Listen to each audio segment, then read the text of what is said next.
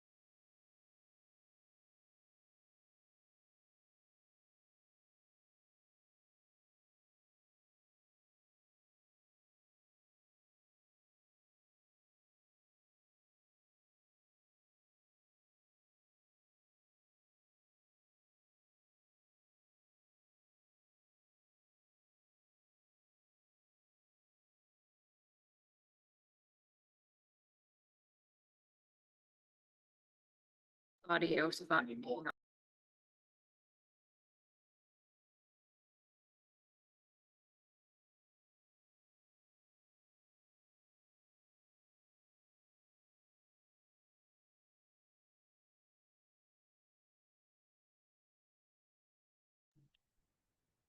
Okay. So then.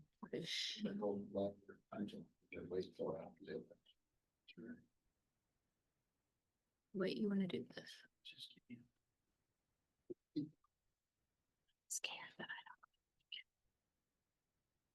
I don't. You'll just have to stop share and you'll go to stop share, and then you'll go down here.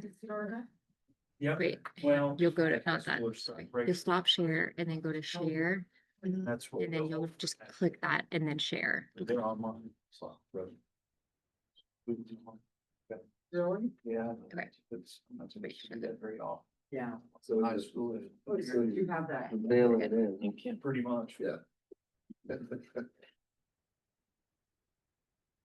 If the coffee gets slow, make sure somebody.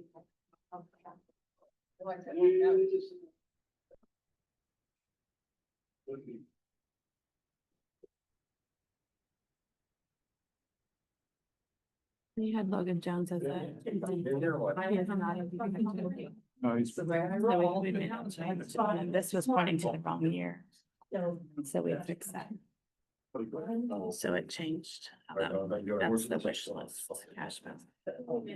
Sitting on the ground.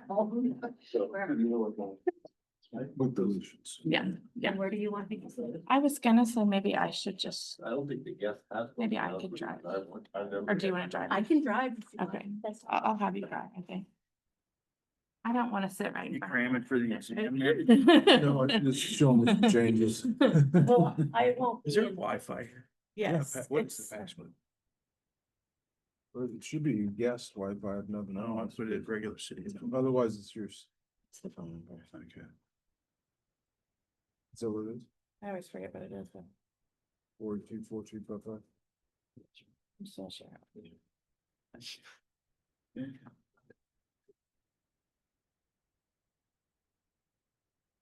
I have to say it is off.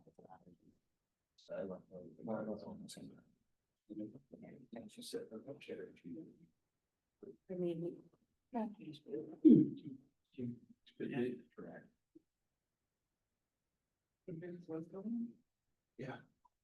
Do you need it, Nancy? Nancy. Is that the pre-official, city? Girls have to build these big ass. Very nice. What? We're no longer girls. Oh.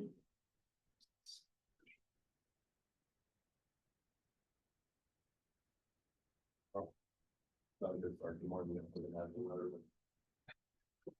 I'm sure. Felt the same way. It's kind of spread out here from in the way. know, I don't need this on that. Thank you. You too, please. One more. Thank you.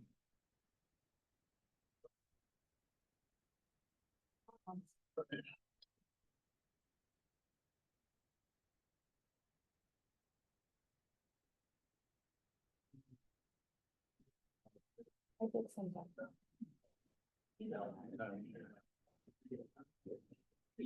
Oh. We like tons of responses. Yeah, so. That might be just being the one to do that, but. Oh, there's coffee and there's a few muffins back there also. Trying to bribe- Those are from Nancy. No, Nancy, they're from Nancy. I'm Switzerland. I'm not bribing anyone. I'm sure that's- It could be like chili or that. It's like lobs.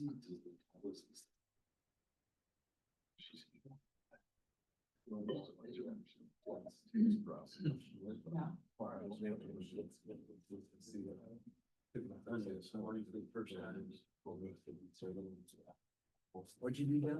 Took my honey this morning for the first time. Honey. That was why you had to try. That works good. Local. It's supposed to.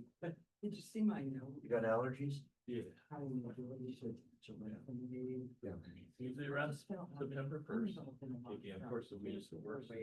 Yeah, there were. So.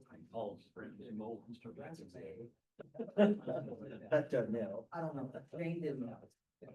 Cause it's stuff like someone.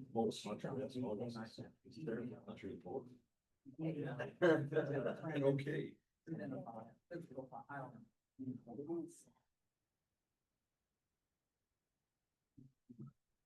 Did everyone get one of these if they the kicking that system?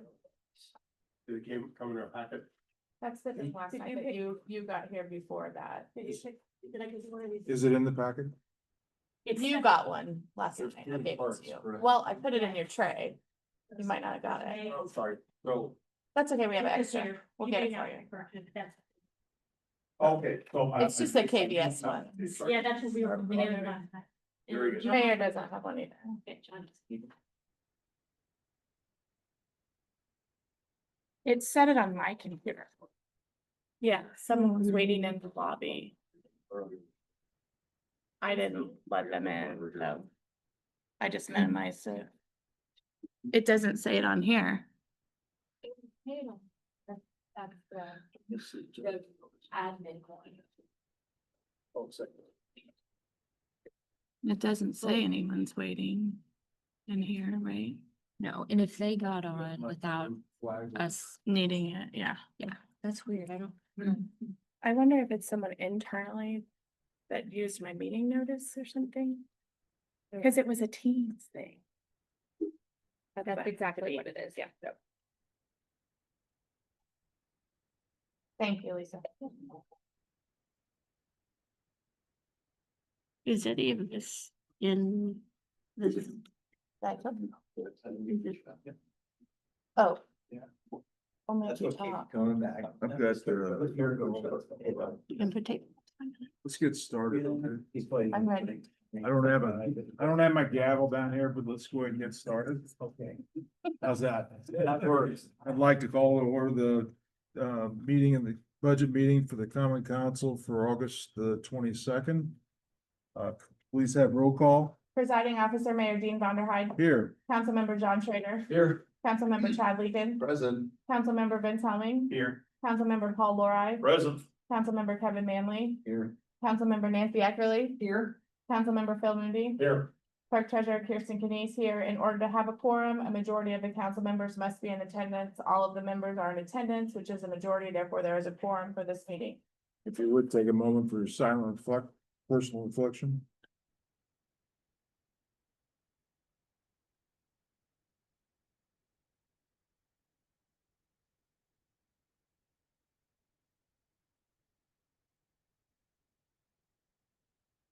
Would you please stand and join me in the Pledge of Allegiance?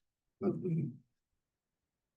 pledge allegiance to the flag of the United States of America and to the republic for which it stands, one nation under God, indivisible, with liberty and justice for all. Thank you. Well, good morning and welcome to Budget 2026. Know we've all been looking forward to this with all the changes that have been underway in the revenue streams. I see this as being that initial year of change. It's not gonna be the last year. There's gonna be a lot more tweaks to our revenue streams over the next several years. But this is the beginning, and we prepared with what we know. I know there was a lot of information that came out from the state that determined what the impact might be of all the adjustments to SEA one. I really appreciate the work that the clerk treasurer's office has been put into this. All the department heads have had multiple dialogues to try to end up where we are today. And today we are attempting to provide you a pretty flat budget.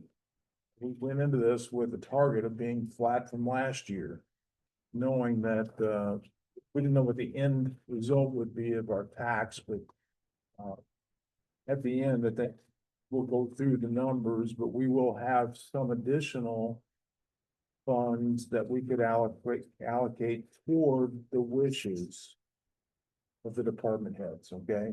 They're coming in with a flat budget. I think that's the real key. We asked them to do that and they come in. But their wishes, their wish list is pretty vast. It always is. It's pretty vast, and we can determine if we want to allocate some of those additional funds at the end, or if we want to hold that back for the unknown of next year. Because there is a big unknown out there in 2027 and beyond. And that's really where the fears aren't in 2026. The fears are in 2027, 2028.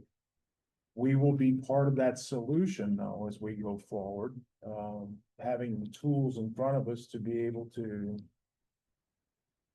recover some of those lost revenues through other means. And those other means that have been thrown out there are, one, cost reductions internally, that we look at that, and we've had some teams working on some of that. Also our fee structure, what are our fees? Do they need to be adjusted? Do they need to go up or down? Then there's the local income tax, that goes away in 2027. 2027 is the last year. for That's it. the last year. So we'd have to adopt something to replace it in 2028 if we choose to do so. And if so, we've already started dialogue with the county, because one of the fears that we have is that if the county would do their full amount and we come in to recover what we have, then our resident taxpayers could see a net increase in total taxes, and we don't want to see that happen. So we're collaborating with the county and try to coordinate so that everybody's in there getting what they need, not what their wishes are, what they need to go forward. And there's no rush on that. A lot of cities have moved forward with the lit tax. A lot of them have moved forward with the wheel tax. And when they did, they usually went to the cap, the max that they could. So you asked that question last night, Nancy, and most of them went to the cap. So we didn't do that. We wanted to see where our budgets fit and what, responsible steps we could take going forward here. And I appreciate the work that the clerk treasurer's office has done and the department heads. The department heads have really scrubbed their budgets.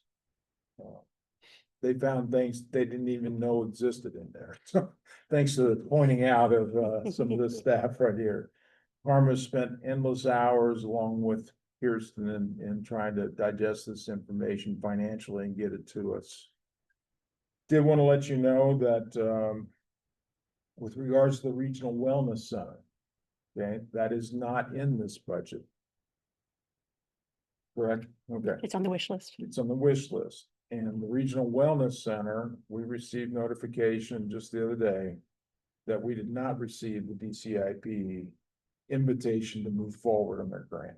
So that was a $13 million grant that we were looking for to close the gap by not having edit and TIF available for bonding in the future. So we will be regrouping and resizing to do what we can do, what we can afford to do, given the existing pledges. I've already reached out to ROI regarding the Ready grant, whether it gets downsized now because of the project being downsized. We need to know what those impacts are. We'll have to meet with all the contributors thus far to see if they're willing to go forward with a phased approach. Or will they ante up to maybe close the gap, so there's a couple approaches we'll take on that. But we will be building something. We've got enough funds there. Roughly, if Ready stays in place, we've identified almost $30 million that we can move forward with a project. And that's a pretty substantial project. We would just have to look at phasing in some of the things that we wanted in that Regional Wellness Center, or just scaling it way back. So wanted to bring you up to date on that. We'll be working on that with the architectural firm and the engineering firm here over the next several months. But we'll determine what that amount is once we get feedback from our contributors. Was there anything else I wanted to start out with? I think as we've talked over the past years, usually we've come in pretty good shape, under budget in most departments, and it's usually because when they budget, they know they're supposed to come in somewhere less than what they budgeted at. They're supposed to tighten their belts. When they do have turnover, there's a gap in funding and labor and the overhead, so some of that accumulates over time naturally, but very specific, I think, as the clerk treasurer's office met with them, I think you relayed 20%. It's about what you expected, maybe operated at 80% of the budget. So if we're coming in flat where we are, they're really coming in and saying you gotta operate at 20% less. That's pretty much what we've always done. Yeah. I mean, Yeah. And I think I think I you think kinda got away from that that. was very well communicated with my predecessor, and then I think, obviously with the changes that maybe over the past few years wasn't communicated, so I've been trying to push that Once Juanita, message, yeah. once Juanita retired, I think it kinda got lost. So I've been trying to hammer that back home, that, this money is allotted, but our intention is not for you to spend it all. There's just by nature, there's things that are just not going to get done. You have a year to do it. And not everything gets done, and I think that's normal. Yeah, what we've included in this year's budget is a flat, just across the board, 3% increase. Okay, it's an adjustment in salaries and wages across the board. There is a request to raise the maximum pay ranges so that over time we can reward some people and also get to market value. There's several roles that need to go up in order to stay competitive.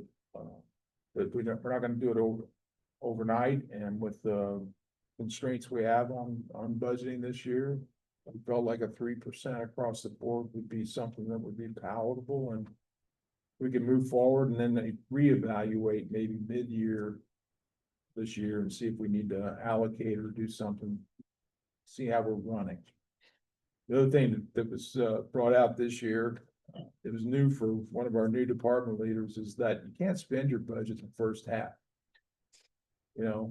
That's a 12-month budget. We get two pay cycles in there, so you've gotta consider cash flow as well. And so that was a new point to Two emphasize. tax payments a year, property tax and stuff, from the first installment and the second installment, the city gets two payments from the county. If all of our department heads spent their entire budget in the first half of the year, we would not have enough money to get through the year, or to get to that next drop, so. for those without employees. Yeah. Yeah, I think the second one's usually just a tad less, because some people pay both installments up front. So we get a little bit more the first installment, and then. I don't. No problem. Yeah. Yeah. I think a lot of people wait until they have to pay it, but some do, they get it over with, you're right. So that pay raise will be somewhat skewed because there's also 53 pay periods. That There is that 53 pay factored periods, into this yeah. as well. So wages went up. Yeah. But it went 3%. On a weekly basis, 3% up, okay. And then you would have gotten another 2% almost, really, because of the 53 weeks in the budgeting area. So. You do that every year. That would be fun, but- Yeah. That Well, would be a raise. We'd like to make a move for 28 hours in a day and 8 days in a week, 45 days in a month. Just kind of compound everything, but it's not gonna happen, so. We could have used a few more days before today. Yeah. I'm sure. Yeah. And this, again, this is our initial meeting, but I think they've done a pretty good job of scrubbing it. With that, any questions before we turn it over? The city didn't from I those. want to thank them, sorry, for all of the work they put in. I know you've met with the department heads many, many times and I've been sharpening their pencils. I would like to thank Karma for all that she did. It's a team effort. I could not do it without her. Sense. Oh, definitely, yeah, yeah, definitely. There's just a lot going on right now. Yeah, this has been a busy time. I think we went straight from that audit to this. So it was. it's been a- Or just all the unknowns of Yeah, how, and yeah, that too. yeah. Um, I was gonna say, I sat in with a lot of the parks and, to your point, I like the good conservative approach you guys took with them, and I think everybody was really receptive of it. And understood, so I think it's a good start, so. Yeah, the thing they told me is that same thing every year, you tell us there's a reason, we have to tighten our belts, well. You know, when it was COVID, there was reason, when, you know, you're coming out of something it's challenging at times and. Well, we're not sitting where we are financially with all the reserves and stuff because we were spending foolishly, so we did it the right way. So. Yeah, I don't wanna steal thunder, but we are in a good financial position as a city, you know, and we still have a great rating, credit rating, we're in a good place right now. and I wanted to point out. We used the term wish list and I do not care for that word. And I searched and searched to try to find something else that was appropriate. Because some of the items on the wish list aren't really wishes. Some of them are necessities. And even if we don't do them this year, you know, eventually they may need to be done or will need to be done. Some of the items are wishes, but I just couldn't come up with a better word. So I think I wanted to point that out to you that when we say wishes, it's not like, you know, everything under the sun and pie in the sky, whatever I could think of. I think they really did try to, you know, Things they need. keep it to things that they needed, but it's above what would have been a balanced budget. So That's probably the concern I have is when I've met with some of the department heads is that, yeah, it's not really a wish list. It's things that they either really need or things that really need to get done. And when will those things ever get accomplished? So I think that's important to keep And in mind. I didn't like the word. I Googled to try to find something else, but I couldn't really find anything else that was appropriate, so I. They were asked to prioritize within the department, okay? What we'll be tasked with, if we decide to fund any of those, is we have to prioritize across all departments. What do we think is the highest priorities? I mean, because let's say we could do it the opposite way. We could say, okay, this year we're gonna prioritize street department. Next year, well, guess what? Those other departments, we're never gonna get to them Mhm. if we did it that way. So it has to be, you're right, fair and balanced, really. We have to look across the whole organization. What's most important to the city? I think we used the term kicking it, the can down the road Yeah. quite a few times, and that was always my biggest fear, is because to your point, a lot of these things are required and going to be needed. If they don't get it this year, the need didn't go away. So, you know, we just need to be cautious of that. And if there's some items that we can, you know, that are very high priority that need to be, if we don't do it this year, they have to be done next year. Those would probably be ones I think we probably need to look at. So, but And remember, the price of things never goes down. yeah. I shouldn't say never, but It's supposed to. very seldom does it go down. You know? So it may be more affordable this year than it would be in a year or two. So those are discussions we'll have throughout the day. Next couple days. So anyway. All right, I'll so I'm just gonna go turn ahead over to and Kirsten. Yeah. Feel free, if something doesn't make sense, interrupt me and I'll do my best to explain it. The first couple pages are just the agenda. We will break for lunch at 12 o'clock. I'm guessing we will pause the Zoom or turn it off at that time, would be my hope. I'll have to check with Lisa on that. The next page is just the budget calendar, which shows the hard deadlines that we have. The first reading of the budget will be at the September council meeting and the second will be at the October 22nd council meeting. Actually, I think that's October 20th, but it's at the October meeting with a hard deadline of acceptance by November the 1st. And I will not be at the September council meeting, so just to note that. And one thing too, to point out, we should receive the 1782 notice by the end of the year. And hopefully it'll make sense to you as I go through and I'll explain it, but, in that time, if we need to make any changes, we still can make those changes. So if we need to, appropriate, if the park department or the fire pension, got more money than the general fund, we can change those things at the time to make it work for the budget that we, choose to adopt at that time.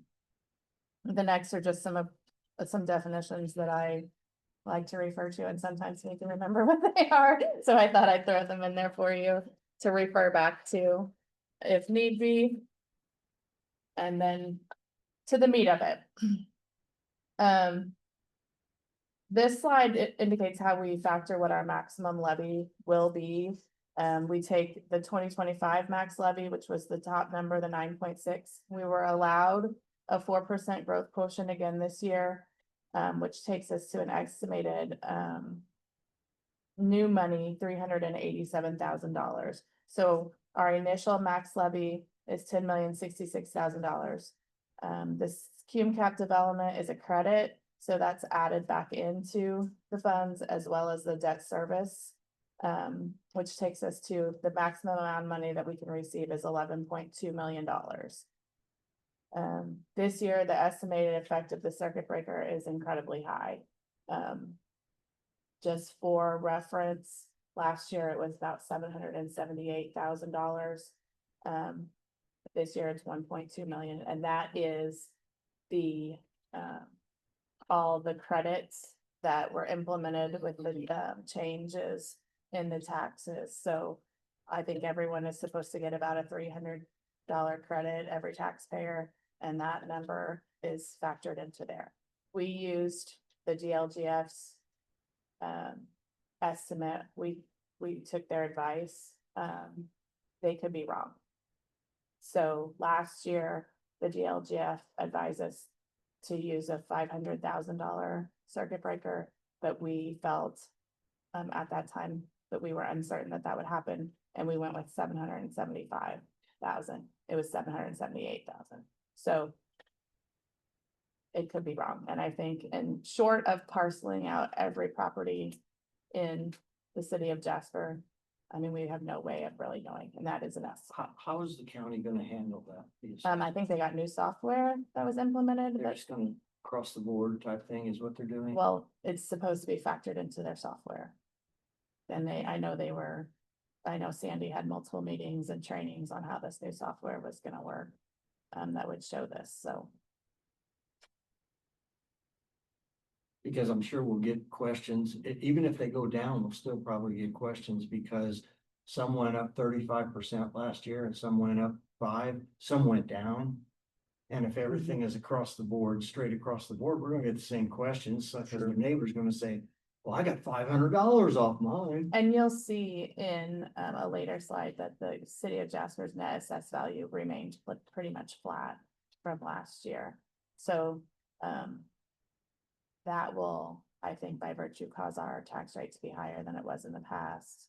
But if someone's value went down in that, then they may pay less. You're right. Okay, thank you. Even If with it's that. ever go down. There's some. It would have to. I mean, honestly, There are some that go down. It's Yeah. rare. Mine went Yes. down last. quite a Yeah. lot. I mean, and Mine to went keep down last. the net Mine assessed. Got one right at the table, so they do. There you go. Well, if ours, as a whole, if the city's value is flat, some people's probably went up and some people's probably went down.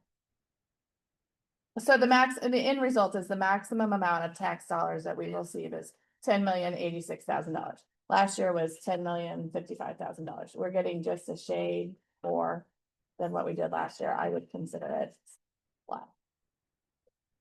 The next slide just shows that effect over the years. In blue, you will see the net property taxes collected. In red, you will see the circuit breaker and how that has deviated over the years. And then it'll just see the percent of credits, which obviously is going up incredibly high this year. The city of Jasper returned $778,000 of property taxes last year. And in comparison, we are expecting to return $1.2 million in 2026.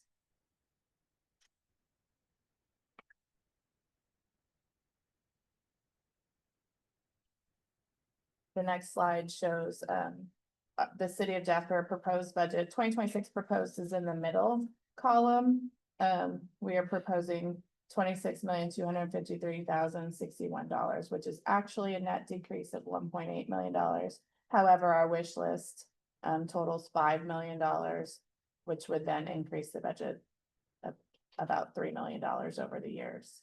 I've shown 2024 actual, 2025 original budget and projected. If we would approve the entire wish list, it would be 11% increase. Can you, the elephant in the room on that one was under the third column, the 2025 projected actual capital outlays was, it jumped up to 41 million on the bottom, but it was 18,868,000. I'm not understanding what that actually is right there. Why is The that so high? encumbered. The encumbered. What we, So we encumbered $8 million Projects of underway, projects underway, so it would be like the Main Street project, we encumbered that money from trail. the multi-use trail, Okay, so it's encumbrances. was the pool in that as well? No, the pool would not be in that because those funds are with the trustee. So last year we passed a budget of about 28 million. And this year, So are we looking at what you're gonna be giving us today to be in about the 31 range? what I'm showing you today is in the $26 million range, and then I'm going to task you with deciding of that 5 million, what, if anything, we should approve. Okay, so the second last column, the 31 million, that was the 26 plus the 5 then. That makes sense, okay. I was struggling with that last night, but it was kind of late, and I'm ready to shut down. I know, there's a lot of numbers too. Okay, thank you. it's a little, we're doing it a little different this year because we did not build that wish list into our numbers, into the advertised rates that are on Gateway. That's where we're asking for your input, what you want to build into that piece, with that piece, Again, taking a priority. really a conservative approach to it. The mayor asked the department heads to keep their budgets flat, and that's what we tried to do, and anything above it would be considered a wish. The next page just shows what we were able to do and to keep a flat budget.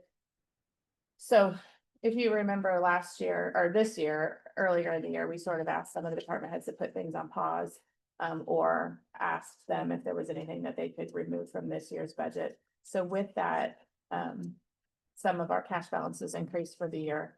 And then when we took their requests for this year, we were still able to include a 3% wage increase for all full-time and part-time employees, including the fire calls and EMS calls for our 53 pay period.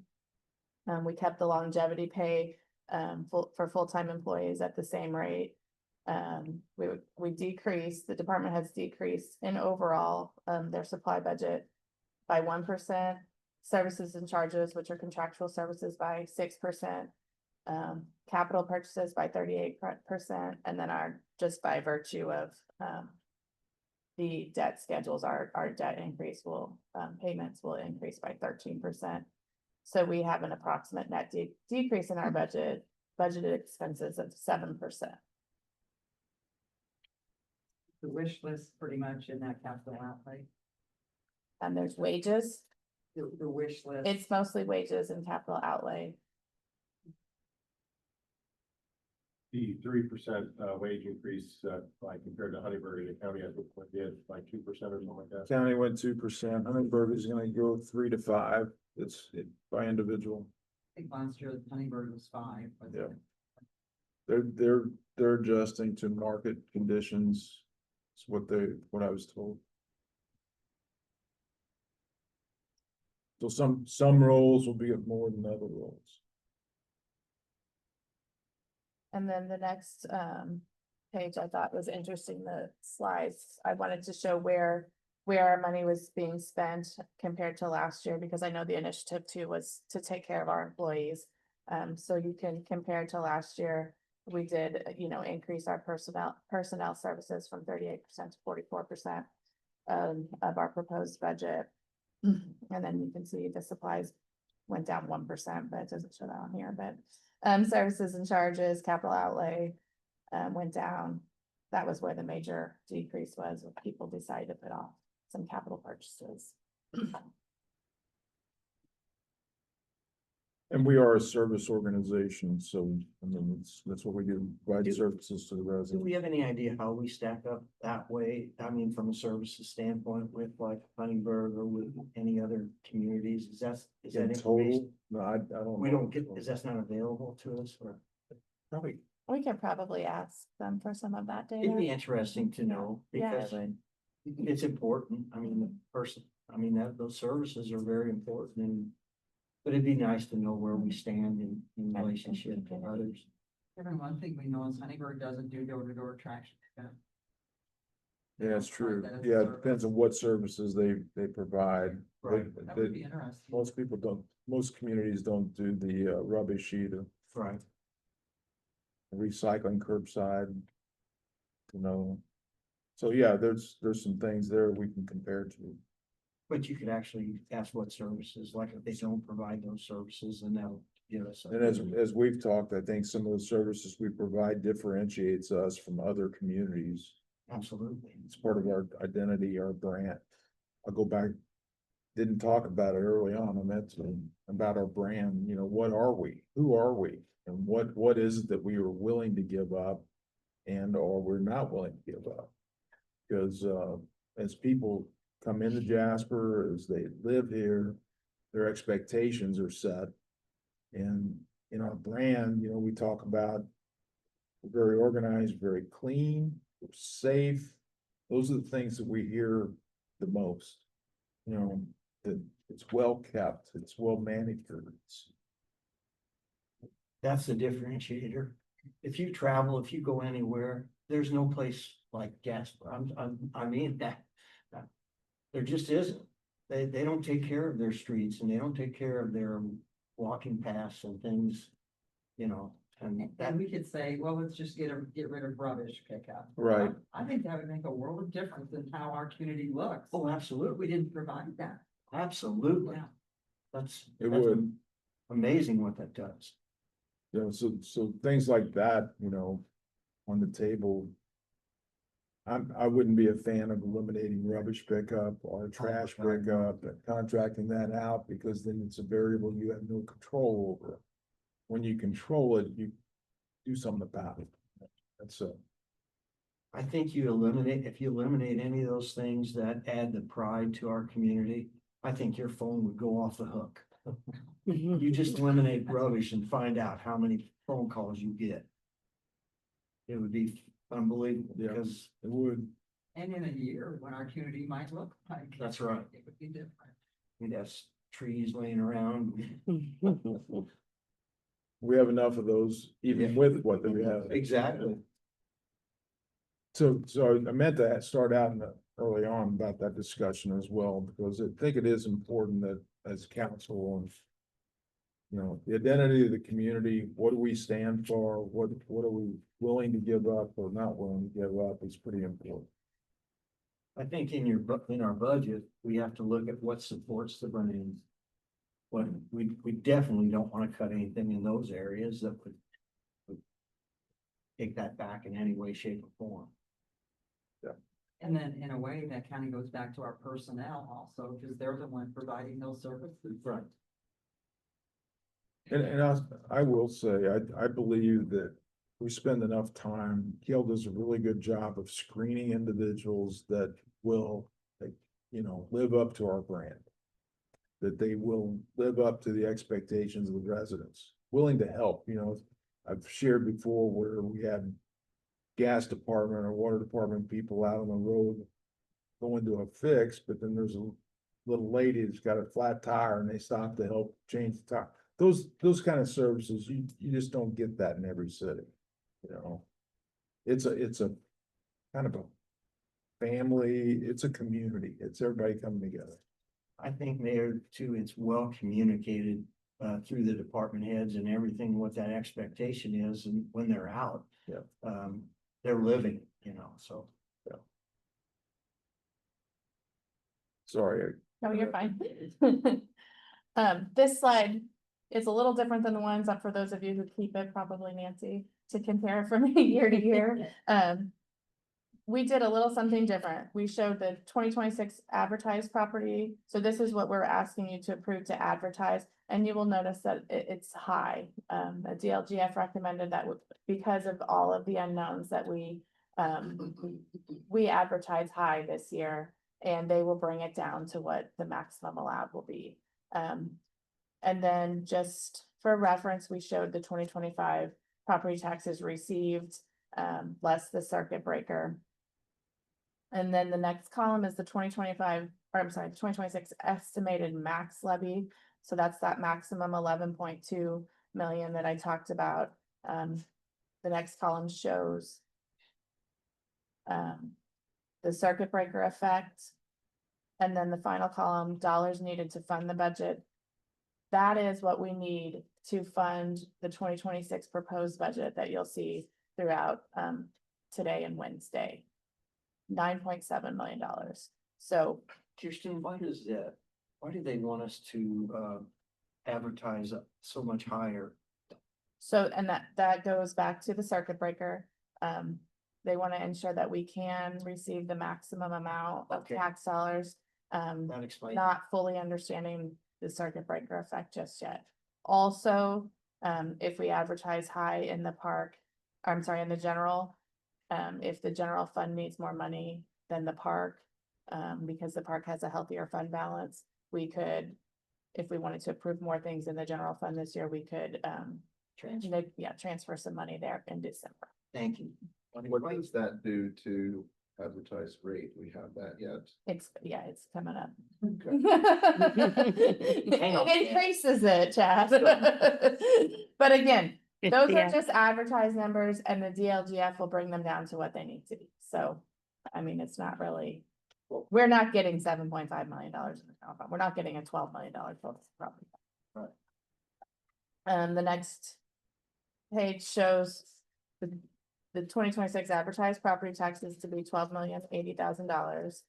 2026 max levy minus circuit breaker effect is the 10.8 million, and then the estimated needed to fund the 2026 proposed budget. So that leaves us with $370,000 left over for our wish list items.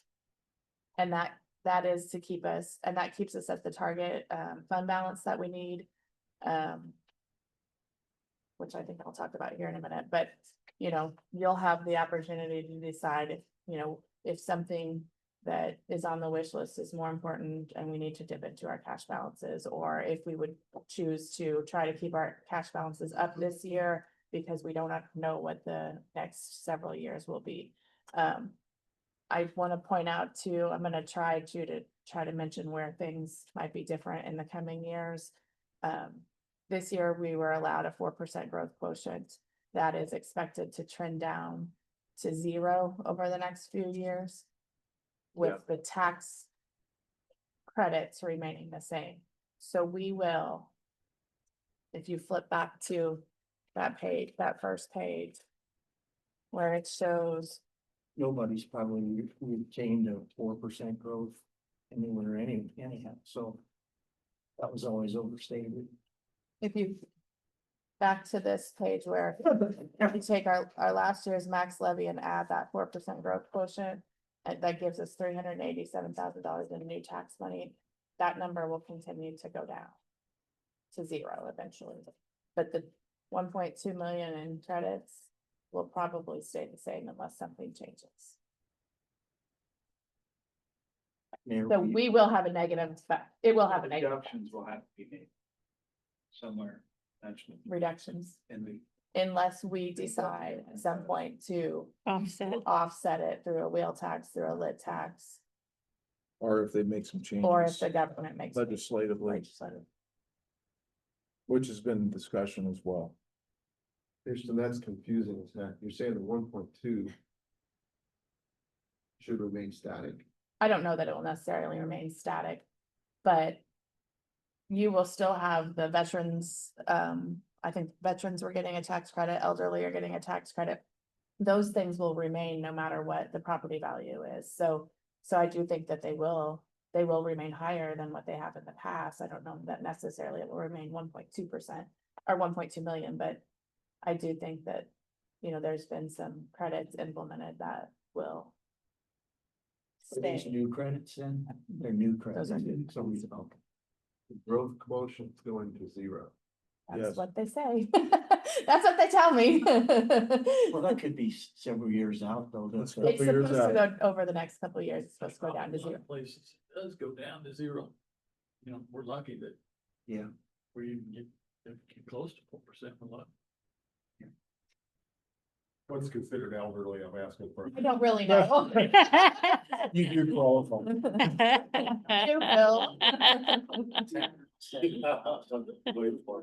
Up to $370,000 Okay. remaining.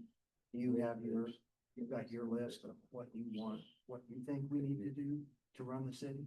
No, we've consolidated it all so that we look at it broadly. I mean, there's some things that I would prioritize. but- Okay, We'll have that, we have a page that shows them all, and then I think he can weigh in on that Okay. at that time. gotcha. Here's where I talked about the net assessed value. The city's 2026 certified net assessed value is $1.327 billion, which is up 1.68 over last year. However, last year's was down from the year before, so really it is, relatively flat. But you can see, I think this is really interesting, how they have gone up over time. I mean, over the last 5 years, the city's net assessed value has increased by 30%. And I think really this is what we're trying, I think what the government was trying to fix is, a lot of people's taxes went through the roof because their net assessed values went so high. It changed the model, Mhm. the 80%. In a short period of In a very time. short period. If They had it, 5 years to do it and they did it in the last 2 years or 1 year. I think they gradually, and then ripped the Band-Aid off. And That's right. Year, yeah. And that's what got everybody all excited. yeah, from 2018 to now, if they'd have done it on an annual basis, a 6% increase. Yes, Yes, thank you would for have pointing been- that out. Everybody could have lived with it and So to make it sure, would have been that. I know. so to make sure I understand the assessed value, and that's what Chad and I were talking about earlier. The assessed value of everything went up substantially, meaning that you should also collect more taxes on that as well. So why, that's throughout the state. Why are we having problems if they collected more taxes then? I mean, obviously everything went up and We weren't saying we were having, We're not- cities weren't we're having having problems. problems. the cities weren't, but we're getting less from the state. In essence, right? Or It's not? because of those credits, those Okay. new credits. The credits. Yes. Okay. Yeah. So we're still allowed our So growth that's how quotient, they our, do it. our net assessed value really though last year was 1.30 million, so. Or billion, I'm sorry, so it's relatively flat, Okay. um, I know that should have been painfully obvious. I'm just trying to make Okay, sure I no. put it in place. No, because, nothing about this is painfully obvious. I can understand this stuff, the credits and how that's going to affect us, and I guess that's a way of looking at it right there. That's. And that's it. again, I mean, they could come back with our 1782 notice and that. Circuit breaker could be 1.5 million, it could be 800,000, I just really don't know. And I- Jason, are the credits mainly through the state or are they through the federal? Or the federal the side? credits are staged. State, Okay, So when they issue a credit like on your property taxes and stuff like that, are they? It's going to be off the dollar amount you pay. It's not like they're going to give you a credit back. No, right, it'll be off the It'll be dollar off amount the that you dollar. pay. Okay, so then Chad, this is where the rates show. Our 2024 and 2025 actual rates are to the right. You will see a slight increase from 24 to 25.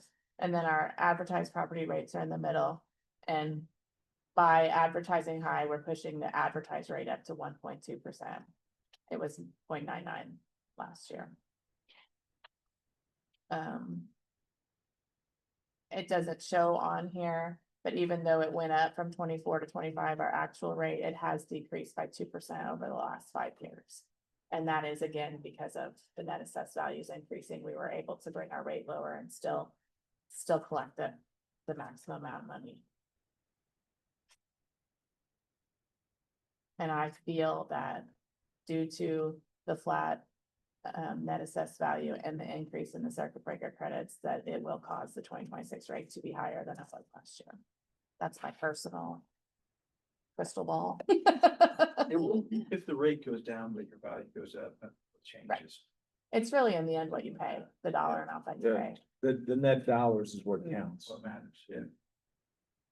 Kirsten, do you have a, I'm sorry if I'm missing it, do you have a guesstimate on what that net, or the actual rate would be? Higher than Ballpark. 0.8297. No, I don't. But expecting less than 1.2. Yes. That's a- Between those two. Pretty good range, yeah. All right, and then the next slide shows that in the past 5 years, tax rates have decreased by 2.4%. From 0.8497 in 21 to 0.8297 in 2025. Net assessed values during the same time period have increased by 30% from 1.040, that should be billion, to yeah, 1.35 sorry. billion. Sorry. I'm not used to dealing in billions. This is also certified over here, I noticed. Oh, yes, these are the certified.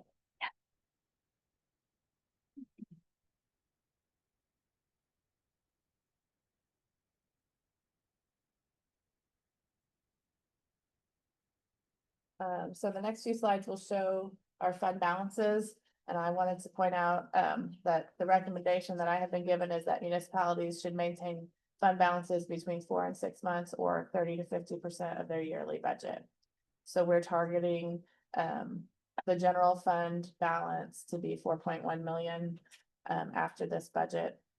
And the target for the park should be 1.3 million. In addition to that, we aim to keep $2 million in the rainy day fund and in edit funds, just as an emergency. There's a little over 2 million in there. There is in both, yeah. Are Well, But yeah, the edit there's had a quite lot. You're not taking anything from the. rainy No, day. I'm just pointing out that that is the benchmark Okay. that we estimate, yeah, the target. That's over. Yeah, it has actually, it's on one of these pages. The next, second, The 2.39 million is the 2025 ending balance, and we're not asking to spend any money in this budget from the rainy day. We're very financially sound. That's a community. Everybody should know that. And I also want to point out as we go through these fund balances that we do estimate our revenue low, which I think is appropriate, but generally what happens is our fund balance then is a little bit higher at the end of the year than we anticipated because our budget shows conservative revenue. Right. And In almost every area, they don't oversell how much sales they're gonna get, like at the pool or the golf course or you name it. We'll usually get more revenue than what we anticipate on what we budgeted for. which is a good. we budget very conservative on the interest rates as well, As well, because not but- knowing. We have had great return on our investments over the last few years, but I will say they're going down. I know, utilities, I got 4.3% on our investments this month, and utilities in the same month got 4.1, so Yeah, they're gonna go down. they're going down. Thanks to our president. Kirsten, on these fund balances target, what's the percentage of yearly budget on those? I- 30-50, but what do these I- represent? I showed a 30% of our expenditures, so I did 30% of wages and contractual services. Which actually I think equaled out to about 28% of our overall spend. I did not include capital in our operating balance. And Kirsten. And that was what they you believe recommended, that- yeah. I know what you're talking about as far as spending the money.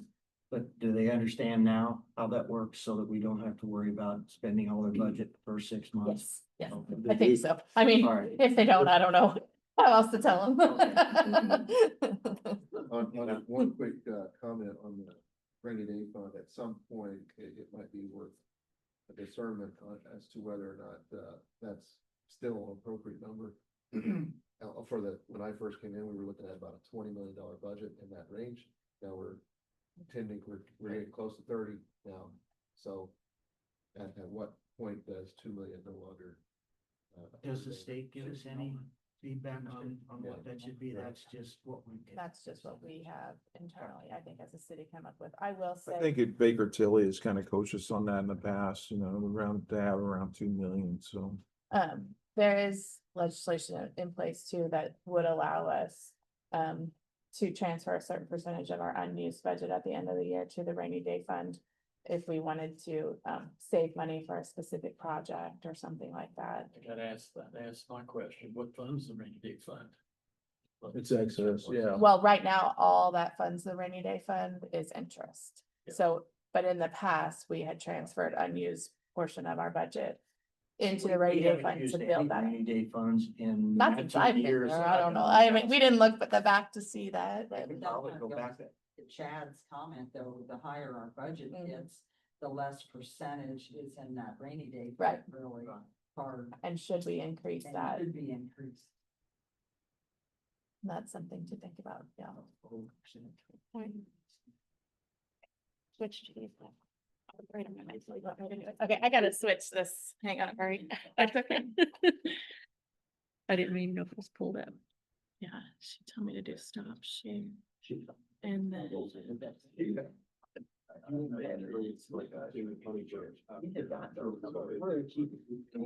But it's not showing on the screen.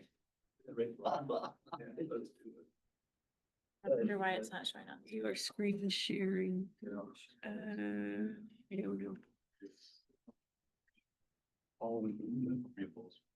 Great Well, it's showing.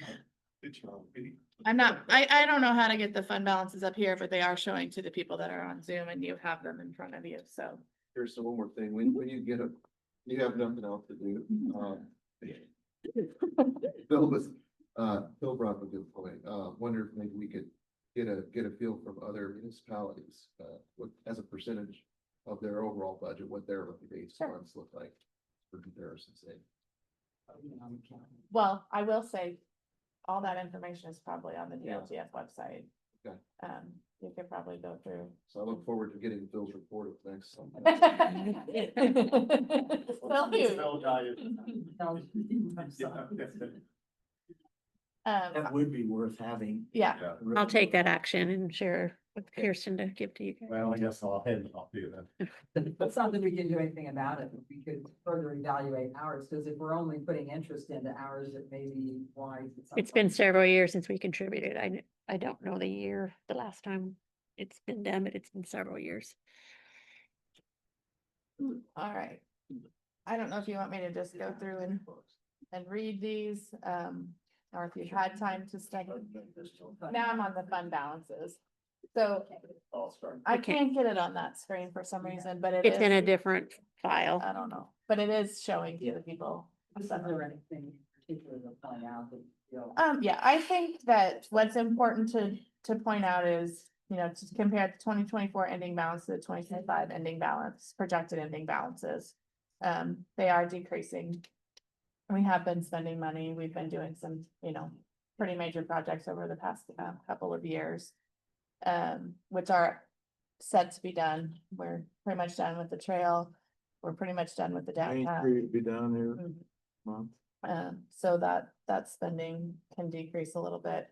And then our 2026 obligations, total 2.3 million in these funds.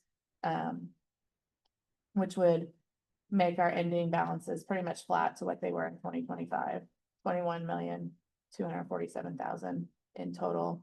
And then our target cash balances. Now, I will say,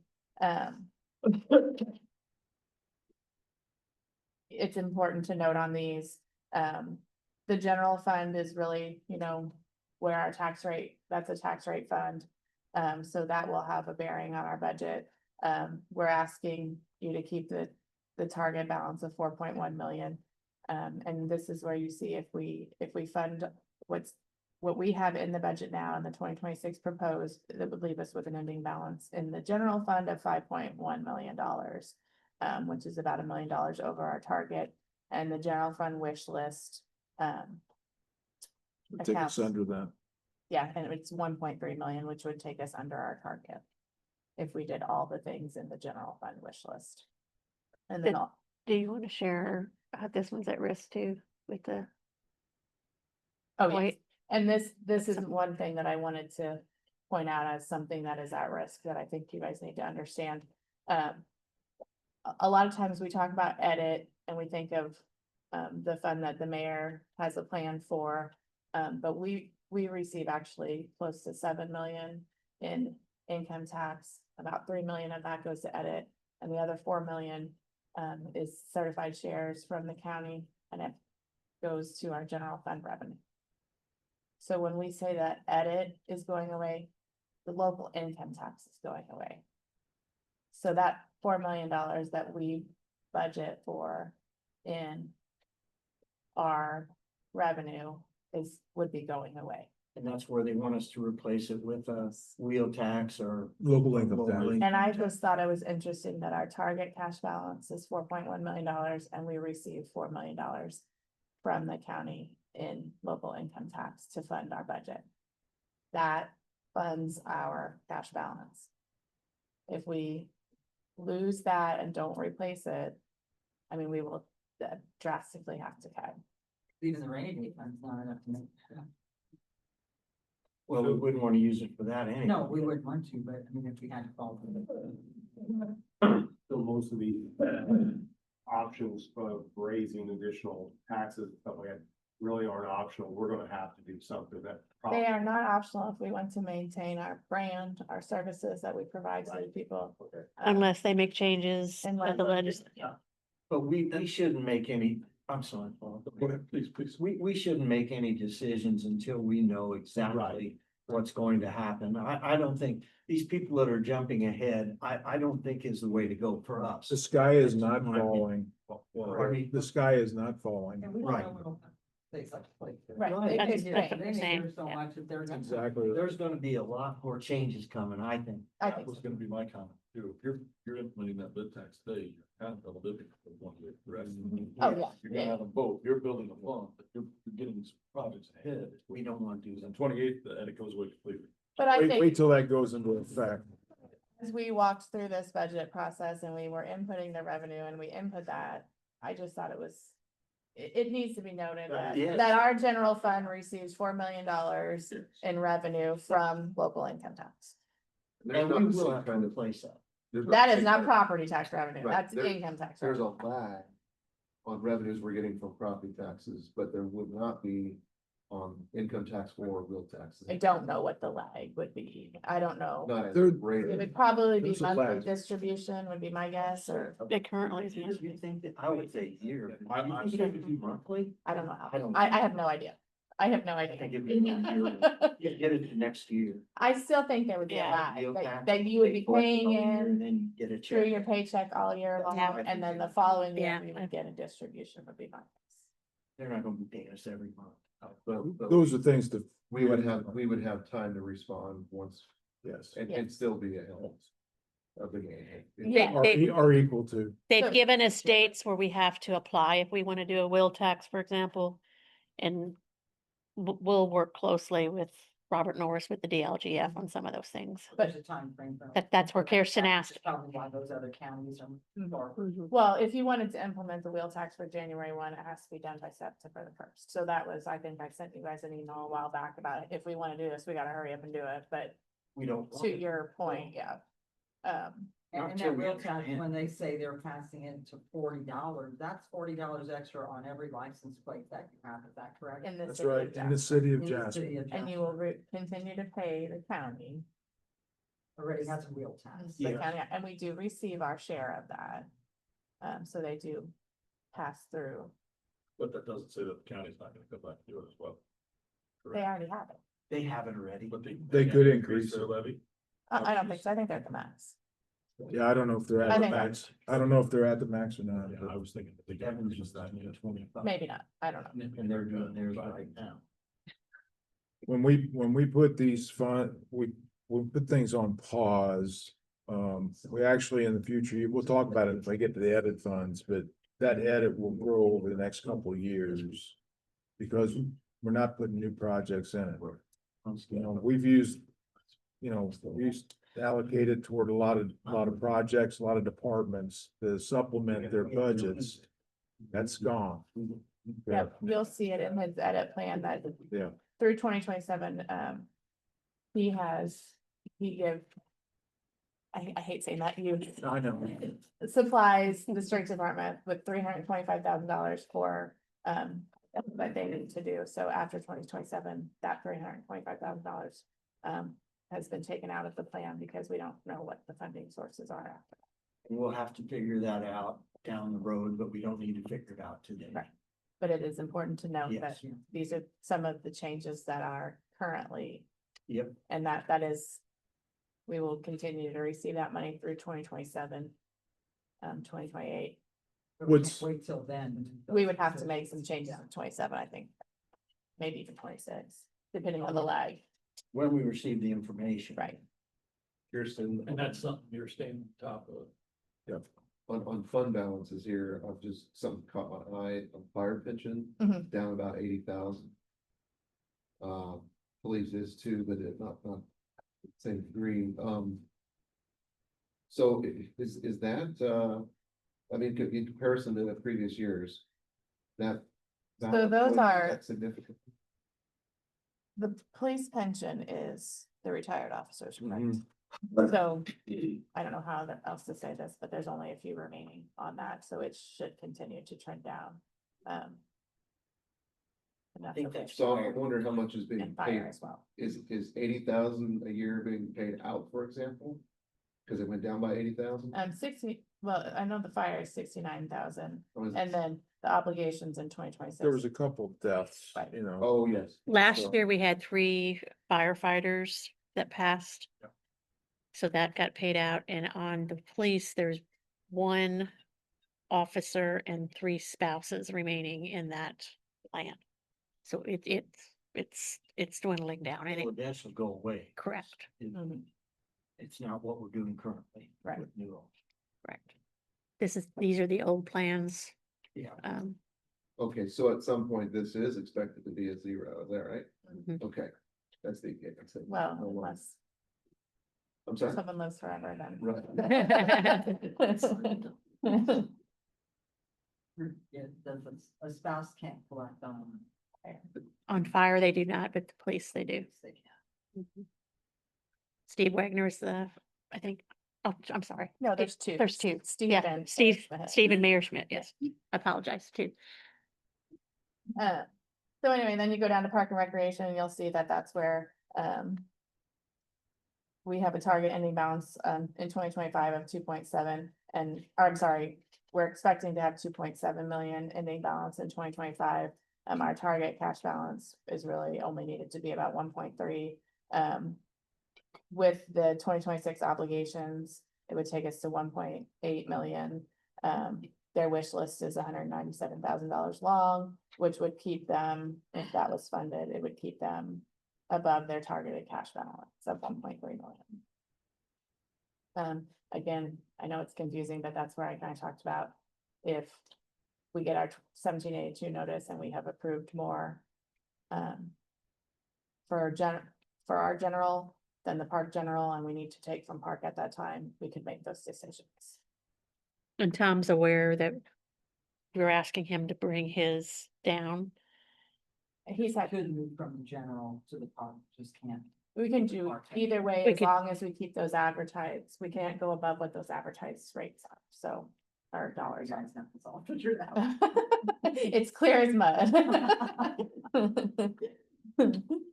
So anyway, then you go on the next, these. The first page, we denoted or differentiated between the two because these are the fund balances that appear on the DLGF, and these are the ones that are reviewed by the DLGF. The next are just our miscellaneous funds that we have, or I think we call them special revenue funds. Rainy day fund, you'll see 2025 ending balance of 2.3, 2026 ending balance of 2.4. Again, that is strictly interest at this time. The stormwater management target is $267,000. We have obligations of $954,000 this year. which will leave us with 1.3, or I'm sorry, $1.1 million, which is a healthy balance for that. We don't really have target balances for any of the other, funds because there really is nothing, obligated to those funds at this time. The local road matching grant, that's where we move the, Community college. community crossings money when need be. The opioid funds are just at this point continuing to grow. The $6,000 that we talked about paying IU to help us develop a grants program is factored into the 2025 expenditures. And then ARPA, we should be spending the remaining ARPA dollars by the end of this year, so. That's that- already allocated. There's nothing scheduled for 2026. And then the food and beverage, you'll see, I have another slide that shows, we should have an ending balance in 2025 of $1.1 million. We did put the $785,000 that Baker Tilly estimated would help comprise the city's cash contribution for the wellness center. We did put that in the wish list, just so we can keep that earmarked and keep an idea of, what that plan is. However, given the mayor's earlier announcement, that could change. And we are, the food and beverage tax is coming in above, what they, Yes, I have a slide later that shows what we received, payout. So it's a 2-month lag, but I've decided I'm just gonna show you what we received last year and what we received this year, rather than, continuing to try to finagle those numbers, but you'll see, that we have received more this year, so far than we received last year total, so. In the last 2 months, the revenues have been $80,000 compared to, they were averaging like 55 or 60 before that. So I don't know what y'all are doing, but I guess you're eating out. Everybody's really busy and just going out to eat, I suppose.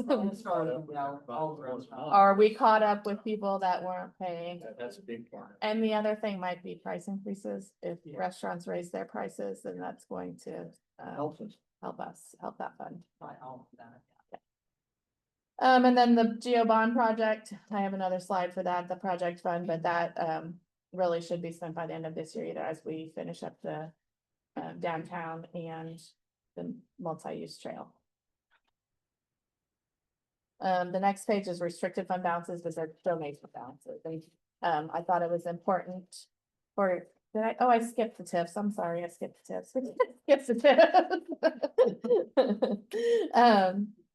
So our TIF Central 2025 ending balance is 1.3 million. You'll see that goes down a little bit due to the fact that we've now started making payments on the pool. And our revenues, our obligations for 2026 are $935,000. So that is the 125 that we spend on contractual services. And then roughly the pool bond payment for 2026 is around $814,000. Our ending balance, then our projected revenue we got from Baker Tilly, I can only assume that it is correct at the $1.08 million. Again, I'm not entirely sure how the tax credits will affect that, but we shall see. But with that revenue, and again, Baker Tilly has told us repeatedly that they use conservative numbers as well, so. But with that, we would still have an ending balance in 2026 of $1.4 million. On the wish list, we included the $110,000. Again, that's the remainder of the cash contribution to go towards the Regional Wellness Center. $200,000 was originally requested in Baker Tilly's worksheet. Again, that could change, but we have spent roughly $90,000 of TIF funds on the Regional Wellness Center planning. And then the riverfront, that continues to just be impossible to nail down because there has been appeals They adjusted to their increase the net value, and there's been appeals to decrease the net value. Regardless, we are only paying 95% of what the net assessed value is. What we collect if she reduces her net assessed value or increases, our payment is only 95%, so. That's why you see there's like a negative $5 target, but I don't anticipate that will actually happen. University Heights, we finally started paying on that. We paid, I don't know, $1,100 last year, $1,500, and we anticipate paying $89,000 this year to them, towards that. I believe it was $650,000 that we will pay in total and then be done. So we, again, same with River Center, we pay 90%. I think is the percentage on that one of whatever revenue we collect from there. So until we reach the payoff. We'll keep a little more of a percentage, I think, on university. Yes. I think it's 90, we pay 95 on River Center, 90 on University Heights, and then 85 on North Road. Yeah, we kept trying to up the percentages. And to that, you know, we budget $125,000 of contractual services out of the TIF, and that pays Baker Tilly to help us with the pass-through funds and different things. They do a yearly presentation that has to be done. It's required by law. Those are the kinds of things we pay. We have typically paid that out of TIF Central, but since these other funds have now started to have a balance, we will start to shift that to come from all of those funds so that, you know, we have more money in our TIF Central fund to do some of the things that we had planned to do. I did drive by the.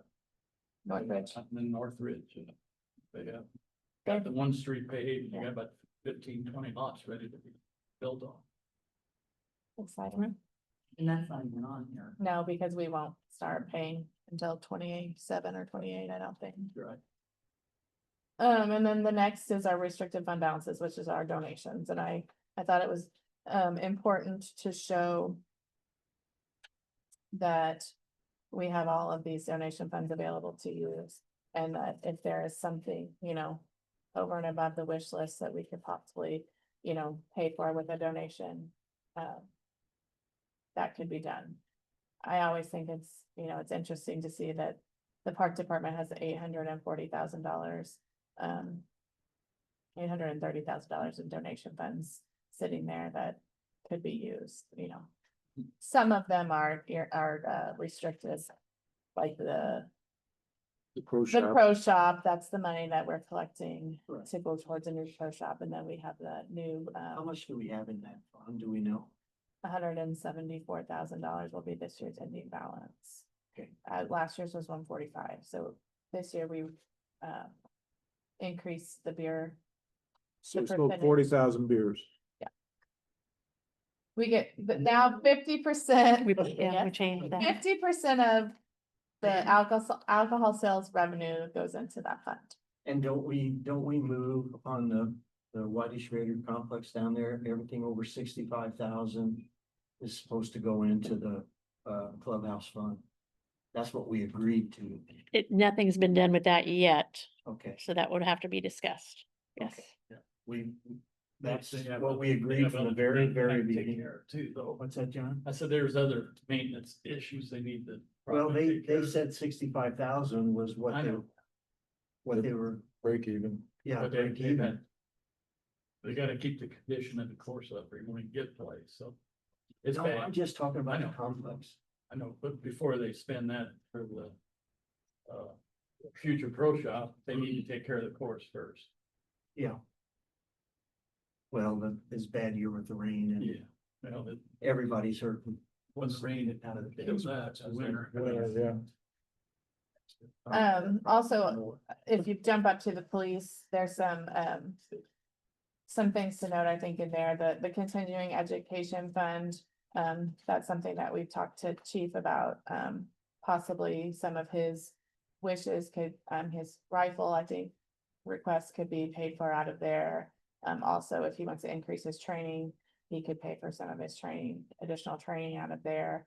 The community strike force against crime, that has gone down this year due to Logan Jones being an active narcotics officer. So he has been using that money, and they're well aware. And actually, we just recently have been working with the prosecutor and the county to make sure that when, those cases are, gone through the court, and if there's any bond available or any restitution owed, that we make sure that it goes back into that fund so that we get our money for those buys back. Art Center Expansion Fund. They're done with that. I think Kyle was looking at possibly doing, he's got a few maintenance issues, maybe that he could use that money with, other than, They've got another planned phase expansion, but Okay. nothing's been, He's identified Done. some opportunities to use that money. I think he went to his board. On that, we've asked them to look at these funds that have been sitting around a long time and try to use up some of this money, because because someone. the told living me that tree, money for was example, The intent to be. that hasn't been touched in years, and there's very little money here, and it's just administrative work for us. Yeah, they And should use. we need to use it up, or if it is done, then we could possibly Move it somewhere else. ask you to move it to the general fund or something like that, or to the park general or whatever, depending what it is, and clean up some of this.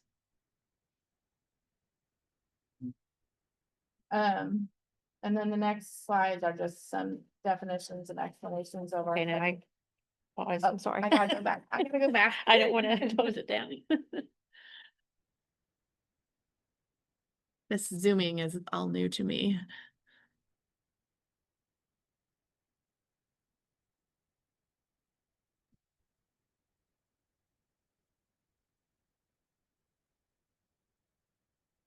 While she's looking at that, Mayor, do we have anybody that focuses just specifically on grants, or do we have just different people? Like I know Chad does community crossings, I believe. Yeah.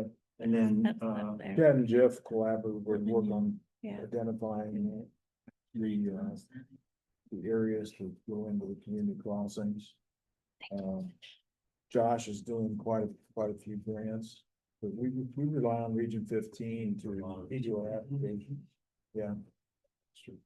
Yeah, they're our go-to grant writer.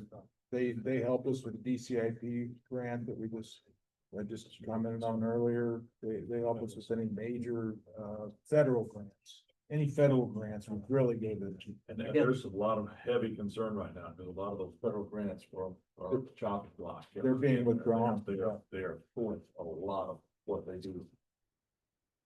So my question was do you feel like we're getting everything that we possibly can that's available, or is there a focus that we should have there? I think we're made aware of a lot of grants through AIM and then through Region 15 and then other professional associations where people attend and hear about someone getting this grant or that grant.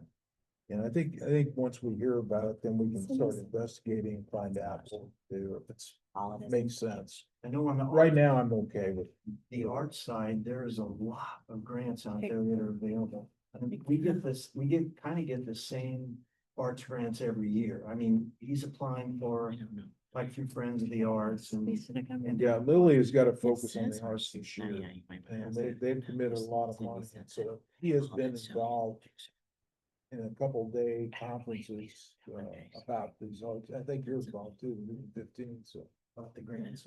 Yeah, that's specific to Lily, so that's not a federal grant, but that is something more local and. There's so many private people out there that want to give money to the arts. It's just amazing. Yeah. They don't want to pay those taxes. I think so. That's I think something you're right. But we need the money, so. Okay, Kyle does a pretty good job of investigating. Okay, okay, this is our ARPA slide, and this just shows what we have a current balance of $217,000. We're spending it on the county health grant, and the administration of that.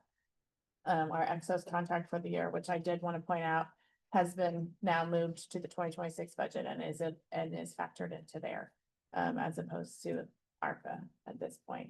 And is that exo split with utilities? Yes, we split it 50-50 with utilities, and then also between park, general, and stormwater, correct? the one thing we did differently, we did not break that dollar amount down to each individual department within, like, the general fund. We kept it, we put it in the council, just like we do, like, for the perf and the taxes. The rationale there is we're trying to work with Exos to build a true IT budget for next year. And how do we want to allocate that money? So it's in the right budgets for the tax purposes. We broke it down between park in general. But we did not identify how to break that down, because that includes servers and all these things, so Was he was gone, when they gone, then, identify more. correct, Specific, you can get more Yes. true costing. Yeah. Okay. It's still kind of in its infancy stages. Yeah. yes, Building that. yes. That makes sense. But it is factored into the 2026 budget, no longer being paid for with a special revenue. This is the food and beverage tax information I talked about earlier. Our total receipts for 2024 were $469,000. Total receipts year to date for 2025 are $486,000. We also invest those funds, so our projected 2025 balance, including interest, will be $1.1 million. Can I ask this, Neil, on the wellness center? If we know that this amount of money is coming in, could we not get a longer term bond It's a plan. We're planning to use this for the payment of the on a bond. longer term plan? Cause this is pretty set. I mean, Yeah, for 21 It's years 20, now. 21 years, yeah. Is that as far as you Yeah. go? Yeah. Okay. Okay, that's good. Kirsten, that's as of what, roughly mid-year, This is as of yesterday. as of yesterday? Yeah. That's how much it's gone up. Yeah. Like I said, the last 2 months that payments that we received out monthly, the last 2 months were $80,000. And in the past had been ranging from 50 to 60,000, so. I can tell you one thing, Culver's is killing. We have a lot of restaurants in the area that are doing well. Yeah. And we have some that struggle. And I will point out that in the beginning, we did talk to the Indiana Department of Revenue. We gave them a list of the people that we felt should be paying. They would not divulge the information to me as to who was actually paying and who wasn't, but they said that they would reach out to people that were not paying and set that straight, so. Yeah, and we can't know who's paying what. That's, Yeah. I don't understand. If you're not paying your taxes, I guess that's not my business. There's nothing that makes them the gatekeeper though. Right. And there's nothing that makes them the gatekeeper. And one of the requests from municipalities is that the Department of Revenue becomes the gatekeeper for this food and beverage tax because they're the only ones that really know.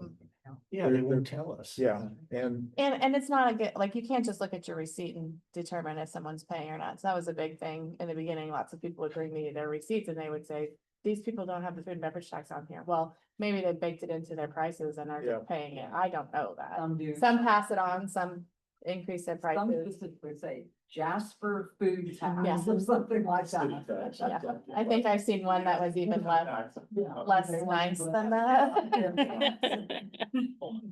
And we did decide that, wellness center is the only recipient of these Yes. funds at the current time. yes, And I know the question behind was, saw it several times and had it asked to me is if the wellness center is on pause, why are we still paying this? Well, we are gonna it's continue on to pause. collect We didn't stop it. and this money will be used towards a wellness center. It's awesome. And obviously it showed that by adding that tax, it didn't stop people from going out and eating it. I don't think so. Like it's, Whine about And then the geo bond. Again, our ending balance this year should be 0. I missed one. Did I do?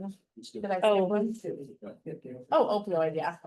Restricted use fund balance is $97,000, unrestricted is 15,000, that does include the 6,000 that we would appropriate yet this year to pay the IU Center for Rural Engagement to And I help did us. want to mention, they are working on a contract for us, Mhm, yeah. so that should, I imagine we'll have that next. Soon, yeah. Mhm. What are they doing for us? So they are helping us establish a granting process So they'll look at what is appropriate use of those funds, what they can be used for, and let us know. Give us an idea of that, and then they will also help us establish a granting process so that we can, we'll have a board basically that will, take grant applications from the community for this money, would do like a one time a year. Because we don't have, basically it has to be used for, recidivism, reducing recidivism, training, education. We don't have a court, so it's not like we can just use it for, programming or something like that. In collaboration with the county Yeah. and other entities. So I think the idea is that people within Jasper could come to us and ask for money, for this opioid money to help with training or education on opioid abuse. And then we would have this format where we could decide what was an approved use of funds and if we should, and then they'll help us determine how much per year that we should give in the granting cycle. So, I'm involved in a lot of groups, and believe me, everybody wants a piece of this Yeah. pie. So the more established process we have in place is the best, Mhm. because then, especially for the restricted funds, I think that's the most difficult ones. We have to spend those correctly. yeah. And I know how it was set up, it wasn't designed just to give to the police department or to buy a police file or to anything like that. It's supposed to really be for reducing opioid substance abuse, education, helping people who have a problem. Is how it was set up. So the reporting is very strict and the uses are equally as strict, so. Sounds like money well spent.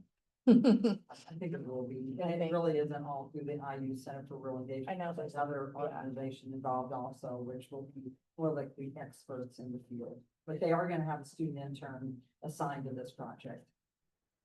And they'll make a couple trips down here. Mhm. Part of that. And then moving on to the geo balance, our geo bond fund, again, that should be spent by the end of this year. The three projects that the money was allocated for was the multi-use trail, the downtown phase 2, and the light poles. We will work to use up the remainder of that balance on the multi-use trail and downtown phase 2 bills that we have. They have like a mortgage burning party. Well, we're still making payments on it, so we'll have to wait. Not this year. I'm gonna try to hurry because Jeff just said that he's here. That's all it is. Look at all these pages. I told him there was no way I would talk for an hour and a half, but look, I This did. one replaces that. You're fine. The next page is the cash balance trend. The first one shows the 2026 projected expenses that are built into the budget. That shows where our cash balance would be. And then the second chart shows if we approved everything on the wish list, how those would reduce. And you can also see, I always say it, where those cash balances were super high, that was COVID. Those funds that we received, helped us increase our cash balances, and then a lot of projects were put on hold or halted or couldn't get parts or couldn't get work. So the money didn't get spent, but you will see that we have spent that money now. It is gone. Our wish list, the definition, the following requests are over and above what has been factored into the budget. If the city receives the maximum amount of tax dollars available, an additional $370,000 may be appropriated on these projects while still maintaining our target cash balances. The combined total departments wish lists are roughly $5 million. We broke it down. 370,000 really wouldn't go very far. Well, again, I think it's important to note that the Regional Wellness Center is in there as a wish, and that is 2.85 million dollars of edit funds that we have not ever approved an appropriation for. And then the $785,000 of food and beverage tax and the $110 of TIF. So some of those have inflated that, but you'll see, because we broke it down into total wish list for general fund is $1.3 million, which would be a 15% increase. And then the wish list for the park is $197,000, which would be a 4% increase over their last year's expenditures, and then the next page shows, stormwater management. Or they're requesting an additional $7,000 over their flat budget, and then that next grouping shows the regional wellness center wish list, which is $3.4 million of that $5 million. So that's kind of a little, You may want to keep these pages pulled out for reference as the As we department go through the discussions, yeah. to keep in mind. and then the last page is just the debt payment schedule, just because I wanted to provide you with that. It has not changed at this time. We haven't taken out any more debt. And I included University Heights and the River Center, even though those are not necessarily bonds, but they are debt payments. They are conditional expenditure agreements. We will have Northridge, but I haven't put that on here because we don't have a payment schedule yet. And again, that's not a bond, it's a conditional expenditure agreement. So then we move to the department presentations, unless anybody has any questions. That's excellent. Thank you so much. So much. I have I hope it makes sense. piece for the Heart of Jasper piano in the back of my truck, and somebody wants to come by and Sure. pick it up and fix this, I'll be right back. You need to start without me, I'll be right back. Okay. The piano is broken? Yeah, it was, The whole front part is rotting Doesn't like the weather. due to the paint job. gonna say, I guess there's enough people with pianos and. I was gonna say, if anybody wanted to use the bathroom or anything, well, we'll get Jeff in here. The foundation has like 5 pianos. that Yeah, people have done. sure, yeah. And help yourself with, We can get. Here, Still is fixing this. this on? Should I run? that's two things. Oh, okay. Maybe it just took a minute. Perfect timing. the piranha still have. Morning, Jeff, morning, Matt. How you guys? Look here, sweeten us up here. All right. Here we go.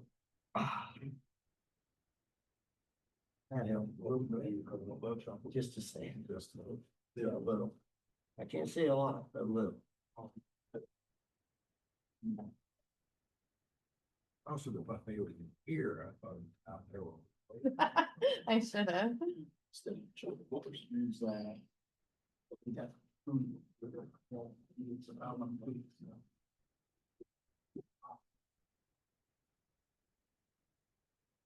That whole 45 minutes.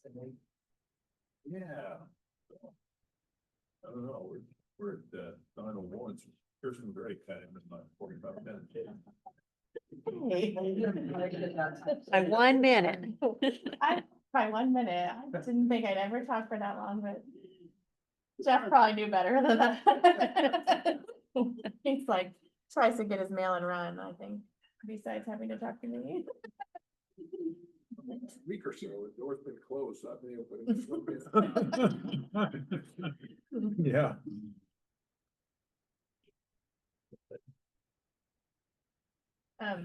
Phil did have to step out, but he said if you wanted to start without him, he'd be right back. Okay.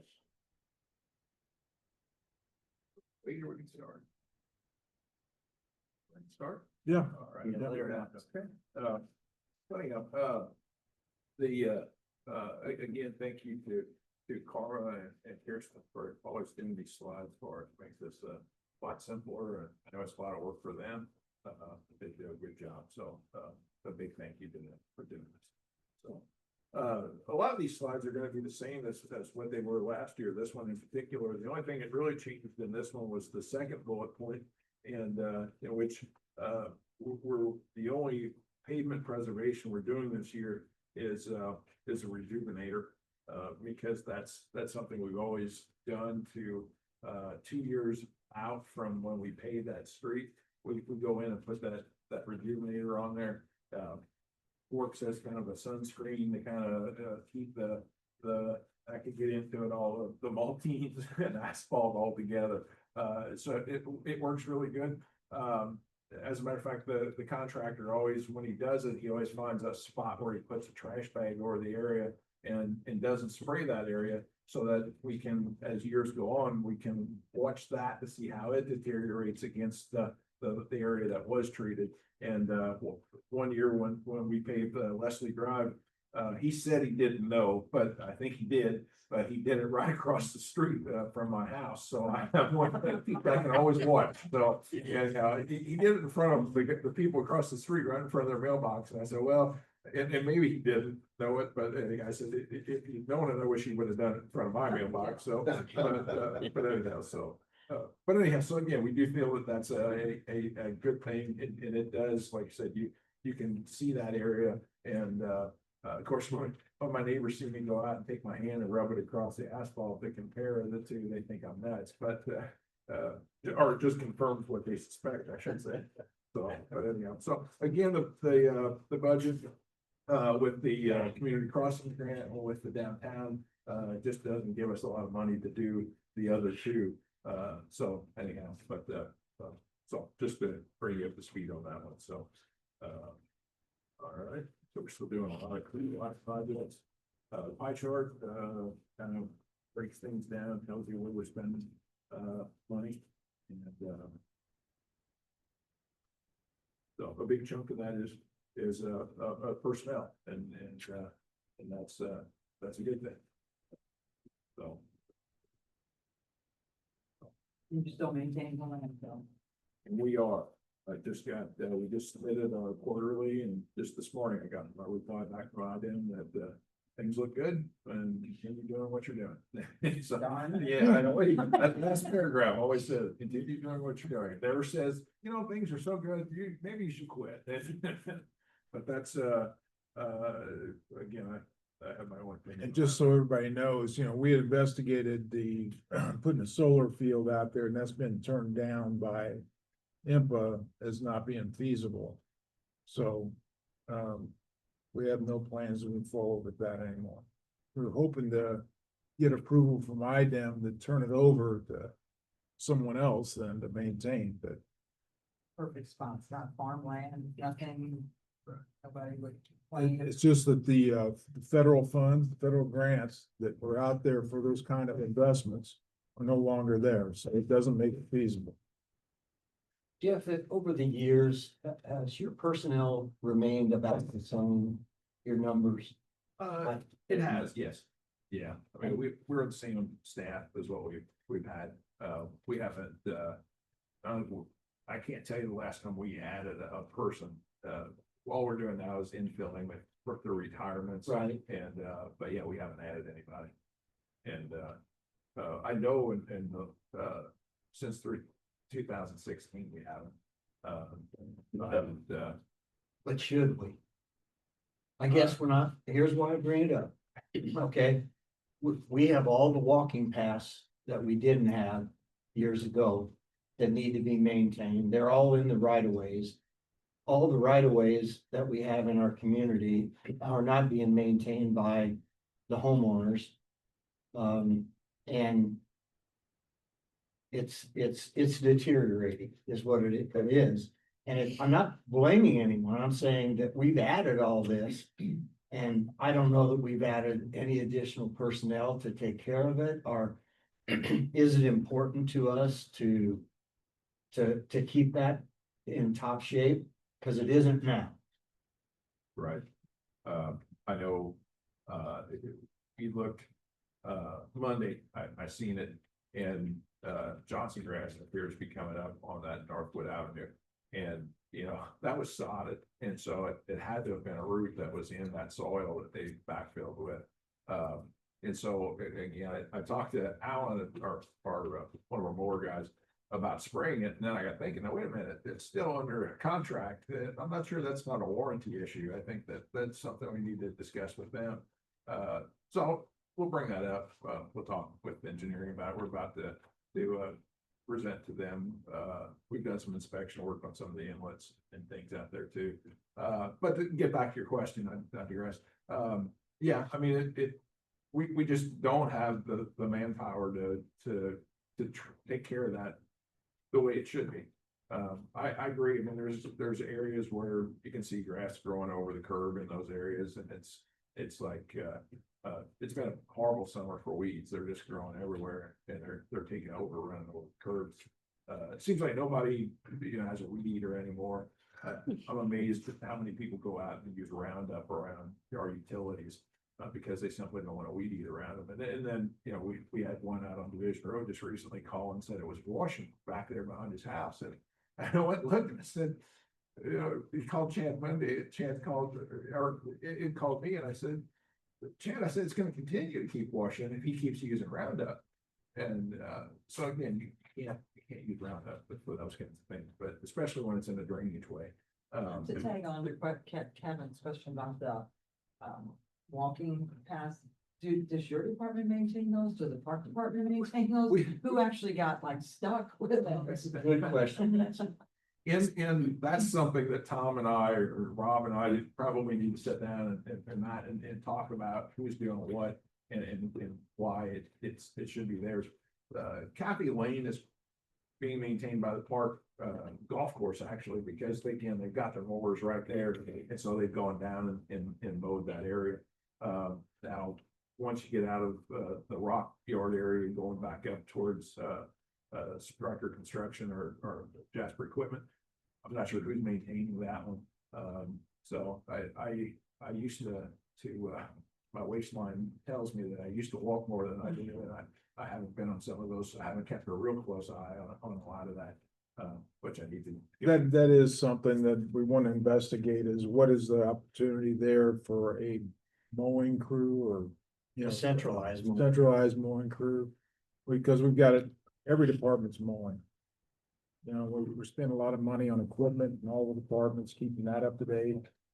So, having a Is that central, an additional, and actually, you might say additional roadway in a way, because they're paved, they're kind of like mini roads. right, And that's why we probably need to work that out.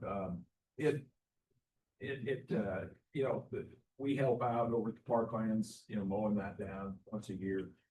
And then over at the golf, the Frisbee golf place there, the disc golf, we help out over there too. So, they do have a mower, so they do some of it, but we do help them out. So, so we kind of work together in a lot of areas. But to define who's doing what, I know some of that on 15th Street is maintained by them, again, because of the parklands. And so we do try to boom mower what we can, but again, we can't, those boom mowers only reach so far, and we're in order to do it, we'd have to put a tire up on the path, and we really don't want to go for that kind of heavy equipment. So anyhow, What do you think about a centralized mowing group for the city I mean, one thing I've talked to the mayor about is our brand in this city. When people look at Jasper, the first thing they say is, it is so clean. That's comes out of, like, I'm talking 9 years of working in tourism and talking to a lot of people from out of town. The very first thing that comes out of their mouth all the time is, the city is so clean. There's no other city like this. Yeah, I've been all over. Second thing that comes out of their mouth is they say, how do you keep people to manicure their lawns? Your lawns are manicured. It's unbelievable. I've never seen any place like this. Well, I see that as part of what makes us unique. Okay, we've added all these walking paths and everything now, and I can't expect you to say, we're gonna take our normal staff and we're gonna take care of all this, and we're gonna keep it just the way it was before we had all the miles of walking paths. So I'm saying, I think we need to address the issue. I don't know if a centralized mowing crew is the right way to go. I just don't want to lose. I don't want to lose what we have. And that sets us apart. Everybody looks at our police force and they go, well, we're a safe community. That's all great. They expect that, but they don't expect in every community, they don't expect it to be like Jasper is. They just don't. You can go anywhere.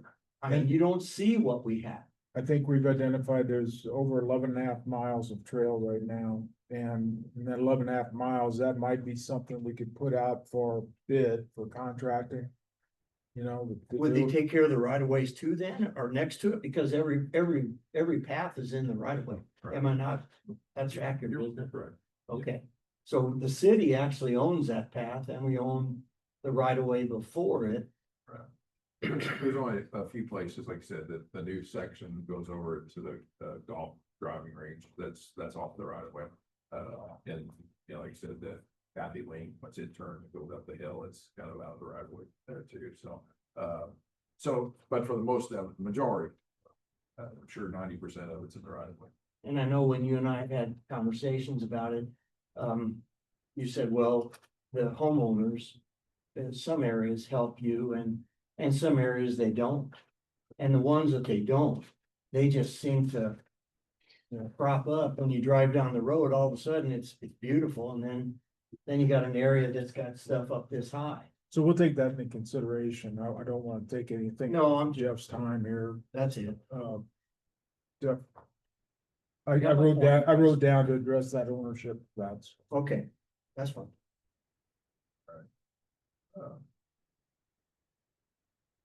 Then we'll go into the next one. This slide last year showed each year from 2019 all the way up to 2025, showing what what the amounts were, the revenue stream was. And then it also talked about like 6 different things that items, materials that we buy on an annual basis and what those costs were. So again, I kind of got rid of that. I think I made that point, but again, I just wanted to reiterate though, at the bottom, those 2 bottom bullet points, and that is that, you know, road salt this year is now at $102.31 a ton. That went up from last year, went up 10.7%. You know, over past 5 years, it's gone up 26.2%. And so, and then the boom mower, we just bought a new boom mower, just put it into service last week.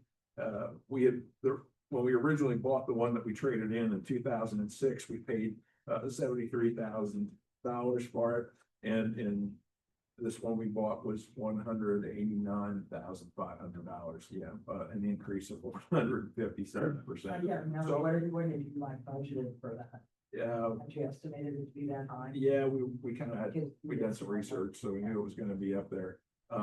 So again, it was a you know, it just, I guess my point is inflation's not going down. It's Yes, that's, when you say boom mower, that's what hooks onto that John Deere tractor, then, these are actually case tractors. Okay. But yeah, it hooks is onto that the the side. tractor itself? It's with everything, yeah. Okay, Yeah, so it's a tractor, it's the mower, the boom mower, and there's a blower on the back to blow that debris back off the road. Okay, great. But, but yeah, that's the whole package, so. All right, so just gonna let you know that. The next one, again, kind of shows you where we've been spending our paving dollars. You'll see there's a lot of CCMG projects on there, and you don't see a 2026 column, but mainly because you know, we don't have that funding in place just yet, but our intent is in October, the CCMG 2025-1 opens, and our intent is to go for the maximum of $1 million and spend that all in paving dollars. So as you'll look at the very bottom, you can look yearly how many miles of streets we paved. And again, some of these are, we did big projects, so we didn't get a whole lot of mileage on those projects, but we did, you know, get a lot of things done. And then you'll see that the pager number continues to go down. If you do look at 2024, though, you'll notice that we did pave 6.5 miles of streets, and that was a big part of having some community crossing money. And so hopefully that trend will start to make that pager number go the other direction. So Community crossings is, do we know if that's gonna still stay in or? Once a year, $1 million is the cap now. So it is in for next year for Yeah. sure then, okay. Yeah, we'll be applying here in September.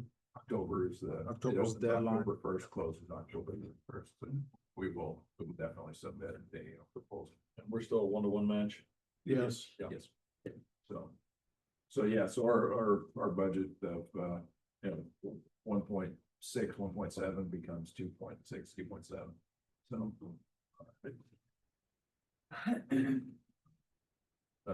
And that, you go to the next page, and that's why it's important to keep that paving money, because again, if you can participate and use that to double it, with community crossings, that's gonna stretch our paving moving further. The unfortunate thing is, you know, if you look at the 2028, you'll see that the edit money goes away, and that total for paving goes from 1.9 to 1.6, 1.7. And if you look, that takes us back to the same level we had back in 2022. So, so again, that somehow or another, we've got to try to find something to replace that 325. I know it doesn't sound like a whole lot of money, but it is. And The cost of paving probably also will go up. So that's you get exactly. fewer miles. Exactly. So with inflation of paving, it's, you know, you can't afford to do as much each year because of that. So another reason why we need to have that so that we can get community crossings. Kirsten, do I recall your note on the motor vehicle tax? That if we were to impose the motor vehicle tax on there again, it's gonna be projected roughly $500,000. I think So it that was is correct. 500, just a little over 500,000. If we Oh. move that. Yeah, if I can find that. Second. Okay.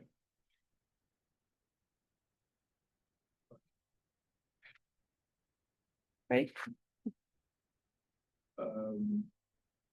Again, just to kind of update on community crossings, these are the two that are still open, and the 24-1 is the work's completed. I don't know if the paperwork's completed. I don't think we've turned everything in yet. That probably needs to be done though before we apply for the 2025-1, but we'll talk about that some more. So, and then the 2024-2 is the one that's ongoing right now. As a matter of fact, we're milling 3 streets today. That's part of that, and of course, the Country Club Estates is ongoing, and yeah, as a matter of fact, at 10 o'clock, we're going to proof roll some subgrade up there to see what we've got. So, so right now, I'd say we're maybe a little better than 50% complete on that. So, especially after these 3 streets are paved, I'd say we're definitely on the upper side of this now. All right, and then of course, 2025-1, we got really the intention of applying and hopefully get $1 million. Just an organizational chart. You will notice 2 new names on there. The stormwater department, the newest employee is Jerry Robble. He starts Monday with us. He actually has construction experience, and so he'll start on collection like everybody else, but we definitely will see him being utilized in construction. So as that goes on, the other one is in the sanitation recycling department, Thad Wrench, and he started Monday, so he's in his first week with us. So so I got 2 new employees that are on that list. And they replaced retirees. That's correct. Those others that you have on labor, whatever, those are like wishes. Yeah, no, those are actually, part-time permanent. Oh, okay. Are permanent part-time employees. Those are our college Okay, guys. so you fill those. Yeah, every year. As a matter of fact, the last one left Tuesday. His last day was Tuesday, so we had 3 this summer. And so anyhow, we have right there's enough for 5. I think there actually is 6 in the ordinance, but anyhow, so. So back to Kevin's comment earlier, which of these categories could you use more people? If you had to choose? Yeah, you know, I know you're talking about mowing. I think the thing that I think about when I think that we're gonna need more employees is when 231 gets relinquished. If and when that happens, I mean, that there's no doubt that we're gonna need another truck to snow fight, if nothing else. Because there isn't any way to get the trucks that we have now off their routes and taking care of that. I mean, I think that area is big enough that it needs its own special truck that it could stay on that and stay with it. Again, it's, you know, it's as wide as 4 lanes in some places. So again, you don't, you know, that's not a one pass deal. It's, you're gonna be with it for a while. So again, I think, you know, and we have 2 shifts, so you're looking at 2 employees for that for sure. Plus, you know, a truck. So eventually when that happens, I would say we're gonna be asking, for at least 2 more employees to handle that. And again, those, you know, those could help, with additional mowing. You know, that in the summertime, we could probably assign 2 guys to that to take care of that. But again, if we're doing more mowing, we're looking at probably needing a new mower as well. 1 or 2, we currently have 1, and it was actually a hand-me-down from the park department, yeah. And it's good. I mean, like I said, we've taken, Alan takes good care of it. So it's lasted, but it's showing some age too, so I know that the day's coming for that one. Currently, you do mow within the city limits though. And the Uh, state does outside the city limits. Right. And what, They do. well, They're supposed to. twice a year, twice a year. You know, you can ask, you can ask, some out here that, you know, that every year we start, at least 2 weeks out and start cleaning. And it's, you know, we come to Thursday and it's like, man, there's some more areas we probably ought to hit, you know, the highway is probably the one that we don't give it a high priority. It's when we get caught up, we go out and, okay, let's go get that and try to make that look good. But, and again, because visitors don't see that, say that's the state's responsibility, they see it as the city of Jasper. And, so yeah, we try to get what we can, but it, like I said, we always seem to run out of time, just, not enough time to get it all done. Jeff, have you any kind of projection on what that's, the increase to the budget, if relinquishment does happen? Well, I think Bob is probably 95% complete with doing an inventory of everything. And so probably here in the next week or 2, we'll sit down and just kind of go through it and try to prepare, and see what we have, and we'll definitely share that with you. I know, Avenue, I think, Sting, the company, they just sent a proposal, and, which they would do the same thing. You know, they probably do a little more thorough. They're probably more experienced at it. They know what numbers to throw against what the quantities are. But I think, you know, we felt that we had already started it before they came into the picture, and we felt that, you know, if nothing else, we need to know what it is we're getting. What is it we're gonna take? And so that was, you know, instrumental. And then after that, we thought we'd start trying to figure out what kind of cost you throw at it. But like I said, once we get that all together, at least the inventory part of it, we'll definitely reach out to you and let you know what we got. I took a picture the other day at the stoplight. I said, isn't that Highway 56 that runs through Jasper too?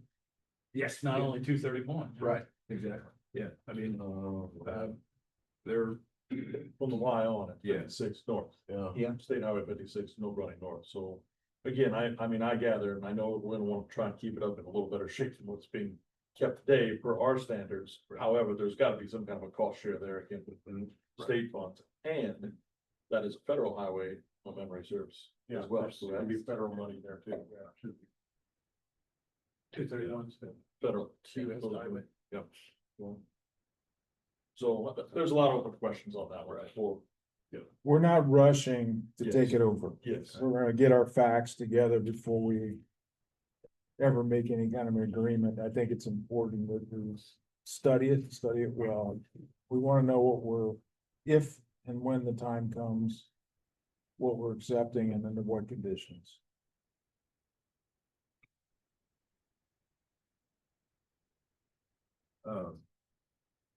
Next one, we start to get into,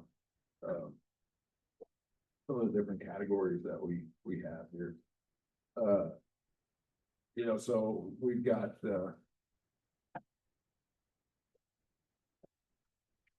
some, the 2026 proposed budget is the one that reflects the 3% salary increase. If you go over to the one that the column that's 2026 wish list, that's the one where I had proposed that we go with 5% and then bump up the assistant street commissioner and project technicians salaries a little bit to It's not across the board 5%. It's, there's specific roles that you're asking for increases. No, it was across the board. he asked for a 5% increase for all of his employees, plus a bump for the assistant street commissioner and the project technician. So That's not in the, that's in the wish. That is in the wish. yeah. That is the 50,200, which we don't have it broken out on this sheet No. between the two, but could be provided to you if needed. So, when this whole thing with Senate Bill 1 came out, everybody talked about, well, we need to try to streamline, we need to cut where we can, and so, so I took that to heart, and I said, okay, we said, what can we do that we can change things, even starting with the 2025 budget. And so, we have been looking at getting a new recycling trailer, and anyhow, the numbers for this trailer were just unbelievable. I budgeted 100,000 and they wanted more than that.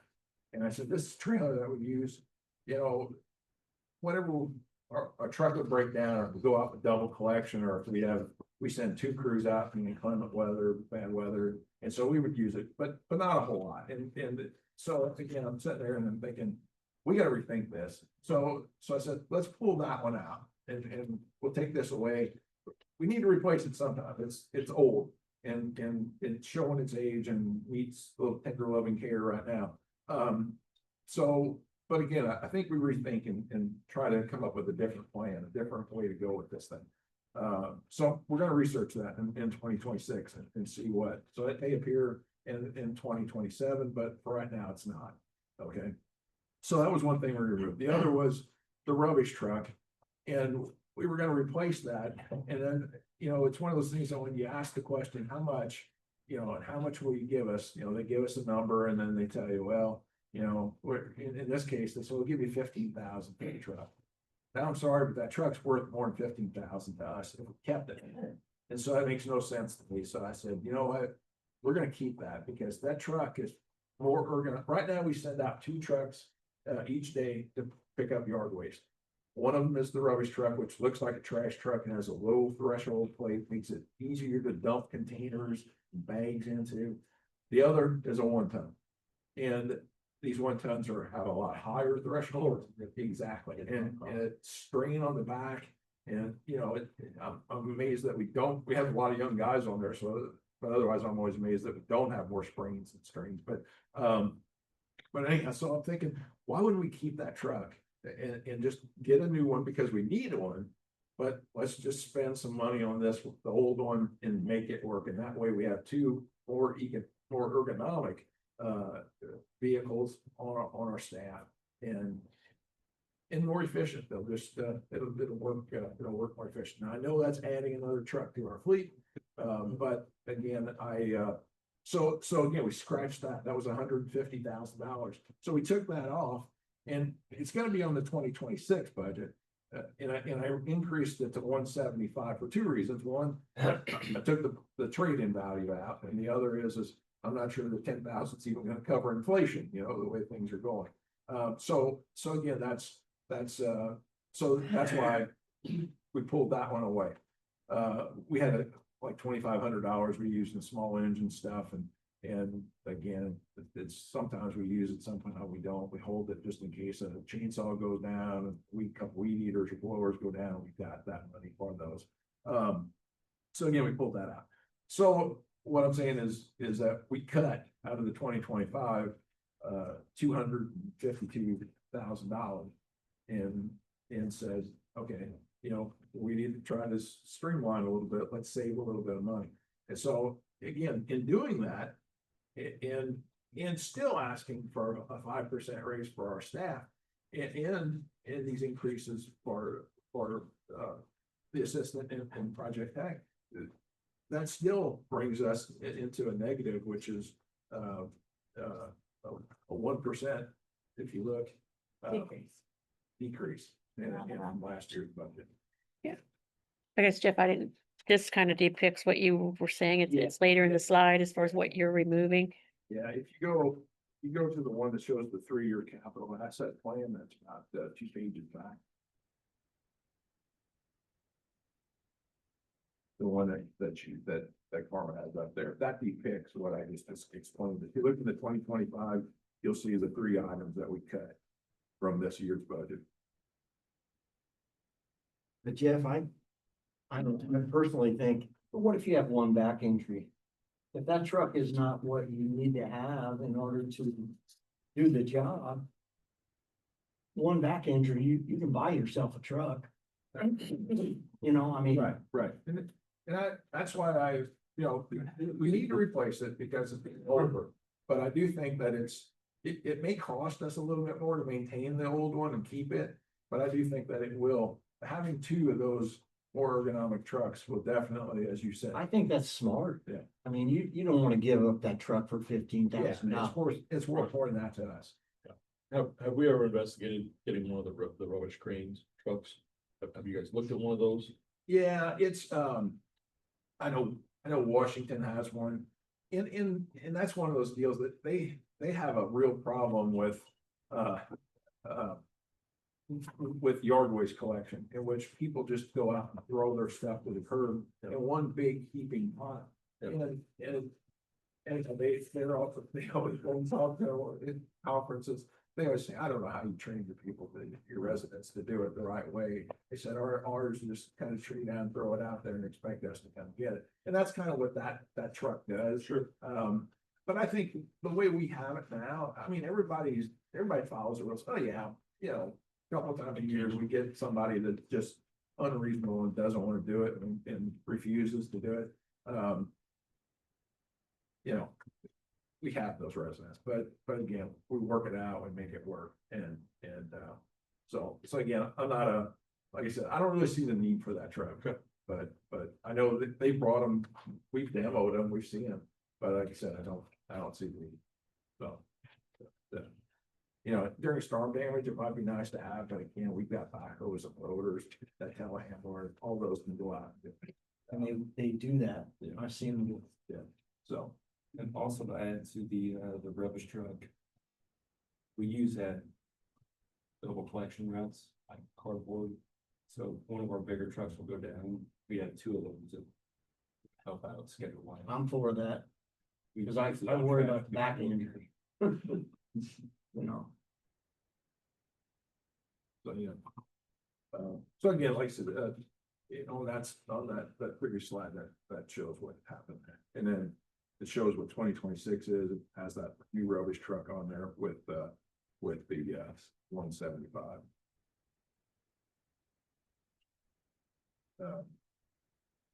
And then, if we want to talk about 2026, well, we'll get to that. We'll come to it. I'm sorry.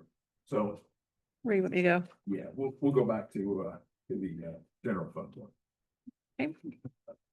So again, you can kind of see that Got about we've 8 tried. minutes yet, Jeff. Okay, we've tried our part to keep it flat.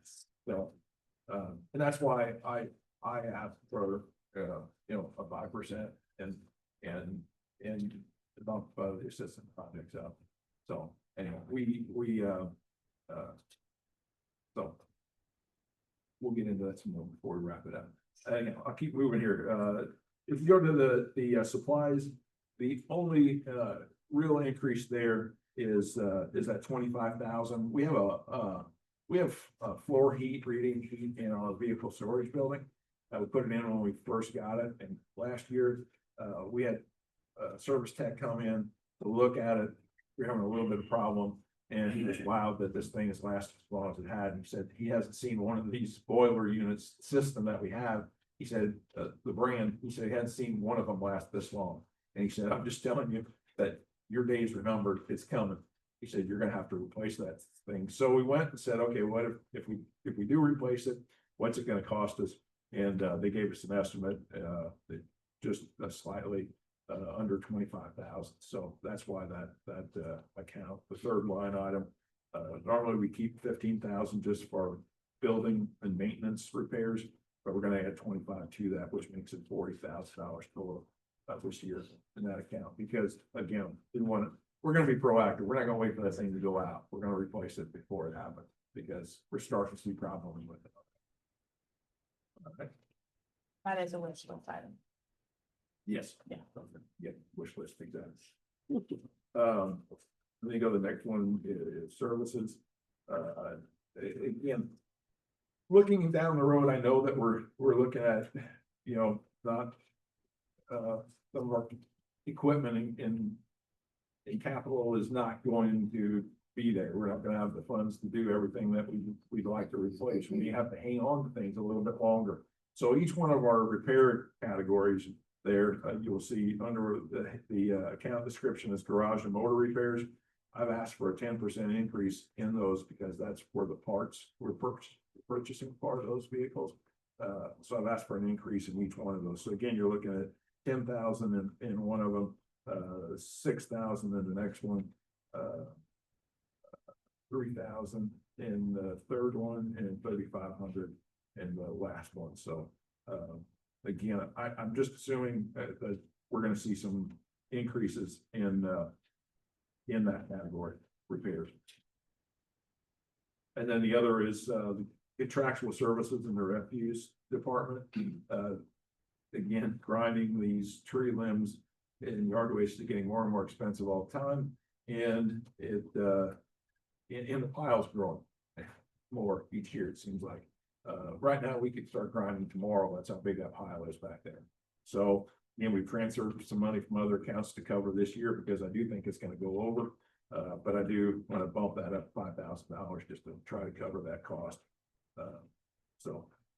One of the other things that we do grind is concrete, but luckily our yard guy has done a great job of finding people that will take that material. And so we haven't done that in years because we've been able to get rid of it.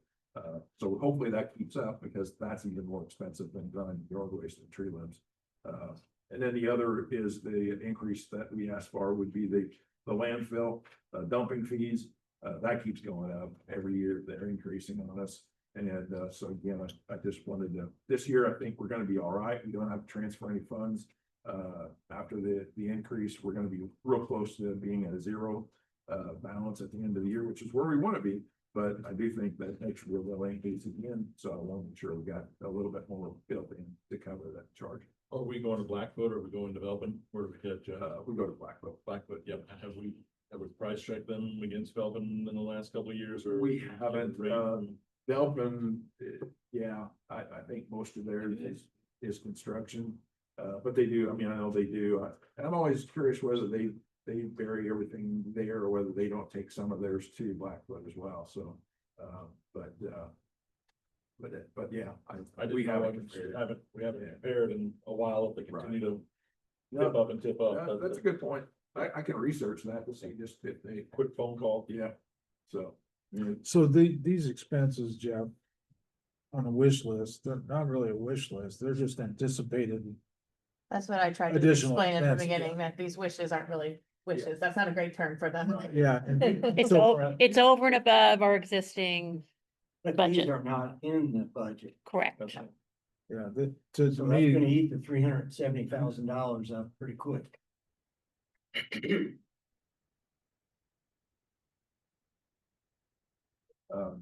And then go to the next one. That one there's the equipment purchases that we were talking about for this year.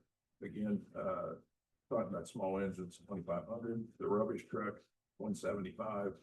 And, annually, we really need to replace those 1 tons. So each year, I'm gonna continue to ask to replace one each year because again, it's a lot of miles on them and, a lot of rust. Again, these are salt trucks in the wintertime. So, we try to do a real good job of cleaning them afterwards, but, it's just, a tough thing to do. So, so again, going back to the original though, original budget last year in 2025 was $109,000 and removing two items and moving the one to 2026, reduce that budget to 257. And so it was a reduction of $252,000. So your takeaway here, back to your first slide, to your point. You're asking for 203,000 in the wish list over and above. But you're still, even with all that, you're coming in 53,000 or 1% under the 25 budget. And I think it's important to note too, that when tasked with, doing more with less or cutting the budget, the street department, like Jeff said earlier, he took it to heart. They really did. They did what we asked of them, and that helped across the board, helped us fund a 3% increase, for all of our employees. So. You're not gonna see this, the rest in all these departments. Is 2027, the 3-year capital asset plan, 2027, would you put the wheel loader and that other truck back in? Is that what the plan is? That would be the plan. Just and I'll delay to be the honest- What's that? You delay to the year. Yeah, Kick the can. yeah, and honestly, Well, you don't even have this one in there though, right? Your recycling trailer. That, it's not. You- Yeah. Again, we're gonna research that before we bring that back and say, I know I can find something probably for half that price that we budgeted, that 100,000. It's just that it's not gonna be built as durable as what the other one is. But if we're not using it on a regular basis, then I'm thinking, we get by with something a little cheaper. Is it a frame? Is it axles? Is it the bins? Or is it all? Yes, yes, and yes. And It's there, all- there's some grants available for these kind of things. Solid Waste Management just identified that they're closing out on our grant applications at the end of the month. But the only reason I asked that is that the Bilka Valley Cooperative Educational, that might be an opportunity to get with Daryl Clifford down in Pike County in their welding classes to say, hey, guys, here's a real world experience. Would you guys be willing to rebuild boxes? I mean, again, axes, we gotta do in-house. We know that, but if it's welding up boxes to store things in, that might be a practical real world application, but we make a win-win. It's got cylinders on it too, because it dumps, and so like I said, there's some out there that are plastic, and I keep thinking how, and that's what I want to research is just how long are they gonna last if we keep doing this with them, and so we'll weigh that option before we come back with it. Not 9 years, that's the answer. This What's was- I said not 9 years, this was a 16, you said, right? Right. Yeah. Yeah. The plastics. So anyhow, Jeff, Uh, do you to- want to prioritize them, or are you gonna? yeah, Okay. the thing is the wheel loader, I know I've got that 2027. I just recently talked to our yard guy who drives that thing, and he kind of alluded that although it's got some issues with it, and we repaired some things just recently on it, we could bump that out probably to 2028, so next year we'll have a better handle on where we're really at and what expenses we paid on that thing, and then try to determine whether we keep it 27 or whether we do it to 28. So, but I would like to, like I said, the 2.5 ton probably is bigger priority. I'd rather keep that 2027. If I had to choose between those two, I would be able to lower it to 28. And then you were talking about prioritizing, you're saying, I know we discussed your priorities yesterday, but we Right. chose not to put them on the slide because it right. made it too small. Right. And yeah, if we have to prioritize, again, these are things that, the landfill's an obvious one. I mean, I think it's coming, so I see definitely need to increase that one. The wages, I again, we just went through the hiring, and so I know I'm going over here, so I think that's pretty important. The tree grinding, that's something that keeps our city looking nice and we get rid of that material. And then the repair increases, those are all. So the rubbish truck, I definitely think that's a priority, so. What order of priority? I think That's the, what we're asking with. them. right, I would say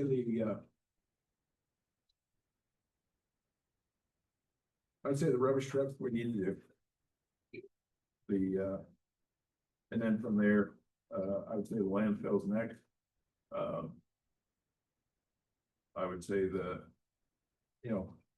and I know you guys are thinking 3, I just think that 5 would really help our guys out.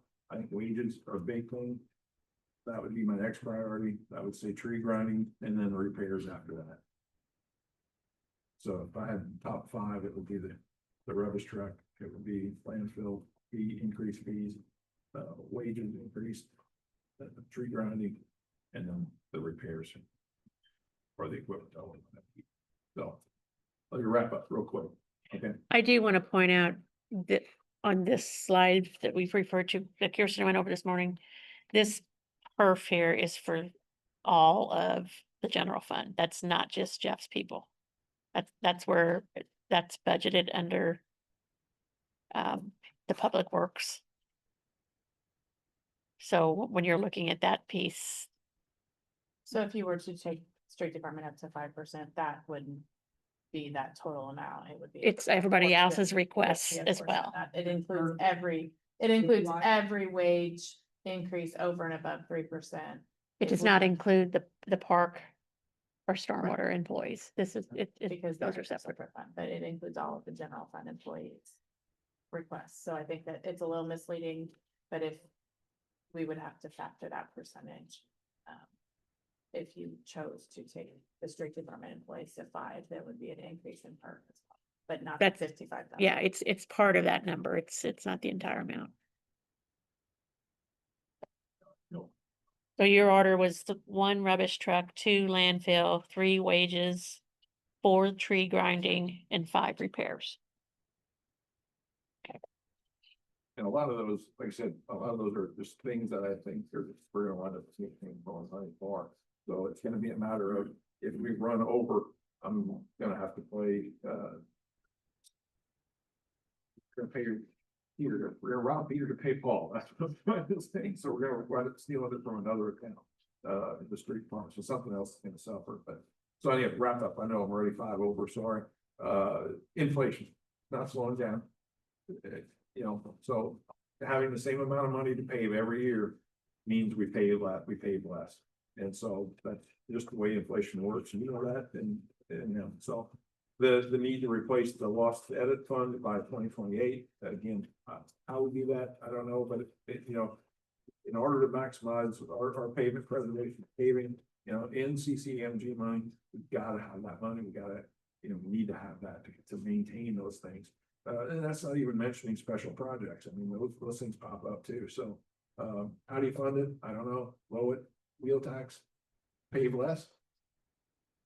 We're already doing that, paving less because of inflation. So, US 231 relinquishment. I said, I don't know what we ever wind up monetarily. Doesn't really matter, but in the end, the responsibility is going to be an increase for the street fund. Again, I'm being Mr. Obviously telling you these things, you know these things, but again, I just want to stress it because I think it's important. And then the last item and most important is labor. I mean, we got to make sure we get good employees. We just went through the process of hiring 2, and it's important that we hire good employees. And we had a pool of, I don't know how many did we have, 8, let's say 8. And of those 8, well, only half of them were people that we felt comfortable enough to interview.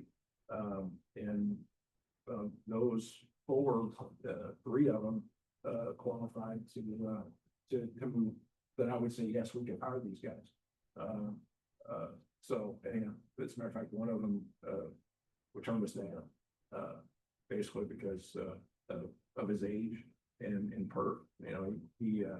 He works on a farm, a family farm, and his concern is that his parents are mid-60s, and if something happens to them, he's going to have to go take care of the farm, and so he may have to quit.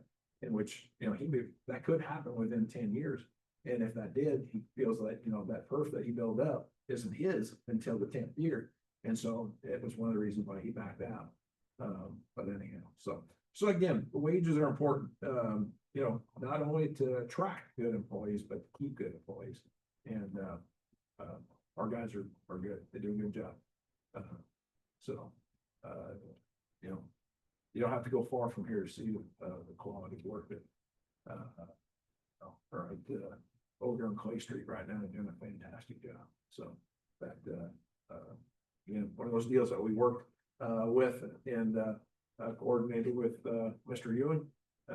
Little give and take there, so we got, I think he got what he wanted, and we got what we wanted, so.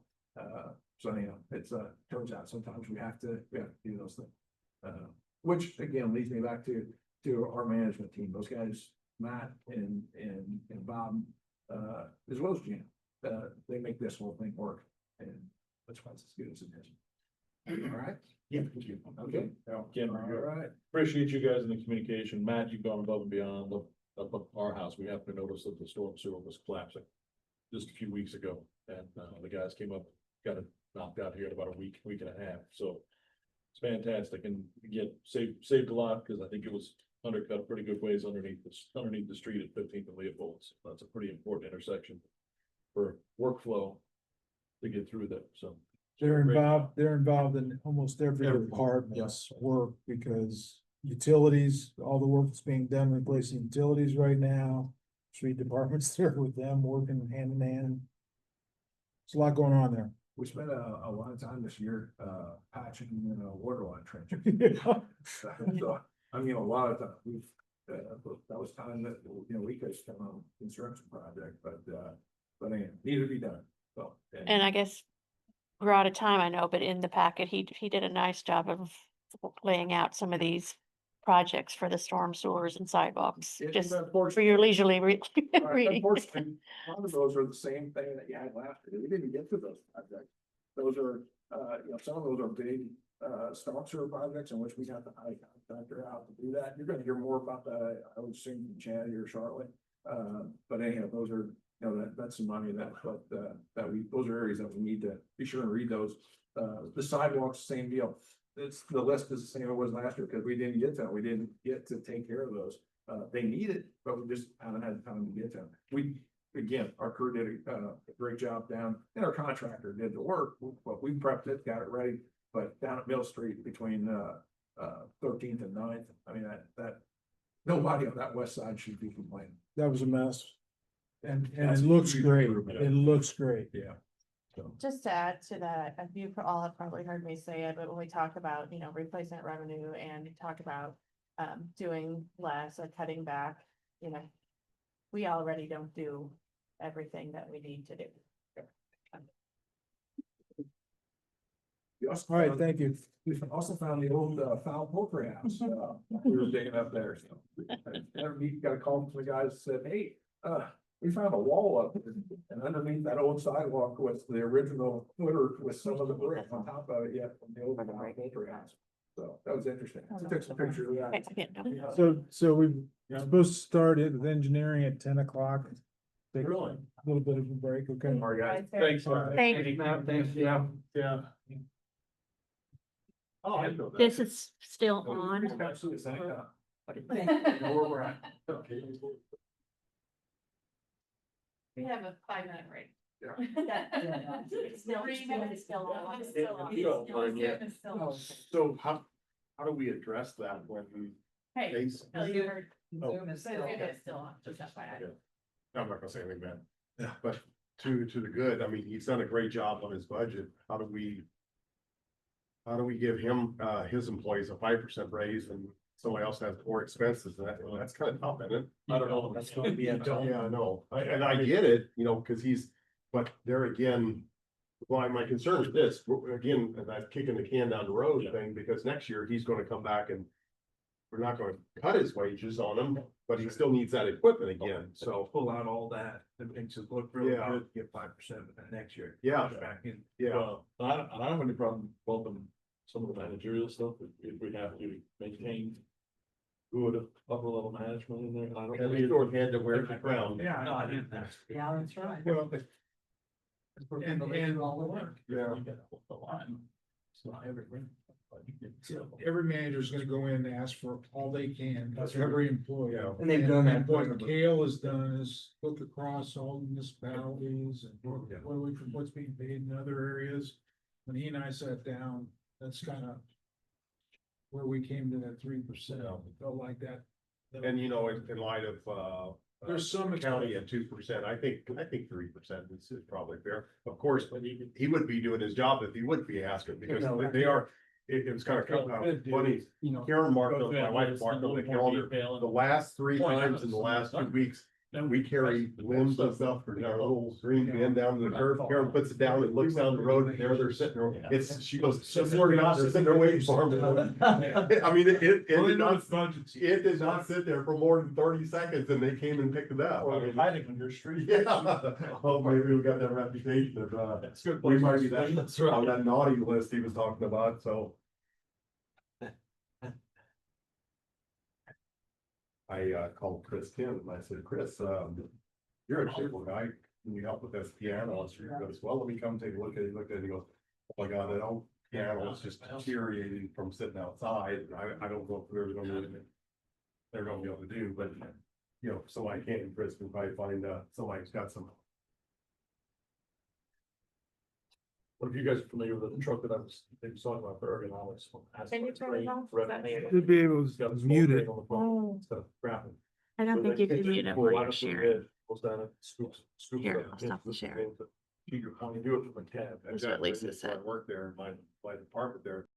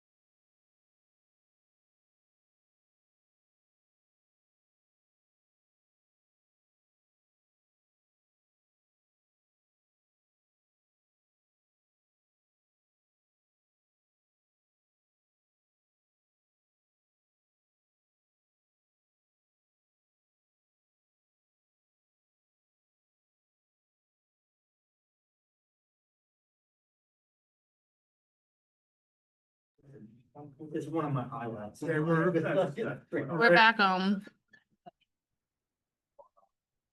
Ready to reconvene, and now it's I can get it right like here. Chad Erm's turn with the engineering. So welcome, Chad. Yeah, thank you. Hey Chad, good morning. Good morning. The other half of Val. Yeah. Well, I really don't have any, major, asks, for next year. Other than I had some requests for some salary increases, for my three guys, so. But as far as actual expenditures, I don't anticipate any big ticket items. Large outlays for next year. One thing we're looking at down the road though is stormwater vehicle. I think our stormwater vehicle is a 2000. So it's getting some years on it. Still runs fine, but 4-cylinder engine, probably need to look at some point down the road. Getting something different. How many miles are on? That's okay. I don't know offhand. Okay. I wanna say somewhere around 80,000. I don't know that for sure. It looks good. Maintaining it good. Well, it just gets driven around town mostly. It should Um, get- So they're all city miles. The one Chad drives? Yeah, a little, Change oil. And not drive Good vehicle. That's However, we would probably be looking something more along the lines of a small pickup truck. So, For home stuff. yeah, he's got spill kits and other things he keeps in that. You clear some of that break. Just. But that won't be for next year. How are people throughout the community, like as far as mud retention, that's still a real challenge. It can be, Same lot. Two truck. with contractors, we don't, I mean, our biggest problem comes with the, heavy rain events. Most everybody tries to comply, but when we get inch and a half of rain in 20 minutes, it's, you know, we struggle with, silt fence and things like that, but, for the most part, he does a good job policing it, yeah, they're, Contractors, I mean, they know what they have to deal with. The bigger projects, we have erosion control plans. I mean, it's set out what their requirements are, so they know going into it what they're gonna have to do. And a lot of times it's the half acre to the 1 acre, the ones that don't require plans, but require preventative measures. Different things you have to keep on, and most of them are just individuals, which is the property. And they may not even know what to do. Yeah, and we try to catch them through different permits and stuff that we have, but, yeah, some of them do fall through the crack. It seems like just redoing their yard. And they have an acre of yard that they're completely tearing out and redoing. Theoretically, they should have silt fence. But we have no way of knowing what they do. Do we have any 2026 projects that you're looking at? I mean, I know we talked about community crossings just a little bit. Well, yeah, we do. We have our, with Main Street and some of these other projects wrapping up, we do have a list of areas that we're looking at. Well, Armory Park, and that box culvert is a big project. We got a project over just north of the cemetery that we're looking at around Reese Street, Phil's house, yeah, Reese Street and Brescher. And let's see what we do. That's the one coming through my backyard. Yeah, the one that goes through your driveway. Let me know when you're ready. We've got that area, around Second and St. Charles, we've got storm sewers down there that we need to replace. We did a couple projects out there several years ago in Golden Acres, and now we need to branch out from that main line, out to the smaller pipes, so. I think we have a list in here, might be on the street departments. I just pulled that up and it says that Yeah. much. Okay, I didn't know if Yeah, that's what you were yeah, there's referring Golden to. Acre. I'm kind of curious on the like Will area, up in the top of the cemetery. There are tombstones falling like you can't believe, because it looks like the ground is sinking there. And I wonder if some of that isn't related, that it doesn't just flow downhill with the sinking of that whole area there. There are tombstones laying all over on the top because they're just sliding off and falling off. The area we are looking at basically is from, the street that runs on immediately north of the cemetery. Immediately north of the cemetery. Isn't that Reese? Now Reese ran out to 15. Yeah, Reese, so Okay. 15th, over to, that becomes 14th Street and then Brescher. And then 13th, well, Chad, what do you live on? I live on 14th, yeah. That's 14th there, okay. The one we're looking at basically goes from, Maud. We got some storm sewers in Maud, comes down through Phil's, yard, for lack of a better Yeah. term, out into, Brescher and 14th. Yes. And then there's a line that runs north on Reese out to 15th. Then we've got a bunch of storm sewers and Parkman that we're looking at. Replacing as well, yeah. Anywhere from 12 to I think up to 24-inch pipe. So,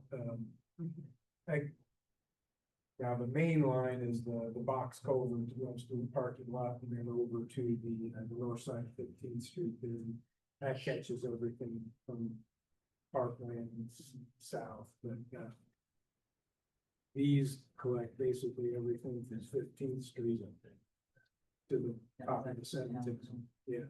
And that's an area we have a lot of failing pipes in that area. Yeah, it's old pipes, yeah. And it's a hodgepodge of materials and things like that, so. Replacing the infrastructure and stormwater is a big priority, and they've got a list of those areas. Jeff kind of identified them as well. But then also rethinking stormwater for the future as we get new developments. We've had those discussions. You know, we've kind of looked at regional drainage areas, more so trying to figure out where we can maybe put ponds, basins to reduce flooding in areas that we know we have trouble. A lot of times if we can get to the upper ends of those watersheds, we can store some of that water up there. Before it gets downtown, places where we have more room for storage, so. We've kind of started looking into that as well, so. But we're just beginning that, so. But, we do have, yeah, it lists Arlington Court here, that's just north of what used to be Kmart up in there. Big pipe under the road there that needs to be replaced. So we do have a list. This is just some of them. At one time, we had over $3 million worth of storm sewer work that was on the books, so. And unfortunately, stuff gets added to that every year.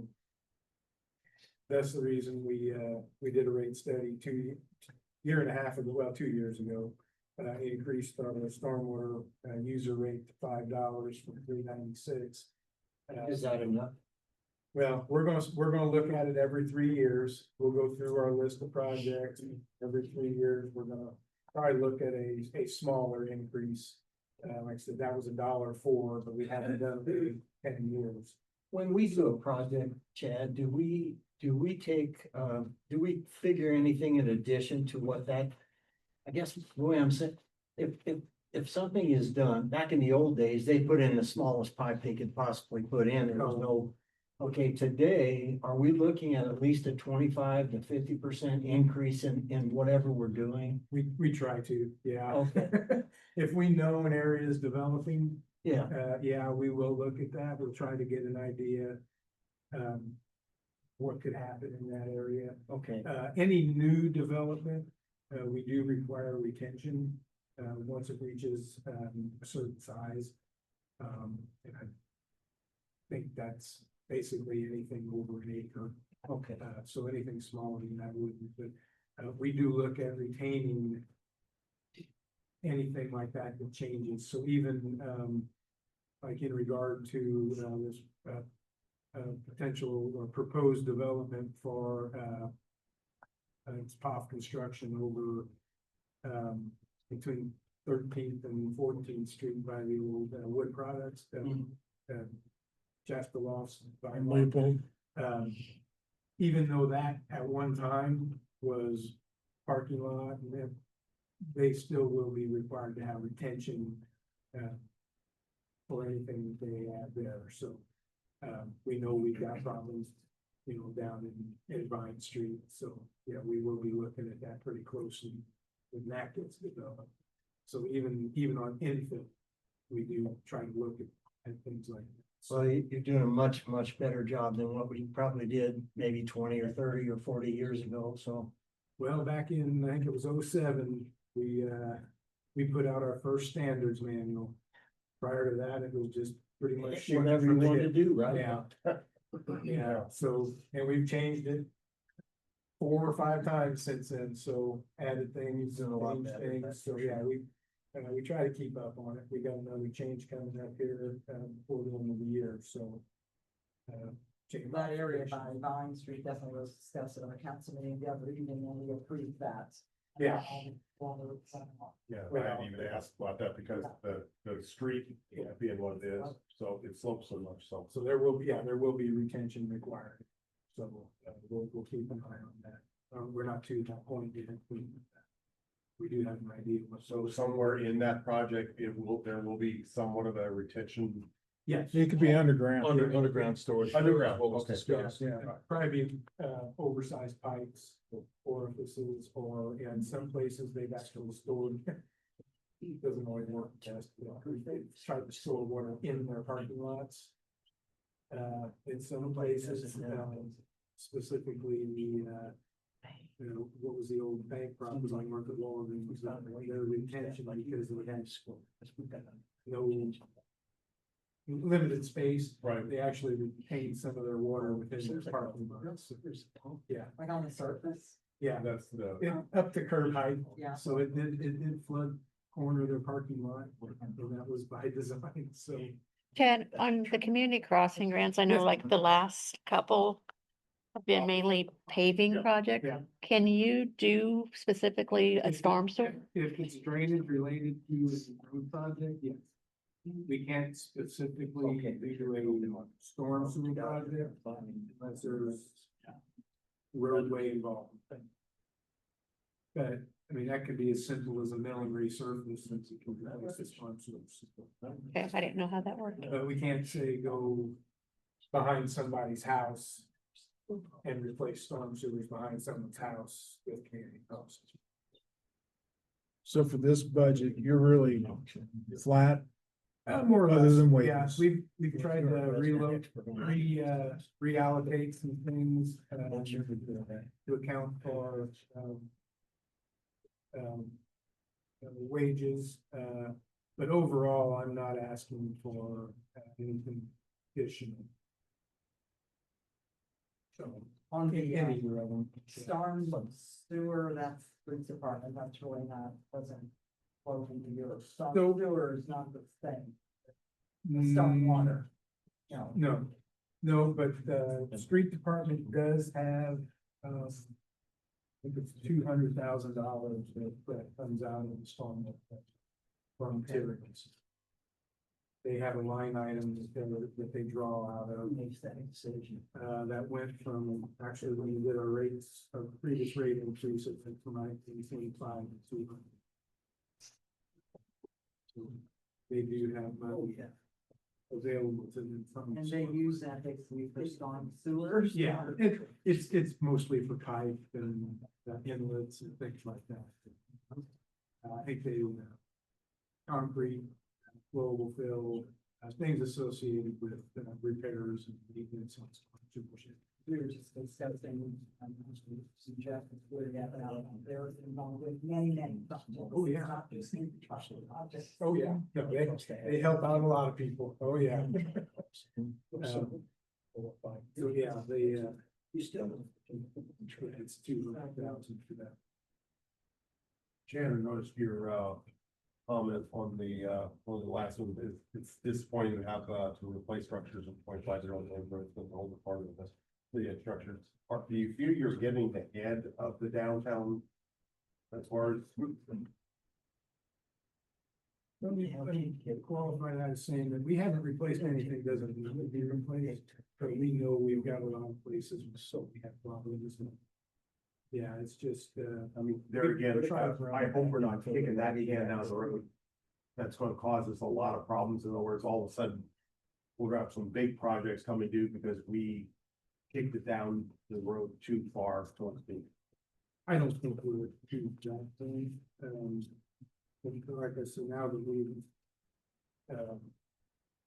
kind of moved beyond some of these, larger projects, and we can start getting back to that, we gotta make up a lot of ground. So and like I said, we'll try to coordinate through community crossings, things like that, try to stretch what we have even further. So, starting next year, our maximum grant amount, $1 million, was last year, $1.5 million. So, we're already seeing budget shrink even on that side of things, but, we'll max out what we can there and get as much out of it as we can. Chad, on the stormwater side, do you feel like we're keeping up with what we need to fix? I mean, we had a lot of old stuff and a lot of complaints for many years. Are we getting ahead of it? We're keeping up with it. We're not getting ahead of it yet. At this point, no, I don't think we are, but, we'll look at our list again and when we do our next grade study and, we got $500,000 for capital repair or improvements or whatever, and that every year that goes less and less, right, with less. Is that what you're getting in on the stormwater stuff, or? We bring in roughly, I'll say $950,000 a year. And we use that? And half of that goes to storm sewer projects. Okay. 200,000 of it goes to the street department. We're trying to, get a 50-50 program going that has $50,000 in it. We have one potential client, customer, whatever, currently, Autumn Big 3, they're looking to, they've got an erosion problem going through their area there. And, That's kind of a new area too. yeah, Erosion beyond what was already happening and then, or this is beyond what was already happening in the ditch. it's that, no, it's that ditch that runs between the two subdivisions. And, they're looking to install a pipe there. So we kind of looked at that as a 50-50 project. We gotta get the word out about 50-50s though, so, that is not gonna use up what we had, but. That's true for storm and for sidewalks. Yeah, because, we really didn't have that many. 150-50 this year. I mean, I don't know that people are just wanting us to replace them on our own, or They are. I mean, that we just don't get a lot of requests for. Well, most of them want the sidewalks that are in bad shape on in front of older homes Right. and may not have the same resources. And last year we did have 150, a 50-50 that, when we got out there and looked at it, the whole, it was on Heisler Street, Hessler. The whole sidewalk was shot, so we just decided to replace the whole thing. We didn't even use the 50-50 program for that, we just used our sidewalk replacement. It's like the west side of Mill here, when we came in and did the new curb and Yeah. sidewalk. Yeah. That whole stretch needed to be done. Yeah, so that was, It's important to note that that 50/50 sidewalk comes out of edit. $100,000 a year is edit for the 50/50 sidewalk. That isn't. When 2028 also, so we need to get a public service or a public ad campaign out on that in the next 24 months. So how does that work then? Like if you have a 50/50 sidewalk, then you just go back to edit to get it. It's We- not like in a pot that There's they have. $100,000 earmarked or appropriated of edit dollars a year for the 50/50 sidewalk grant And program. if So it's not used, it just stays in it edit. stays in edit. Is there a way to, can't really encumber those funds because there's No project contract. encumbered toward. Right, it just goes back to the edit general fund balance, I guess you Yeah. could say, the edit balance, and then Instead, that can't be moved to like a placeholder for sidewalks or, over the next few years. You can move it anytime you want. Well, we've been using on sidewalks, literally that, Yeah, we talk about the north side, the extension of the sidewalks, we've done that with that. But I mean, but if the balance isn't used, it just stays in edit. It's not put in a sidewalk. it I doesn't, think it we doesn't use- grow, Yeah. it doesn't grow. We've used it on other projects, Right. like the We north side. did use it, I was gonna say, I think on the Main Street too, some of the sidewalk, we did use some. of but it you're there. using it on sidewalks. Yeah. That's what's involved. But that is going. Yeah. So Chad overall,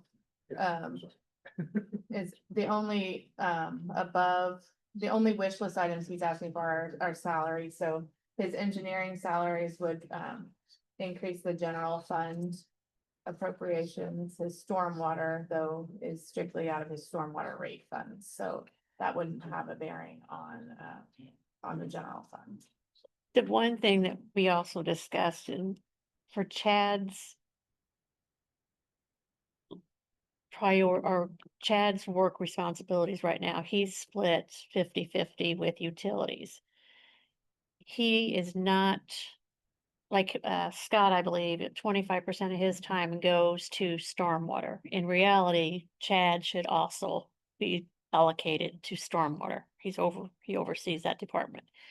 We felt we should not make that change until the next rate study to build that I in. think that's a good idea. And additionally, So that would also there was some. align these wage adjustments to work being done. I guess is my point. So it would still be 50% to utilities, but 25% stormwater and 25% engineering department. It would be the same as with Scott. Scott, yeah, it's 25 stormwater, 25. Yeah, the same way or is he? Jeff is 100%. Okay. We talked about moving We him. talked, to yeah. We talked about Scott. moving him too. Yeah, so, Utilities as well. so again, And storm. Yeah. those need to be factored in though at a rate increase time, not just now, or it will skew our. However that Balances. works to make the dollars flow better. I Mhm. think you have to look at that in terms. Jeff is increasingly being utilized by utilities now as well, Yes. correct? Yeah. Much more so. Yeah, that's what I was thinking. No, Jeff is cool. Yeah. Jeff's 50/50, Oh, I he's think. not paid by stormwater, that's what. Right, yeah. Yeah, that's great. 50 Yeah. utilities, 50. general. Yeah. Yeah. So The tools are important. Utilities is leveraging the tools right now. Honestly, he's probably more like 75% utilities right now. Right now. Has been for probably the last couple of years with all the heavy stuff being switched over. They were between gas and water and now electric and wastewater. Probably 75% of what he's doing. Utility related, so. And how far along is Jeff coming to getting all that information We're done with, we're done, we're up to speed with everything but electric, and we're working on that right now. Okay. So hopefully. We have we're hoping that by the end of the year. We're caught up on Esri with electric. It may push a little bit in next year.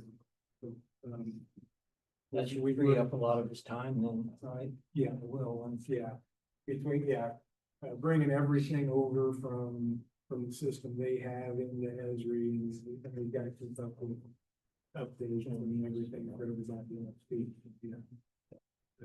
Utilities have actually looked into a contract with CloudPoint, which is our service provider, to help with that migration of data to take little bit of that pressure off the gym.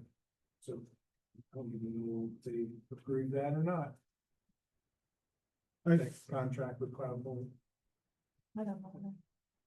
So anyways, that's something we're looking at.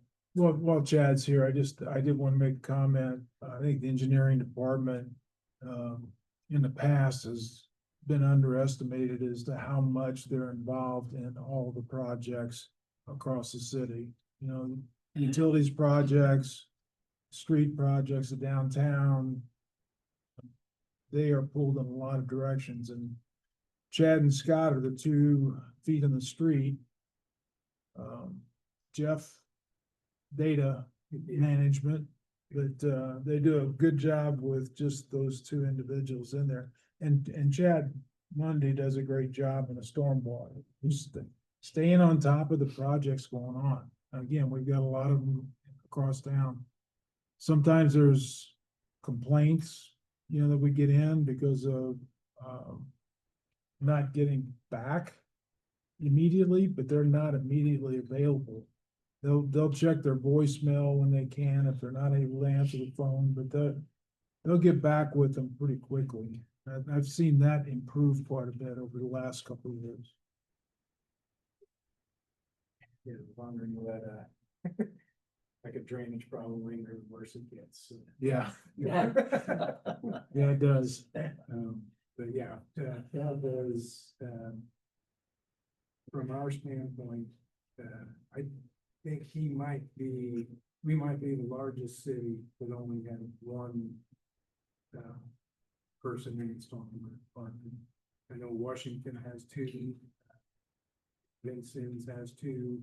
Evansville has 4 or 5, obviously. But he does a lot of work as I was telling that, because you told him that. we try to keep it level.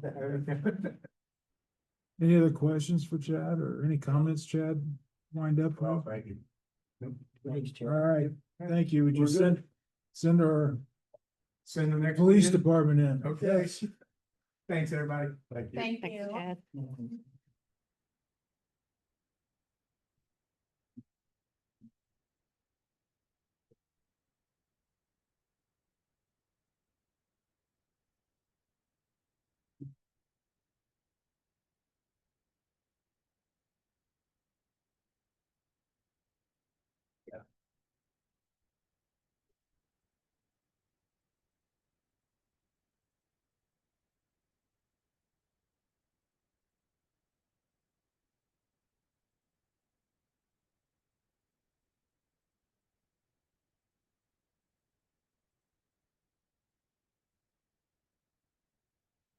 Yeah, was it Mac that was on, leave of absence? Duty because No, of injury? That was Gator, wasn't it? Yeah. There's something you just add, terrible about that, and then another, but. There's like times a year for all the. I say, you know, so, It's mosquitoes and stuff. Did you also get the replacement chart for police? Okay, okay. It was overloaded.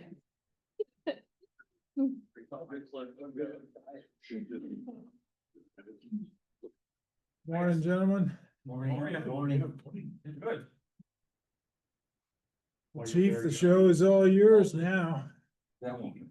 You what? The show is all yours now. Mine? You have a half an hour. Well, good morning. Morning. Right. Thank you guys for being here. I know it's probably a long day for you here and everybody that's, wanting to kind of grab onto the money that's available. You know, through the process of becoming the chief, I was told that we want the Jasper Police Department to be the agency when people think of city police departments. And I think through the character of our people that we currently have, at the police department, we are, the agency, we are a top tier police department. As I've told some of you here in the room, in my years of being a trooper and having the privilege of working with several other police departments throughout the area. The Jasper Police Department is almost now. Comes to officers, equipment that they have and, their capabilities. While none of us get into law enforcement to be rich, we do have to obviously support our families like every other employee. But for JPD to be competitive in the law enforcement world, we have to offer pay benefits that obviously attract the best and the best. And we're currently in that process, of hiring, our final, person that fill out our roster. So we're here to talk about the budget, and, I know this year has a lot of unknown challenges with the tax bill, and, police department, like every other agency, has some needs, so the truth is it's not here for you. As you're seeing up on the slide there, I think I haven't seen, the other departments, but I think we're unique as our budget consists of personnel issues for the most part, and is not one of projects. One of making sure we have the people so that we can provide the services and the protection to the city. It's not comprised of a bunch of wants. It's comprised of a bunch of needs. Needs to improve the quality of life for our employees, to improve the capability and availability to provide the services that's coming from our police department. On this slide here, you're seeing once again that our calls for service continue to climb every year. While not depicted on the slide here, our city continues to grow every year, which is a plus. But with the city growing, the police department needs to grow with it. As things unfolded over the year, we were not able to get fully staffed. That's why we're currently in the process of hiring our 26th person. But up until then, with all the calls for service, the number of officers has remained the same up until last year when it was approved to add an additional officer. We're still operating with just 23 fully trained police officers, while we have one in the field training process, one in the academy, and one position that's open that we are currently trying to fulfill. So I'll go into a little bit more here in a little bit why I feel it's important that we move forward with hiring additional officers here in just a bit. Question. So do you anticipate that 26 roster to be pretty complete by the end of this calendar year? Most everybody in place. We will hope that, yes, we will hope to have the 26 person, at least the conditional offer. We know the academy doesn't start until the second or third week until January. So we are hoping to have that process. We've closed the process and we are testing, doing the physical and aptitude testing tomorrow. I mean, with the other two, one in field training and one in the academy. Yes, the one in field training has what, Dave oversees that. There's like 7-8 weeks left. 7 more weeks, yeah, 7 more weeks of field training for that officer, and then the officer in the academy has, I believe, about 9 weeks left, and then he has 14 weeks of field training. It's a long process.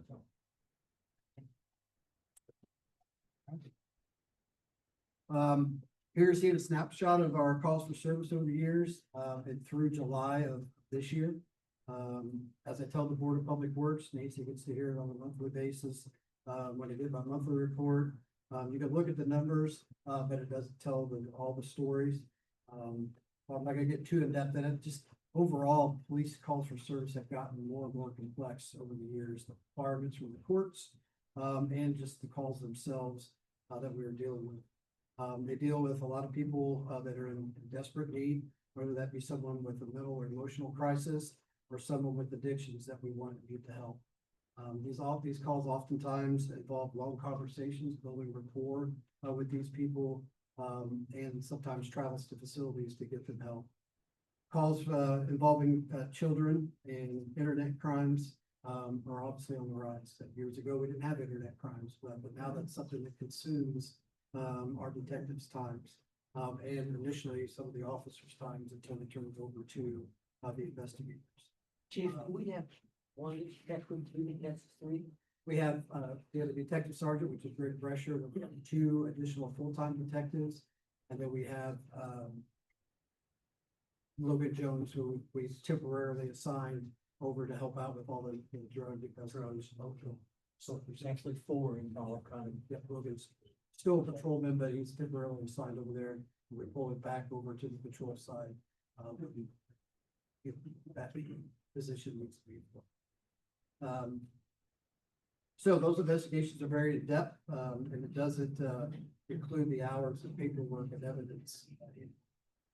Those are the fun things, as I tell people that are interested or tell us if they're interested in law enforcement. I said that, you know, the fun part of the job is the part that they don't show on the police TV show. That's all the paperwork and the evidence and the proceedings with the courts and all that stuff that go along with what goes on the streets. Officers are doing all that, you know, and the calls continue to come in. Which is why, you know, we're asking for more officers. I'll get into that here in just a little bit. I've been told that, you know, looking at this slide, I've been told that people don't base how many officers we need just off of the population alone. Also, I've been told that we're blessed to have in this community, which I agree, we're blessed to have the state police and the county sheriff's office inside the city limits. But the reality is those agencies have their own areas of responsibilities and their own calls to answer. If something big or emergent would happen, they would obviously be here to help. But for the day-to-day calls that bog us down, you know, they aren't in here answering those day-to-day calls for us. I think a good comparison is either factories or highway departments. We have several factories inside the city, but you won't see one factory send the factory workers to the other factory, and you don't see the state highway department, you know, fixing our city streets. We leave our city streets up to our department, which is how the law enforcement works also. The city of Jasper continues to grow, like I said earlier, which is great. The police department has to grow with it. According to the FBI, we should have 28 to 29 officers just to be average.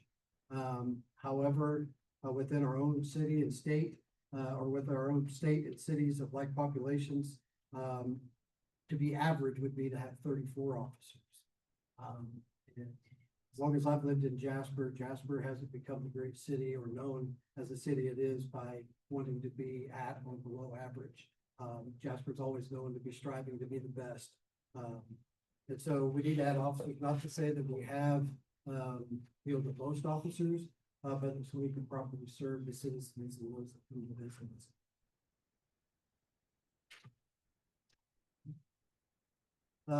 So you're looking at the current manpower for our department with the projected 2 people that we put in there. Just we threw those in there so you can kind of see what our thought process is. But we have 25 officers, but due to the increased needs in investigations and school resource, you know, we've had to remove people from the patrol duties and put them over into other specialties that are requirements that are necessary. So we have 13 officers that currently, plus 1 in the FTO that we talked about, 1 in the academy, and 2 patrol sergeants that handle the majority of the calls for service that come through the department, at least initially. Even after we hire a police officer, it's a long process. The process itself is lengthy and arduous, but after we hire them, it's still a long process, as studies will tell you that it takes 1 to 1.5 years for an officer to be fully trained and to be kind of self-sufficient as a police officer. And that's similar to our dispatchers. So dispatchers, it takes upwards of a year for them to be fully trained and comfortable working by themselves. Our dispatchers, as you can see, we have 2 open spots over there. They deal with tremendous stresses and pressures as they're the first line when those phone calls come in. They're the ones receiving the information, sometimes translating the information and comprehending the information to ensure that the proper equipment and personnel are sent to handle the emergencies and the calls for service that are out there. For us at JPD, they don't only answer the 911 calls, but they also answer all the administrative phone lines that come in, and they're the first to greet the walk-ins that come in to the lobby, which is more than what you think. And most importantly, they're there to assist the officers with their investigations, to provide them intelligence information and different capabilities that they have there to say that we're blessed to have them is an understatement, especially with the quality of people we have serving in those capacities is a true blessing. Chief, on the auxiliary officers, what type of training do they have? Do they get any specific training? I'm sure they do.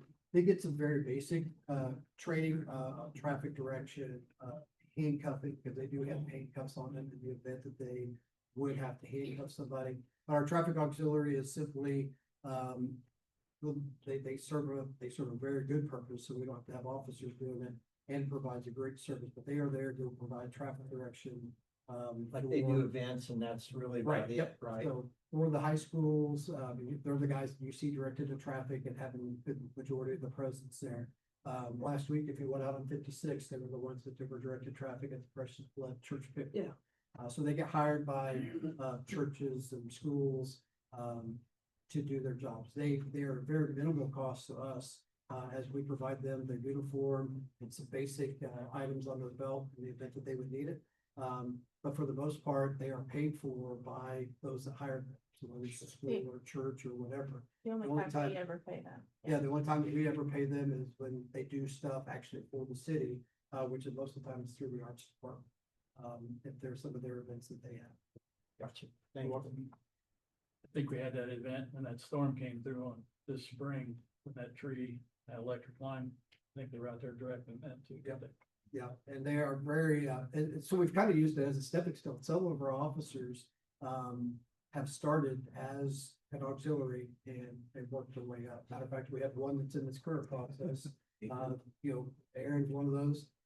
We have one of our current process that was an auxiliary that's coming through the process to be an officer. So, so between our dispatch, we have a couple of good avenues that Daniel, who's in the academy, is a dispatcher. Somebody we switched roles on him and made him an official police officer. So, because he finally became of age to where he could be a police officer under statute. So, anyway, we have a couple, I think, really good pipelines that help bring people to the agency, give them exposure.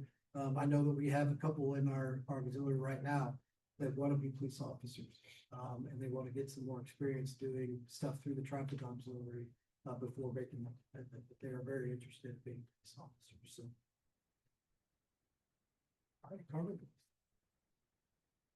So what you're seeing now is the budget over the last couple of years, and unfortunately, the cost of running a police department dispatch center doesn't get cheaper as we go along. There are more and more demands of technologies, safety equipment, training that comes every year. With all that stuff comes a price tag. I firmly believe, and it's been said to me several times, that people come to Jasper to live, to work, to play, because they feel safe and because it's at night and it's a community. But I wish I could also say that public safety is cheap, but it's not. There's so many technologies and gadgets and services that we could be asking for, but we're not.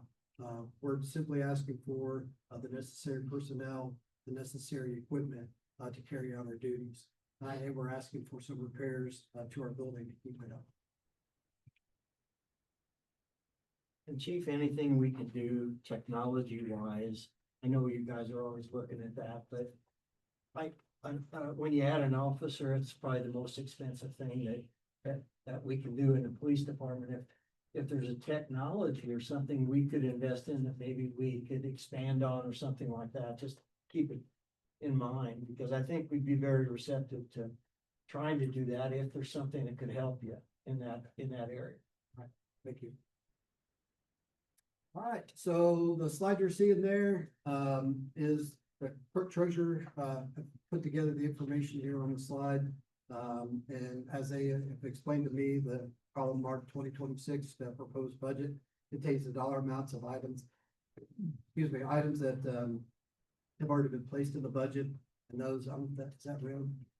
Yeah. Anyway, the items on your right hand side of the screen are those items that we need to seek approval from the council for. They have them deemed as a wish list. I don't see them as wishes, I see them as needs. and, needs to keep us competitive, needs to keep us, appropriately staffed, trained, and equipped, and needs to keep our facility up and running. So they asked me to prioritize, those items, and I'll do my best to, help explain, why I prioritize them the way that I did. First and foremost, as I've kind of highlighted, already this morning, I would like to add 2 new police officers, to our manpower roster.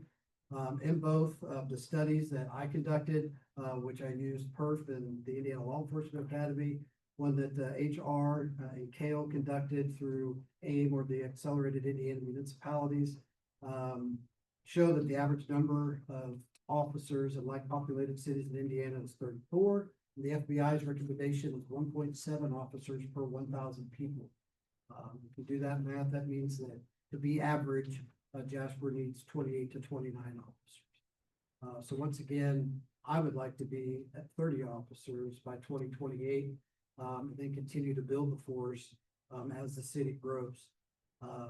So people ask, what would you do with these additional officers? Well, not only would they help answer the calls for service, but schools are already reaching out. We have 2 of our schools that don't currently have a full-time SRO. We have 2 SROs for all the schools in the city, in the school corporation.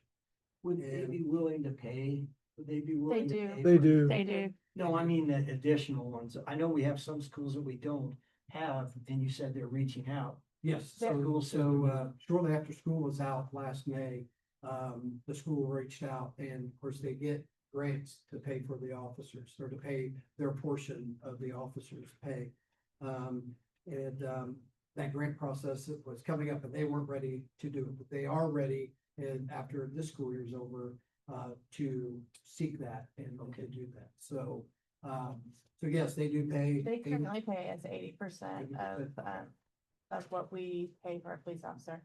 I think in the past, they covered the grant covered some equipment and cars, but no longer covers that. It's strictly wages, taxes, pension, and insurance. But we definitely want to keep our schools safe, and if they're willing to help us with an officer, we should look at that. I don't know if they have if there's any maxes on the amount that the grant allows, but like I said, so far they pay 80% per officer, so they request the dollar amount that I give them from that grant times 2, yeah. But I want to be clear, if we were to go with 2 more SRO officers, that's in addition to what you request.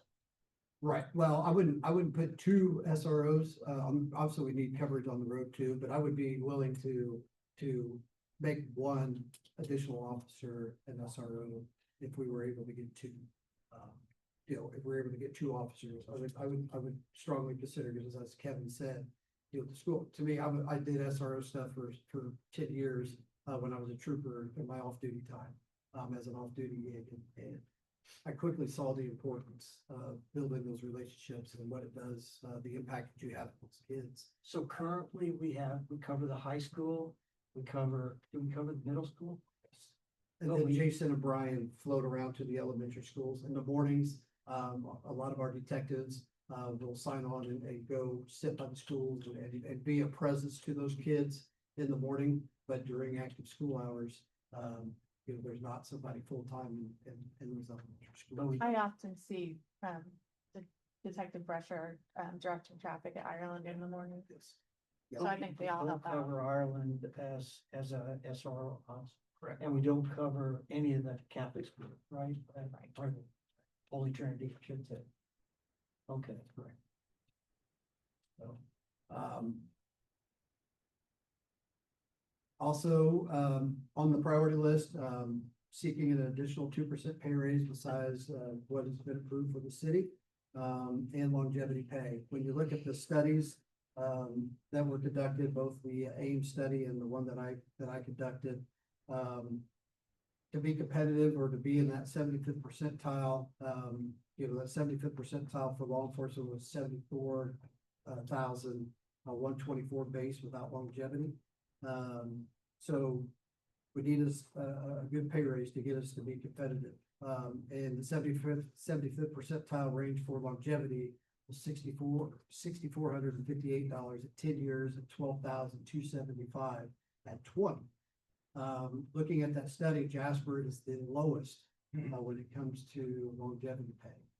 So asking to double, and talking with the clerk treasurer, asking to double what the city, what the police department gets paid as far as the longevity goes. And we were double, you know, at one time, when we added longevity pay for all employees. We kept the police department where they were, we went up and matched them. And with the intent of looking down the road of maybe doubling up. Never had come back to that. Also for dispatch, asking additional 2% raise and the availability to add additional hours to our part-time. So you saw when we had the manpower slide up there that we have part-time dispatchers. Our part-time dispatchers help fill that second seat in the dispatch without the city having to pay for a full-time dispatcher benefits and all that stuff. And we're very fortunate we have highly qualified people that are sitting in those seats. One being a former full-time dispatcher for us. One is a full-time dispatcher for the county that comes in and works on his days off. And then we have another one, or we actually have two that were used to be full-time. Beth came back to us as a full-time. And we have a brand new person that is aspiring to get into the law enforcement world at some point. She's not exactly where she wants to land, but she's starting out in the dispatch field. And so we've got some people in there that help us fill those positions. What I'm seeking is hours to equal 84 hours, which would be 3 part-timers working 28 hours, which is the max that they can work without having to get benefits from the city on average. So that we can have that second seat filled. In September, we are going to what's called geo-call routing. And geo-call routing simply means that any 911 call that is made within inside the city limits of Jasper will go through our center first. Currently, how it's set up is any landline 911 call comes into our center first. It's made within inside the city limits. Any cell phone 911 call gets shipped through the DuBois County Communications Center. So it'll be a little switch in the way those calls are received. But then we will, if it's a medical and it needs to be, shipped to the county for the dispatch of an ambulance. Dave's already had those conversations with DuBois County on how they want that process to change. It's pretty well how it's going now. We just simply, we hear what the call is, and we've got a line that we can just ship it directly. But the additional calls are going to increase. So just asking for additional hours for those part-timers so that we can keep that second chair occupied as much as we possibly can. And that's probably gonna help our response since we're gonna get the first call rather than wait for it to be transferred to us. So that should be a real benefit to us. Yes, and speaking to that point, I mean, the fact that we have our own dispatch center is a benefit. And so this geo call routing, it's been a project in the works for a few years now. And it'll be, I think we'll see a huge benefit from the calls coming initially and right into us for police and fire. Makes sense. If you're in Jasper, Ford, to come to Jasper. Yeah. Just makes sense. Do we have any issues where we send the wrong people out? Because it's going through the county or through. No, but where there is a delay or where there are issues is when you have an agency like DuBois County who is responsible for so many different agencies, law enforcement agencies around the county, fire agencies are all over the county, EMS, they have several stations that they have to dispatch. And so this geo call routing project really streamlines our response for police and fire. We won't be responsible for EMS calls. We'll still transfer those out to the county, but I think you'll see a noticeable increase in response time from our police and fire once this goes live. That's good for all our citizens. Absolutely. Next, I'm asking for an increase in our overtime budget. As I've said, we're different than other departments in the city. When a call comes out toward the end of our shift, or we get called out, it's not something that we can put off to the next day. It's something that we got to take care of. We can't just say, "Oh, I'm not going to take care of that domestic disturbance. I'll wait till tomorrow." Or "Oops, there's a drunk driver. I'm not going to take care of that person. I'll wait till tomorrow." We got to deal with it. We reached our max for our overtime just prior to Strassefest. At just Strassefest alone, we had 130 hours of overtime department-wide, providing the presence, and the coverage that we did there. So while all the- Comment though, your officers also get paid from Strauss and Test for a lot of the hours they put in. yeah, and that's not included in, that's the ones that get paid are the traffic auxiliary and those that are working in the beer garden area. The rest of us that are out walking the beats, and doing that stuff, are paid out of the city budget. So, but, But you get comp time as well. yes. It's right. And I just want them to understand that. And the issue is managing the comp time at the end of the year. you're exactly You know, right. that's why we added some overtime in past years. Try to offset some of that, but I think what we've realized is additional overtime would help us in managing that manpower. Becomes a vicious cycle. It's like you got you'll have the manpower, you've got that, as this time of year rolls around with vacation times and holidays, all that stuff, then you've got that additional compounding as people try to get their vacation time off the books. The comp hours on the books become You're only asking for 20 hours of overtime. 20 additional, 20 additional, 20 additional taking it to thousand. Yeah. 20,000. 20,000. It's more than. Currently at 40.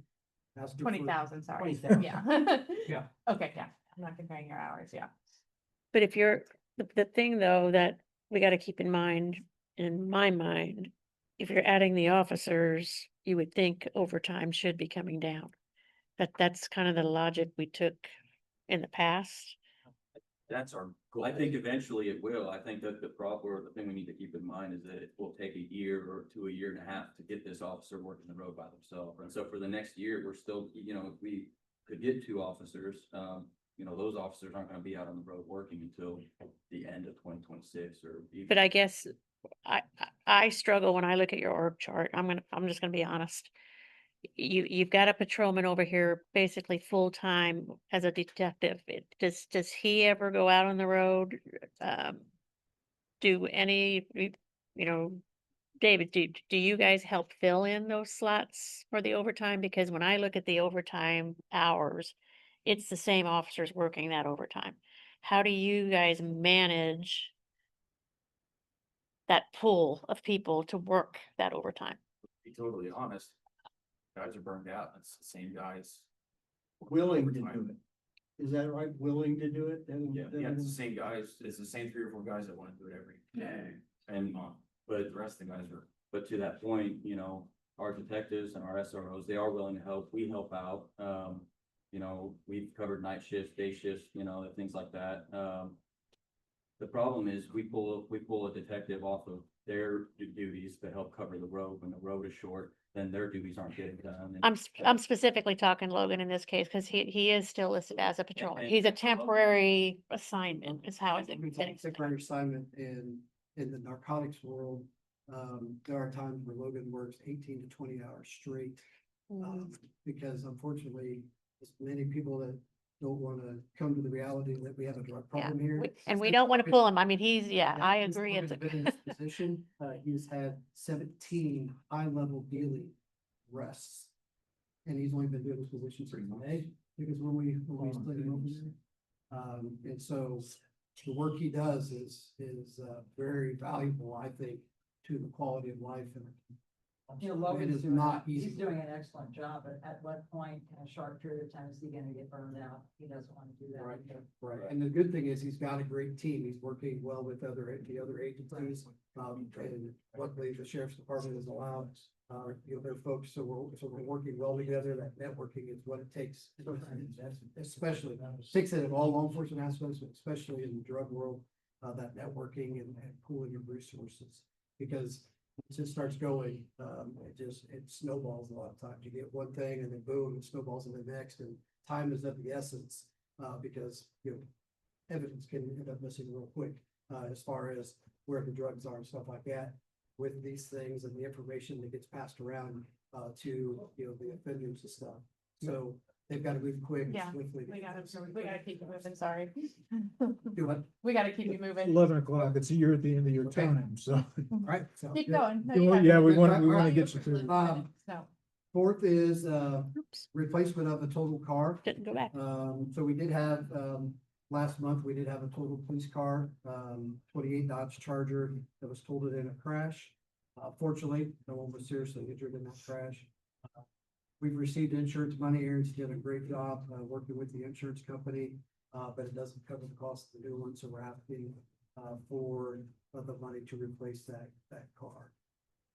In the Fifth is, meantime, is that officer using the pool car? yes, he's currently in a pool car. So we have two guys currently in pool cars. We had one with, one of the Durangos had some electrical issues. And there's still, as with any, whether it's a house or the Hobby Center, they got struck by lightning. The electrical issues sometimes are difficult to diagnose. So we currently have two of our guys in pool cars. Actually three, because Daniel's got one going to the academy. So our pool cars are being utilized. But yes, he was placed into a pool car. He's very grateful for that, but obviously, fleet wise, we want to get that vehicle. I'm sorry, I can't remember. That money you got from insurance, is that plus the 54,000? No, so that money goes to the general fund. Now it was $26,000. We can kind of adjust their budget for that $26,000. But it would be the remaining half of it that would still need to be covered, but we did put it in as. We earmarked it for that for next year. We didn't have.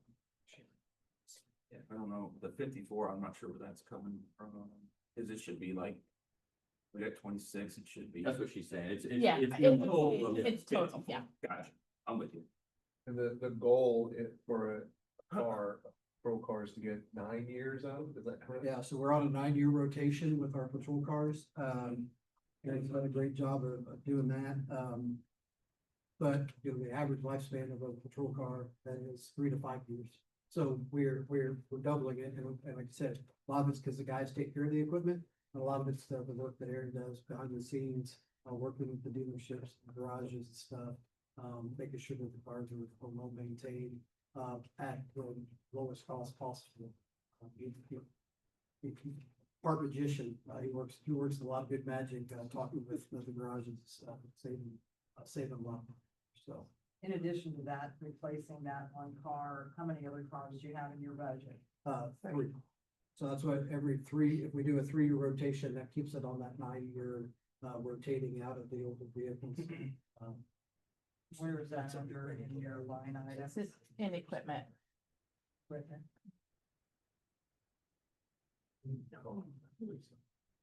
We budget 150 for the 3. Yeah. Is it okay? Okay. Next is a voice recorder for the police department, the device that records not only 911 calls coming in, but also all the admin lines in the police department. The one that we currently have is at its end of its life technologically, and it needs to be replaced. We've been told to budget 40,000 for that. We're waiting. The city is in beginning stages of talking about upgrading the phone system citywide. So we don't want to buy a piece of equipment that's not compatible with whatever the city might. But that's that 40,000 is for that piece of equipment, which obviously is a requirement. We want the 911 calls to be, what we're doing, keep praying that ours holds out. But we want the 911 calls to be, we want the detectives when they're making calls and on investigations for those conversations. So they can later go back and take their notes and stuff for other investigations. Next on the list is the Zetron console refresh. This occurs once every 5 years. While it's not mandatory, it is highly recommended by Zetron, and Zetron is our radio consoles in the dispatch center. What they do is they come in and they replace the hardware and update the components of the system. If, as it was told to us, if you elect not to do it, doesn't mean that everything's going to shut down. But what it does mean is if something breaks or something goes awry, we may have to find a part that's no longer made, maybe obsolete, or we may have to try to retrofit, which equals greater downtime in the 911 center, which is something that you can't afford. That just keeps us up to date. We know that our headphones have been topics of conversation. That's one of the things that they come in and they update along with some of the other hardware and stuff that's there. So that's 45,000. That's one time every 5 years that they recommend it. Just as technology advances, equipment advances, that's the way it goes. I know we've had the talks with Kirsten and Karma about these 5-year contracts, but that's the way almost every vendor seems to be going with things, which makes sense. I think in the long run, it makes it easier to budget for when you know that those costs are gonna be there and come up. But it does put you into a contract that it makes you have to pay those. Next on the list is painting the rear of the building, asking $7,000 for that. The paint on the rear of the building is falling off above our garage door that's attached to the building. There are some blocks that received some water damage prior to the roof being replaced. The roof was replaced this spring. So $7,000 is part of that. I know Kenny, I don't know if he's coming in next, but anyway, Kenny's gonna be asking in his budget for his part of the building. So it's kind of got to work in conjunction with each other, because the total cost is somewhere between 11 and 12,000 when you're working in the fixing of those blocks above that door. So we're asking 7. Kenny, I think, was asking 5 in his budget for his to try to cover those costs. Next is the steps around our facility. We have 3 sets of steps that lead in, 2 in the back, 1 in the front. They're all concrete and they're all cracking and failing. Kurt has done a great job. He got with the street department. The street department has agreed to save money to demo the steps. However, we'll have to pay someone to form up the new steps, which is estimated at $17,000. I wondered the other day after we met and talked about that on the steps, should we be pouring a ramp rather than steps for ADA accessibility? Is it easier for you guys if you've got to transport someone in or out? There is a ramp. Yeah, it goes down the sidewalk. So there has been talks, The parking area. you know, we just discussed, do we do away with those steps since we have ramps coming out both sides? But then we're like, it's gonna be awkward. Somebody looking straight at our doors, can't walk to the door, you know, they gotta go around to get to the door. So, but, you know, we do have 2 sets of ramps that run up to that main door. In the back, we don't have any ramps that covers the ADA stuff. 9th is roof replacement on the detached garage. We're still in the process of acquiring the old national, what used to be the old national storage building. That's the building on the south end of our parking lot. Looks like it's been part of the police department. I think they built it to, you know, kudos to them to build it to fit into, you know, everything there to make it look nice. But we are acquiring that. But it does have the original roof. The building was built in 1993. It does have the original roof on it. Fortunately, we have a professional roofer that works in our dispatch center, so I just asked him one day to give me his professional opinion, and he said if the company's doing it, it's gonna be about $11,000. If you can do it with volunteers and stuff, the cost of materials is gonna be somewhere between 5 and 6. So we're asking $11,000 to help cover the cost of putting that new roof on. And according to him, he did say that it has about a year left. So surprisingly, up to life in it, but good for it that it does. Additional security improvements around the police department. Once again, this kind of coincides with what Kenny's going to present his. Currently our key fob system, Kenny has control of it on the fire side of the house. Kenny is asking in his budget, we're still a center, but he's asking money to upgrade that system to a system that most of the city hall's on, parks department's on. Just makes key fob management a lot easier. We can just simply go into the system and add people to and from the key fobs and have better access. So once again, some of that's coinciding with what he is doing on that side. His side gets shut off and our side gets shut off with the current system. Other things that we would like to do is some window protection for our windows, adding just some layers of protection to make it a little bit more resilient around there and some additional cameras. Next on the list up there is increasing our training budget by $3,000. This is simply due to the increased cost of travel. Usually training, it costs somewhere between $300 to $900, just depending on what people are going to, but it's usually the cost of travel that's the most expensive, with the hotel rooms and meals. And so training is one thing that we don't like to compromise on at all. We believe that's what makes us the best of the best. That's what provides the best services to the citizens here. And our officers stay up to date with the latest techniques, methods, driving, investigations, interviewing, shooting, defensive tactics. And we want them to be the best for us. we'd like a general supply budget increase of 5,000. Again, that's just, the increase of costs, of supplies. We do our best to find the cheapest, we can, but the costs continue to go up. Our uniform budget, we've had to move monies around this year to cover that. Part of it is my fault, because they didn't plan last year when they were in here having discussions with you to have a guy from the outside come in and be the chief of police and have to equip him with uniforms and all that fun stuff. So, anyway, so part of that is my fault. But over the last 3 years, the uniform budget has gone over. Once again, it's due to the cost of uniforms. Just don't let it happen again. Yeah. It's due to the cost of uniforms and the supplies. We got several comments. It was very cool at Strawson Fest, and people from outside our area that commented that they were impressed with the way our guys looked, not only in uniform, but our physical appearance being fit. They wish that their police departments back home, took looking that way serious. So, anyway, It helps. looking, we do have. Yeah, that's very true. But we have a lot of guys, I'm telling you, we have so many guys that take it serious, and they do so much in their off-duty time to make sure they're prepared to handle the stresses and what takes. Chief, I'm gonna interject a second. On our restricted fund balances, we have it's $89,000 for continuing education for the police department. That's the, Where you buy your, you're currently using for your Ammo. ammo. So that is a place that you could increase your training if you wanted to. Okay.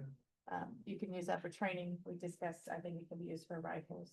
And it can be used for ammo. I can give you a list of what. You said it's 89 in it, Yeah, and then what, I guess we get 15 per year, is that how that works? I think we appropriate 15 a year. And that's where the money for your handgun Yeah. licenses goes, and that's about $11,000, $12,000 a year. I would think that might also serve us as we go through with officers getting this emergency response training, Some of that. that EMR or whatever it's called. Yeah, what the mayor's talking about is, Brent Burton, one of our officers, and a couple others recently went through, well, Brent was an ER nurse prior to coming to. But a couple of our other guys went through, some advanced medical training, basically the same as what the fire department guys go through. And so Brent did some research. I got with Dr. Sample at the hospital, and if we had a certain number of guys, and he only needed like 4 or 5, to volunteer to get this additional training, then we could be considered a basic life support medical non-transfer, which opens up some rating possibilities, but also increases, the most important part is it increases the level of care that we're able to give when we first respond to critical incidents. Brent put that out, and we have 10 or 12 guys that want that training, that want to be able to provide that service. So, but once again, it's not cheap. So Brent is applying for grants to help cover that, and that's what the mayor was just referring to, maybe to cover some of what we don't get the grants we have to around all time. So You may have to phase that in a couple guys a year. Yeah. Right. yeah, so but yeah, the training itself is like $450 a person, and it's weeks long. So Then it's the equipment, the can, bags. can we just refer to the document for the rest of the priorities rather than go through each one of them? Because we're already Yep. 15 minutes Yep. beyond. Yep. What's it been allocated here? Yeah. I do want to note, on this, if 2 officers were approved, I don't know how that affects your, uniform budget or your equipment budget. If you would need, additional equipment, that may have a ripple effect on some of these other, funds, just saying. I don't know, Yeah, if you would be there's- asking for more cars then if you had 2 more officers or what have you. We'll make it work. If we think car wise, with the 3 that we get, and we get the replacement of the 1, we'll be all right. Cars, if we did 2 additional. Just because of the pool car situations. So, And that, and the length of time it takes to get. guys. continuing education fund, I think, has been built up over time from handgun permits. And you guys are aware that in the past couple of years that we just get a certain amount now because of the handgun permit change. So it's been more than you get, eventually that will go away. It does go away at some point, I thought. It probably totally. Yeah, that Expires or- expires. I don't yeah. know when that is. Okay. Okay. All right, yeah, so the rest of them, I guess maybe I wanted to hit on the mental health services real quick, just because that is a hot priority of mine. And you may question as to why I have it towards the bottom of our list.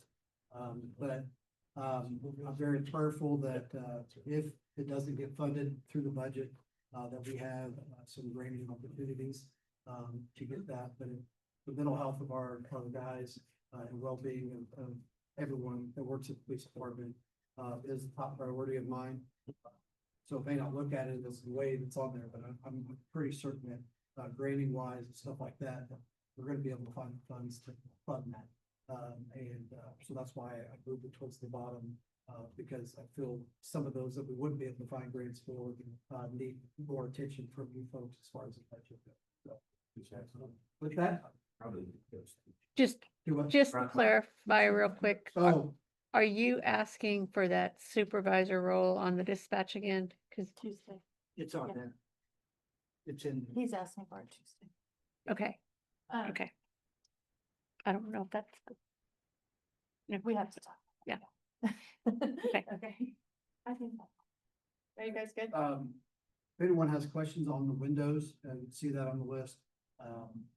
It was, put together a couple of years ago, the north side of the windows were, north side of the building windows were replaced. The, ones on this, or check that, the ones on the west side of the building were replaced, the ones on the north side were not. The windows structurally are okay. It's the ones that twist when you open them, they pivot, and it's the weather stripping that is just decayed. But what we have found is when you get them closed and leave them closed, which is really isn't easy to move the windows, besides if the air conditioning would quit or something like that, we need to ventilate. But as we told the guys, don't open the windows and holler at somebody if we're up in the training room. Oh, don't forget to bring your handcuffs or something like that. It's like, call them on the phone or something, leave these windows closed, sealed up. So that's why you'll see, is it a necessary part? Yeah, but I felt, with the needs of manpower, needs of the items that we've already talked about, that was a lower priority, because they are functioning as it should. However, they will need to be replaced at some time, they're 30+ years old, so. Anyways, just want to give you a brief, description of those windows. Do we need to say anything about benefits or? I think Kel was gonna bring some of those things back. Yeah, there's several other items, Kale, I don't know exactly what Kale's gonna talk about, I'll say I can't speak for him, that we were, looking for. Some of those I know we're still in conversations with him on, so hopefully with what Kale, talks with you all and what we're able to talk through over the next year or so, we'll have a better list. I think he'll bring them up to those things. He'll bring up. As always, available for any questions, anytime you guys, want to come by the police department. Anytime, a couple of them mentioned doing ride-alongs, telling you the guys eat it up. Mayor, Kale, you guys want to do a ride, because they want to showcase the jobs that they do. They want you to see, some of the challenges and some of the cool things that they get to do. So if you guys, I want to extend that offer, if you guys want to do a ride-along or something, the guys, doesn't have to be a whole shift, maybe a couple hours, if you want to get an idea of what they Bill, there you go. do and what we're seeing out there, feel free to reach out to us. We appreciate Your it. wish list is 611,000, we don't have that much money extra, so. Right. Yeah, I know you guys have tough decisions, and that's And why, maybe we put it back to you to make that decision instead of us making it. Sure, you are. That's why we prioritized them. Yeah. yeah, that's Need why it's manpower. prioritized, so start at the bottom and, you know, We do appreciate what all you guys We do do, yes. and your officers. Thank you. It's important to our Thanks for community. supporting We us. appreciate it. Means a lot. thank you. Thank you. Thank you, guys. Thank you. Thank you, guys. Thanks for all the work going into this. Thank you, Carl. Yes. Thanks, guys. Thanks, Kirsten. Thanks. for- David, thank you for updating all the org charts again. Helps a little more in depth. Oh, that here. Piece of chocolate takes all of us. Yeah, take that chocolate with you. Yeah, we're kidding, Blake. Thanks, guys. Thank you. Have a good one. The one thing to note with the police, the public safety tax does not cover police. That was a big aha for us. Big change in the public safety tax, what it does. cover. The public safety, it goes toward fire, EMS, That's it. That's it. not police. Public safety. Yes. When Baker Tilly came for their presentation with the TIFs, Huh. they talked about that and verified it. And that was just, Does that include dispatch though when that change comes about? I don't know. I couldn't that- answer the dispatch. That's a good question. I couldn't. That's a yeah. clarification question. I just want to start out by saying that, Kenny's budget, the power truck is, the way we decided to show it is still on the table for this year, so, if that were not to happen this year, then that would change the 2026. But the money is appropriated and budgeted for in 2025. And I think I sent an email out about whether or not we want to proceed with it, and I only heard that from 2 of you, so. Yeah. But that's a decision that needs to be And made. you also said At some that like, if you order it, it still takes 3 years. 3 years, Right. yeah. But if we get it under contract, then we would encumber those funds until we got it. And you have to have the money up front, correct? Right. Yeah. Yeah. And we do, the 600,000 from, if we earmark the additional 600,000 from edit, then we have the money, assuming it doesn't come in astronomically higher. I assume the same thing for a pumper down the road. It's gonna be 3 years out, whenever that order's made, because they're really backed up with trying to get trucks built. So my suggestion would be that we move forward, get it quoted, get it under contract this year, so we don't have to do additional appropriations next year. But that's, again, your guys' decision. Okay, go ahead, Kenny. Go ahead. Yep, hey, just to start out there, the slideshow that David Bird put together for us. And we talked about this at the council meeting earlier this year. This has not changed for many years. These guys have been in that same spot for, gosh, minimum of 3, 4, 5 years. So there will be people moving off that in the future, and Matt Warner has actually indicated at the end of September that he'll be leaving the fire department after 20 years. I know Mike Stewart's got 38 right now. Wayne's got 12, JX Stein's got 26, Tim Berger's got 34, Mike Talley, I think, is 32. Layton's got 10, Josh Dooley there's got 13, and Brad Hinckley has 17, so a lot of years there. So you're gonna see some change there coming up in the next few years, and there's gonna be turnover, which is good. There's good people in line to do seeing those roles, so. You've got a good succession plan in place. We do, yeah, it looks really good for us from that point, but that has not changed for many years, so kind of a good thing for us, but. And that slide there's our overall operating budget. Our supplies and service charges are basically identical, but the personnel services. Is quite a bit there. And it's just all the maintenance required and the certifications for the vehicles. Everything that we need to do to meet ISO standards, is really important there. There are some of those costs in there, so, but, yeah, any questions with that? So, and then- This graph doesn't depict it quite right, does it? then what? Says over 70% of the operating expenses are equipment. Oh, I did not It's change. supposed to be It's supposed to be personnel. personnel. I- Too many late nights. So what should that be then? Just change it to personnel. Just change the word equipment. It's not to equipment, it's personnel. Right down here, or over there. I apologize, but good catch there. Oh, yeah, I see where it is now. Okay, and then, the next page is kind of shows the same thing there. It's got the 24, 25, and 26 proposed budgets. In there as well. And then on the bottom there, it talks about the tower truck, the funds that are there. I think the 250,000 is in this year's budget to go towards that truck. The 480 is the team cap funds that are already in place. And then the edit funds, that are also identified for that purpose, so.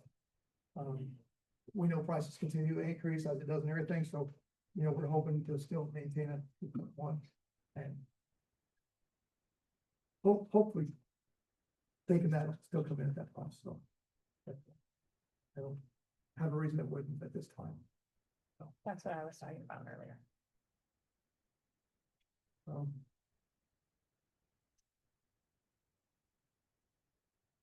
And then the next page, is our, 2026, proposed budget, some items that we're looking at there. Our wages have gone up. As of today, we're up 63 calls over this time last year. Run volume is just, we're just busy. You know, more buildings, more people, more apartments, more calls, more, EMS is the same way.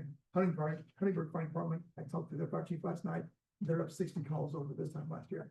So we're all in the same boat, everything is just increasing and, so. getting Are ready they for- fire calls or medical? A lot of medical.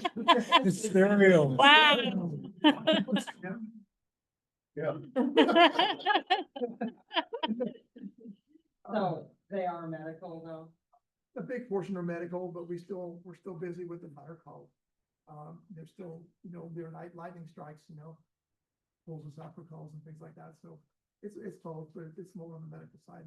Medical side's a higher percentage of our. How often do you actually go to a fire, actual fire? I think we're probably about 10 or 12 calls this year. There were actual fires that we did. Remember the house up on 13th Street?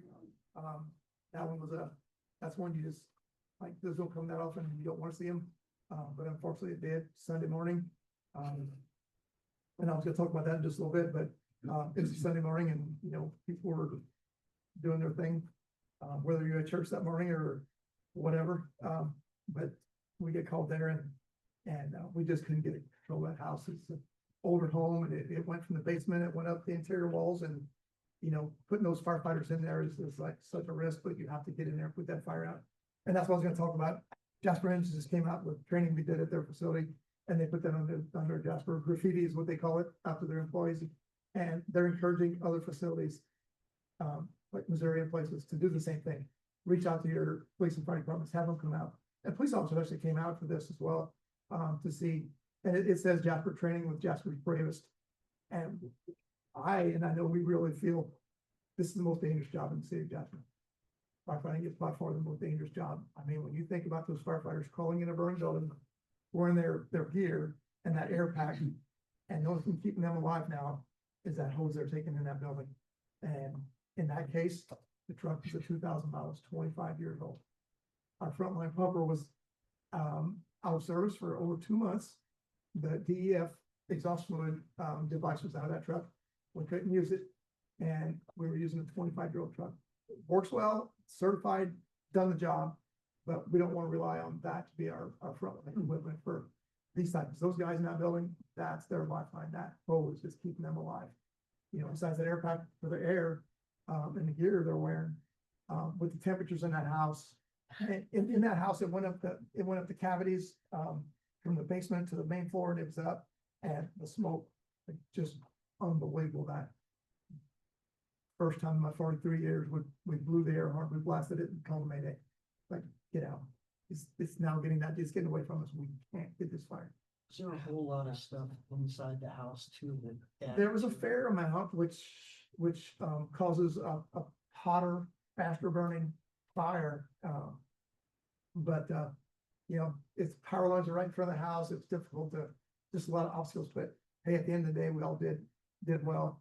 Everybody But, stayed safe too, right? Nobody- yes, oh, yeah, we had one of the occupants requested an ambulance and one of our firefighters was starting to get dizzy and lightheaded and we had him checked out by the ambulance as well. But other than that, everything was fine, so, but it's very dangerous. What we do is not to be taken lightly. It's very, very dangerous and gosh, of anything we do, I don't like house fire, like infrastructure. Don't like that. That's till it's out, it's scary. You don't know what's inside their home. Is something gonna explode? You know, is the floor gonna fall through as we've seen in a fire and things like that? So you always want everybody to go home safe. You don't want to go. And the equipment your guys wear is not lightweight. They have pounds of equipment that they're wearing. Correct. And I will tell you, and Mike will agree, everything is middle of the road. We don't buy the most expensive and we don't buy the cheapest. We are all middle of the road. You know, keeping finances in mind that, you know, we can't sit there and We don't have a house fire every day, so. Chief, you mentioned did the DEF valve or functionality there it's a new requirement on the equipment. Old Right. equipment doesn't have it. And it's created some problems. Anything after 2014, that's a diesel engine. it's gonna have it diesel exhaust. Yep. And we would love legislation to remove that from these vehicles. And federal vehicles don't require it, but everybody else does. And it is expensive. It's $30,000 a truck extra to have that on there, and it's required. I mean, you can't get around it. So when you've heard me say before, that we want to keep, I would like to just keep the old tower truck, even if we take the tower off of it. Right, In there, that's one of my reasons. That truck is gonna far outlast any new one you buy today. right, yeah, I mean, there's no question in my mind. right, yeah, but the age to it and everything, and then there's other things to go with that. So I don't disagree, but at the same time, It's an analog truck in a digital world. It's easy to fix. Yeah. like I said before, it won't fit anywhere else. We'd have to figure out where to put that truck. And because- without the tower, the size of that truck is like. Everything's interconnected, so the pumps, the hydraulics, all that would have to be rewired. And as a former truck driver, that truck is a beast to get around town. It would be very limited where it's gonna go. Yeah. It is now. So, but anyhow, so our salaries and wages have increased because things have gone up, and I think there was a slight. We also input the 3% increase on fire calls and EMS calls, which is typically, in the past, we don't do that, but we did do that. In the 3% across the board increase.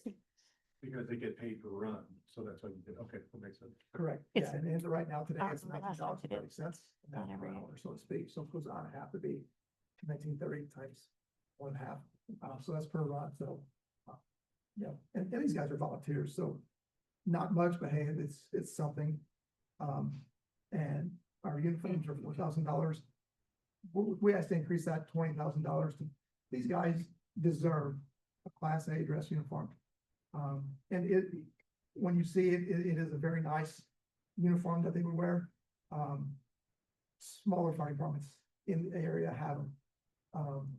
And we don't, and when we go somewhere, like, it's disheartening to the guys to see like, wow, Petersburg's got these. How would that look compared to what they wear now? It's like a suit coat more, and like, based on your rank, there's like mine would have gold rings, and Mike's would have some, and things like that, just be a classier. It's more like a suit right now. They wear like a white shirt. Right now, they wear a white shirt, and we have, That shirt would be underneath, Yeah. but yeah, it'd be the same hat, and things like that, so well deserved, and I guarantee you there are some firefighters that have passed this last couple of years that they would have been buried in it, with the amount of pride that they took in the fire department and the years they put in.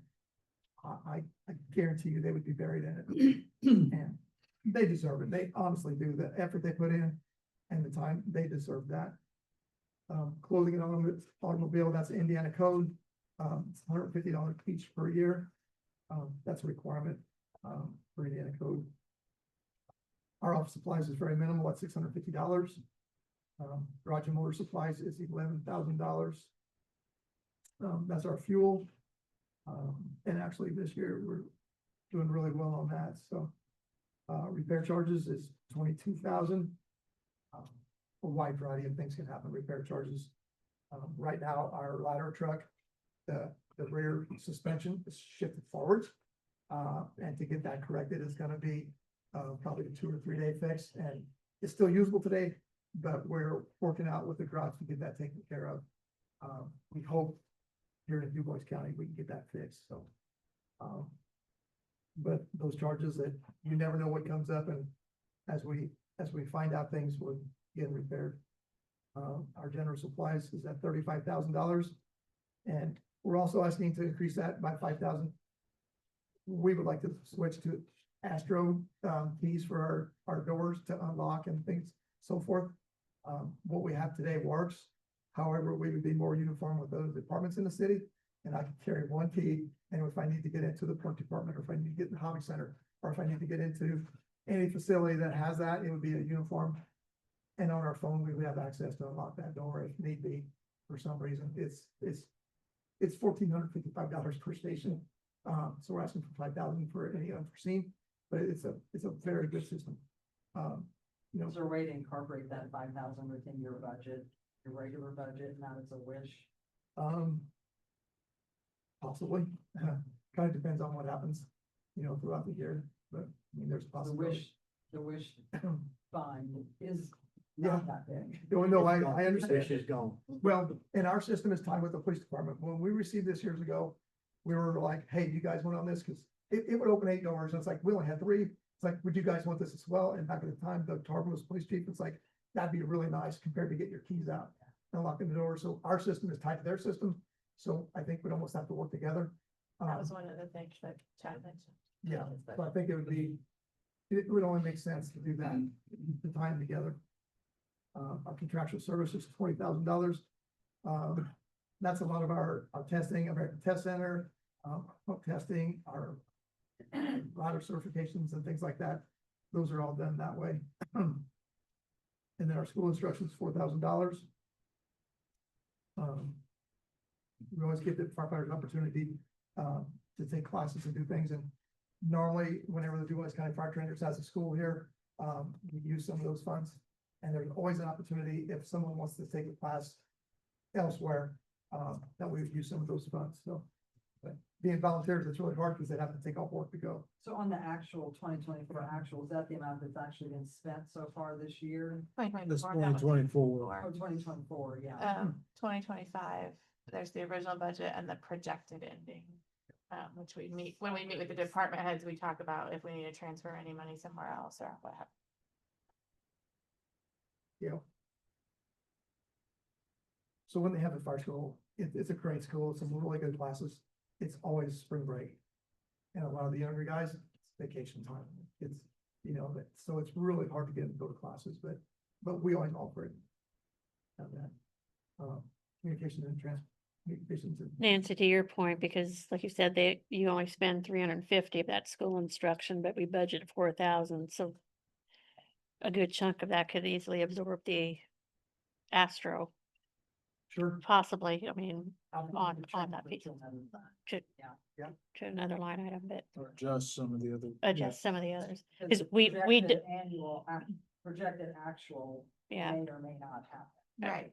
And Kenny, from what I've seen since I've been here, you've always had money left over at the end of the year, so Absolutely.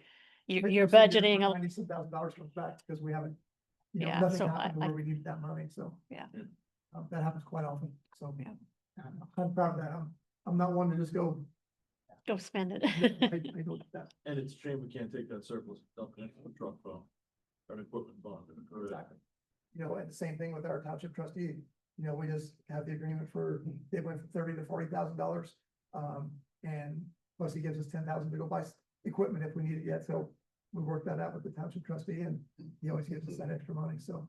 Like, and it just goes to the general fund revenue like everything else. Just like the trash Fund. stickers, that doesn't go to Jeff's budget, it goes to the general, Yep. it's helped to And fund this is next year's what we're trying budget. to get. One of the garage doors was taken out accidentally, and that is gonna cost us $8,700, which we just working with insurance.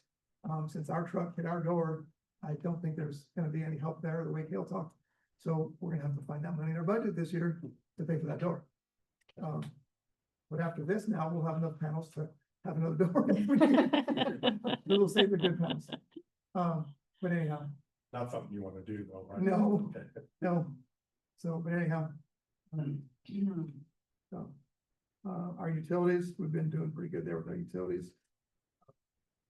Garage and motor repairs is at 18,000. We did decrease the communication and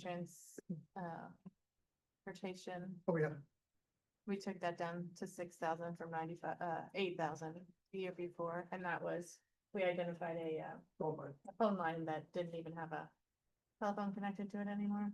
So we were able to get that canceled, but paying for something we weren't using. Yep.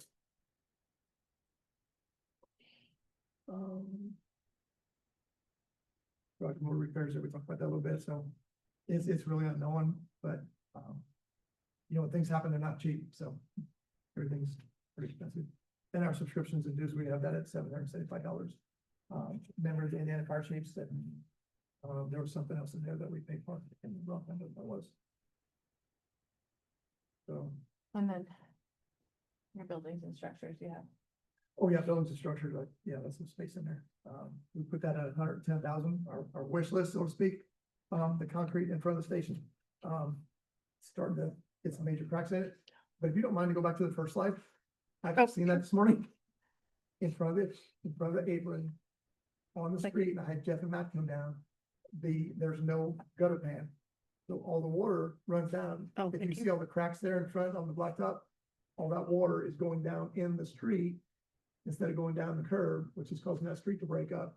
So Chad Herm looked at it as well. We feel if we change the elevation a little bit and the street department, if we put new concrete there, it'd be over to right where the edge of the white truck is. If we put that new concrete in there, get that gutter pan back in, the water would run down the curb instead of filtering down under the street. So Chad identified that as about $70,000 to do that. It'd be new concrete where the trucks are setting, and then the gutter pan, and then the street department would have a small repair next to it yet. Because that's not going away. Is, maybe a silly question here, but I know it's one department or another, but is that really your responsibility? I mean, should Well- that be the street department, or am I? Well, the concrete apron is probably on the fire department because it's on our property, so to speak. But we thought about sidewalk funds. You know, could we use some of those funds to repair that concrete there, and have that fixed? Apply for the 50/50. It's really shot. But until that gutter pan is put back in, and that water can continue to run in all those cracks right there, causing that street to deteriorate. And honestly, the first truck that pulls out there, if they come out a little aggressive, they actually dig into that blacktop. So we need to change that elevation a little bit too. That's why Chad Herb's looking at it, and we're trying to work with Jeff and Matt. Until that concrete is replaced, it doesn't make sense to come in here and try to fix that, because I thought there was a busted water line, is when I reached out to Matt and Jeff. And it's like, nope, it's that concrete, there's no gutter pan there.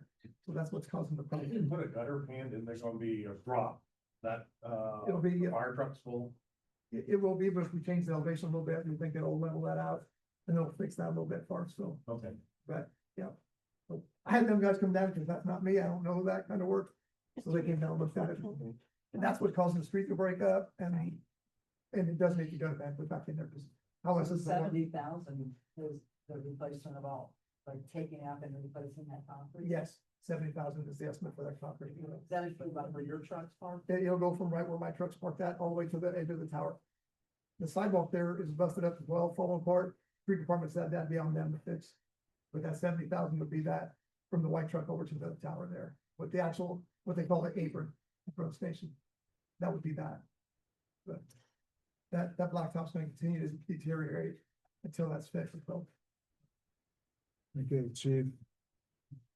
Yep, and then also on there, we had the north side, fire station, the roof is leaking there. That needs to be replaced, we had that at 35,000. This year, the south side fire station is leaking, and that is scheduled to be done early October. I talked to Austin yesterday at Schmitz, and they will get that early October, get that replaced. And that price is $29,750. So I budgeted 35 next year, just because price might go up a little bit. And then the other 5,000 is the back wall at the police station, fire station. If you drive through that alley, you'll see what we're talking about. It needs help. And they had an estimate prior, for a little bit of concrete work and painting that at $10,000. So we would share the cost with them. So that needs some attention. And I don't know why the priorities didn't make it on here, but. Oh. I think I had checked that out with the, on the last page, yeah, sure. Yep.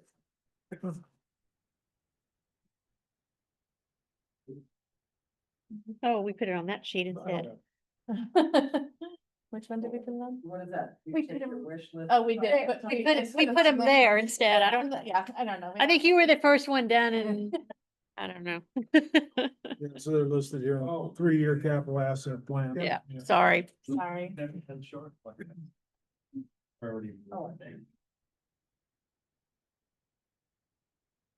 So it would be your tower truck, your new uniforms, the ladder truck, et cetera. And again, I think, the safety tax that could go toward the fire department is something we have to coordinate with the county. it's not something that we would be able to implement on our own. It is something the county would have to implement for us. What is that? That's safety tax. Oh, So That'd be for again, the whole county though, right? That'd be for all the. right, and all the departments are in need at this point. Yeah, I think there's 5, is that right? As of today, there's 5 fire, law enforcement, EMS, dispatch, and Not law enforcement. not law enforcement. I thought at one time, like, the, I don't know, what's it called? I don't know, one of the other things in like probation or something like that. I thought they could get some down there. Prosecutor's office was talking about that. as well. Prosecutor's office, yeah. They are involved, included. That's what we got. I've got So a was note. that just a misunderstanding or was that changed? It had changed at the last minute in the legislation, so we gotta see where that landed. So on here on this wish list, we got the radios. Those are ones that we've mounted in the fire trucks for the 800 system. I'm gonna hold off on those. We think we get some $10 money this year, we can get 2 of them. EMA had a grant where they got 2 of them for us this year, and those are installed in the first 2 trucks out. So those are great, they're working well. Wish everything had it. They're applying for that grant again. So if they get 2 more again, we pretty much can remove that radio thing. We'll be getting close with money that Ken Buck would give us and with the money that, from the EMA grant, we could do away with that, so. But Yeah, Ken Buck is a township trustee, so. Yeah. Just for It's, clarification. it's like this year's contract's for $30,000, but then he gives us another 10. And this year he said there might be a possibility to go up to 20 with that. It's like that was, Plus the other 10 that you said for equipment or something? well, it's 30 is the contract plus 10. And this year he acted like there might be another 10 yet. So he's going up to 40, yeah, Yes, so On the next year it'll contract. go to 40,000 plus 10. plus 10. So So this year he thinks he might have an extra 10. this year might be an extra 10. So if it Why is, all of a sudden he has extra money. I, use it or lose it.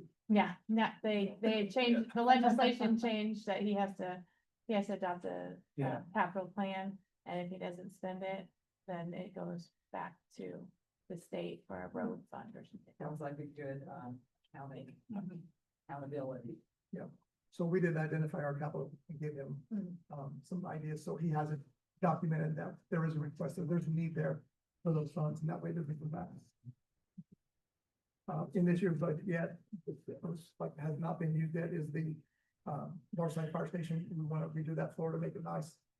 Ceiling tiles that are stained from water leaks and the lights are hit and miss whether or not they work, so that's already in this year's budget. We just haven't moved forward yet. And then as well as the radios. You're next. You're not. Welcome. The radios. Limited time. Sorry about that. No, you're good. So anyhow. I know there's no sheet here for that retirement stuff, that we're not talking about that at all. Well, that wouldn't affect the budget. We can talk about that real fast. Yeah. So every year, oh gosh, I gotta think about this for a second. The city contributes, to the firefighters. We have a firefighter retirement fund, and however much the city contributes is dependent upon how many calls that you go on. So Right. if you go on 80% of the calls, 90%. 90% of the calls, Yeah. you get $1,000 in your retirement fund. And then you're vested after 10 years, 20 years, forget now. 10 years, you get 50% of those funds. Okay, 15 years, you get 75% of those funds. 20 years, all those funds are yours. so it's an additional sort of perk or something that we do for the volunteer firefighters since they're not pension eligible for a pension. In the budget, there's $39,000, that's $1,000 per.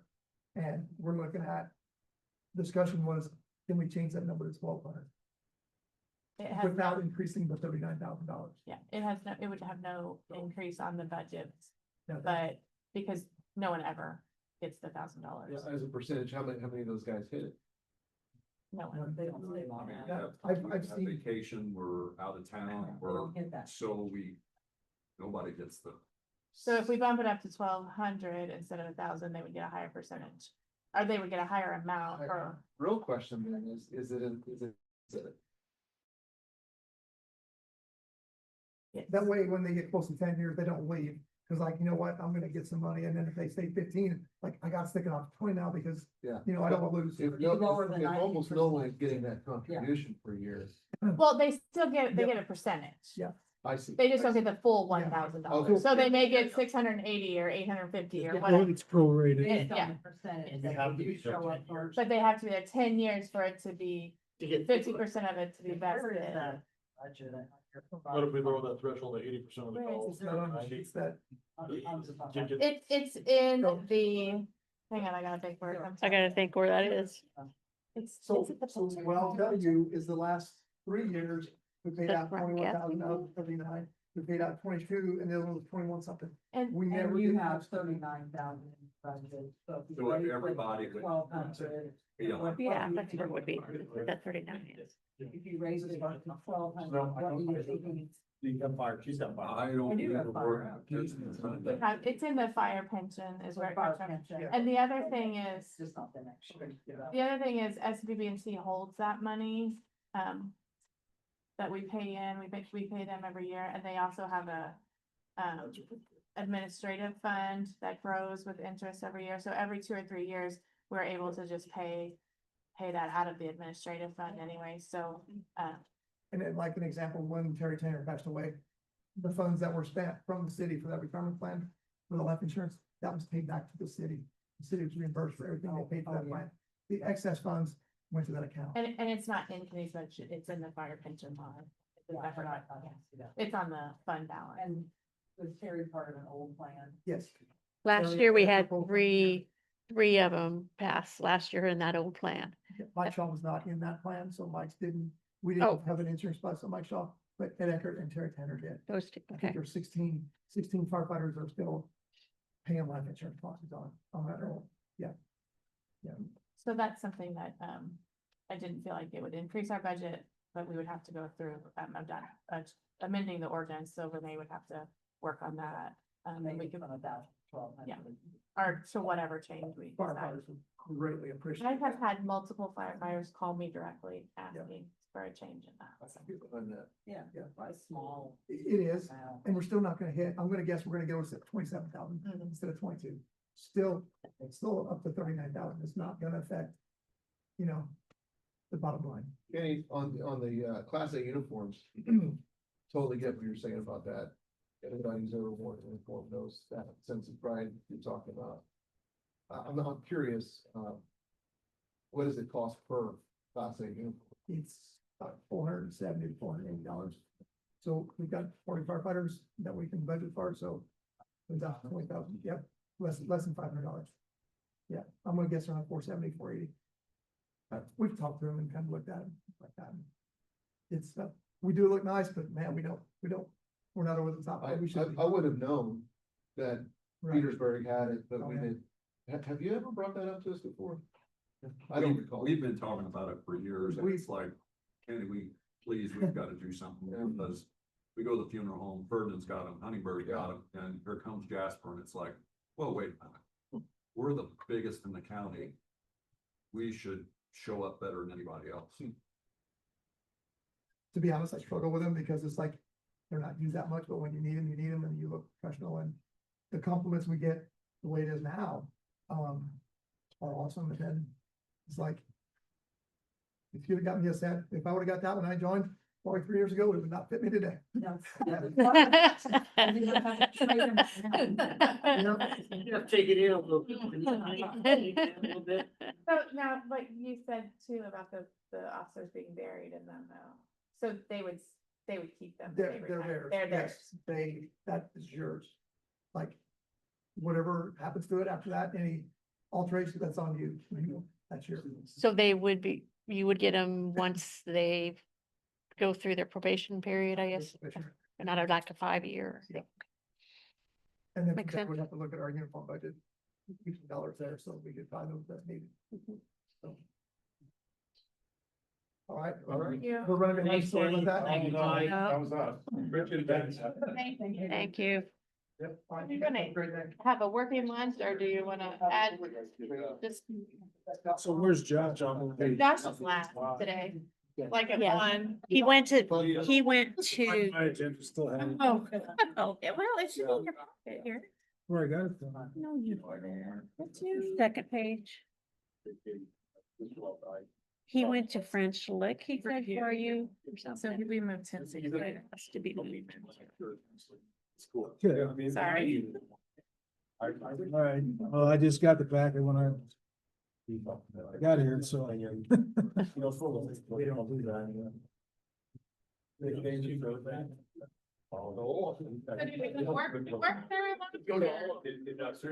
Take a break or?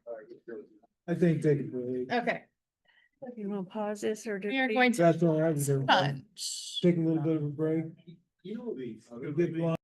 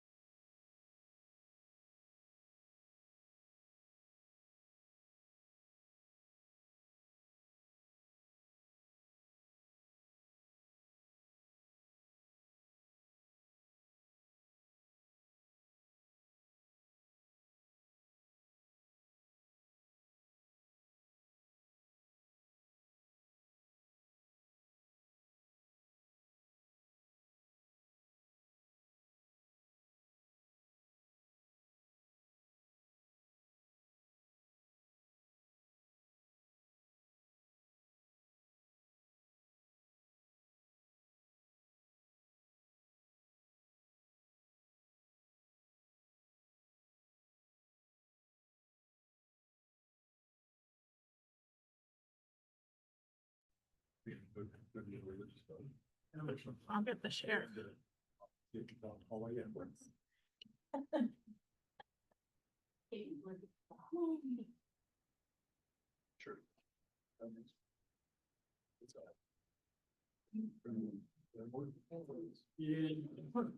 Mayor edit tip, I think, is where we'll go next, right? Yeah, yeah.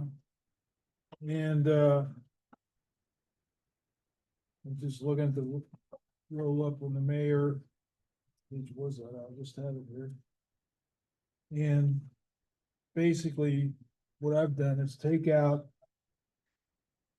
I think $30,000 in the promotion of the city fund that we had in there for the 40th anniversary celebration of Bob this year. So for next year, I don't have that. Did we use all that? Not all of it. Okay. Yeah, well, they were here for a week. And we paid for everything. We paid for the reception over at the center, and we had a bus trip, we had tours. There were some things the Strasser Fest committee paid for also. Yeah, there are different, the partnership, sister cities, everybody was contributing toward it. But, we had some expenses there, gifts, those kind of things that we're all involved in. That was a one-time every 10-year type situation. Otherwise, I'm pretty flat on everything else. Wages did go up. I think $5,000. And that's just to accommodate the 3%. Yep. And the extra week. And the extra week, right? Good point. Then on, So when you go to, speaking of that extra week, so you have to bump everybody's max up, so we get 2% next year. Well, the max is by week. yeah, good point, John. The extra week, you just multiply. Good point. Then, we talked a little bit earlier about edit. And what we did on the edit plan, that's on page 71. I'm seeing, Oh, of your KBS sheets. what we did there, this doesn't reflect it, but we're just, as we go out, we're eliminating. Because in 2027, the last year for it, we didn't want to put any projects out there that edit was going to be required for. We felt like edit and TIF both were the funds that we would use as backup to our property tax until we know where we are. Going long term, till there's some stabilization in funding. And so things are taken off the plate where the Regional Wellness Center, future funding with the bond for both TIF and edit. I looked at 200,000 TIF annually up until the pool was paid off, and the pool would swing over to that, but that's all gone now. On the edit side of it, we're still paying on the cultural center. And that's got to be built in. It's supposed to be factored in as the legislation came through to where any existing debt that we had committed edit to would be incorporated into, I don't know if it's a property tax or where it's gonna go. It has to be We incorporated can't in. just take it You away. can't just take it away. So that's the only one that really is large and looming out there, and that finishes out in 2030, I think. Yes. Right. So Yeah, there's because about a 3-year overlap on that. But the others have been eliminated. Street we kept in there for the next couple of years. I think that's the 325, The isn't it? 325 remains in there until 2027. Yeah. And then I have a note on the edit plan that at that time we need to find a replacement. Yeah. And do we have enough in there to up that, up the street? I guess, the discussion that I had with the mayor was, if you take our brand, our budget should support what we're trying to do there. We should make sure that we are covering the things that we wanna have. And if we're falling farther and farther behind in that particular area, and he's not adding anybody, which I think he should, but he's not. We're, right, look. We just decide what we want. You gotta pay for what you want. Well, and I guess, It will run out, that's the thing. yeah, he's got That his was the- his permanent part-times during the summer. That's when you do need to do the weeding and that. Is that where he needs it? Because really- do you need it full-time throughout the year? I mean, cause he's been down 2 people. Cause with the Yes. pause. Yes. And now he's finally just those 2 recent hires. So he's been down without them all year, that he's made it. But he needs them coming into the winter months. So I think he does a good job of managing his people. I think the permanent part-time for the summer. So, Yeah. If he Yeah. does need another employee in the winter, I mean, consider that, but, Or could you do a part, maybe somebody wants just that type of work, or yeah, right. and save the benefits. So you only had 3 this summer. He said he had. People don't want to do that There kind of were, work. but I don't think they had a lot of applications. Yeah, that's it. Yeah. And we got park guys too, permanent part-time guys, so mowers and run for us at the golf courses. And Maybe those guys should be the ones maintaining the trail. That's where the action to consider consolidating into a mowing crew.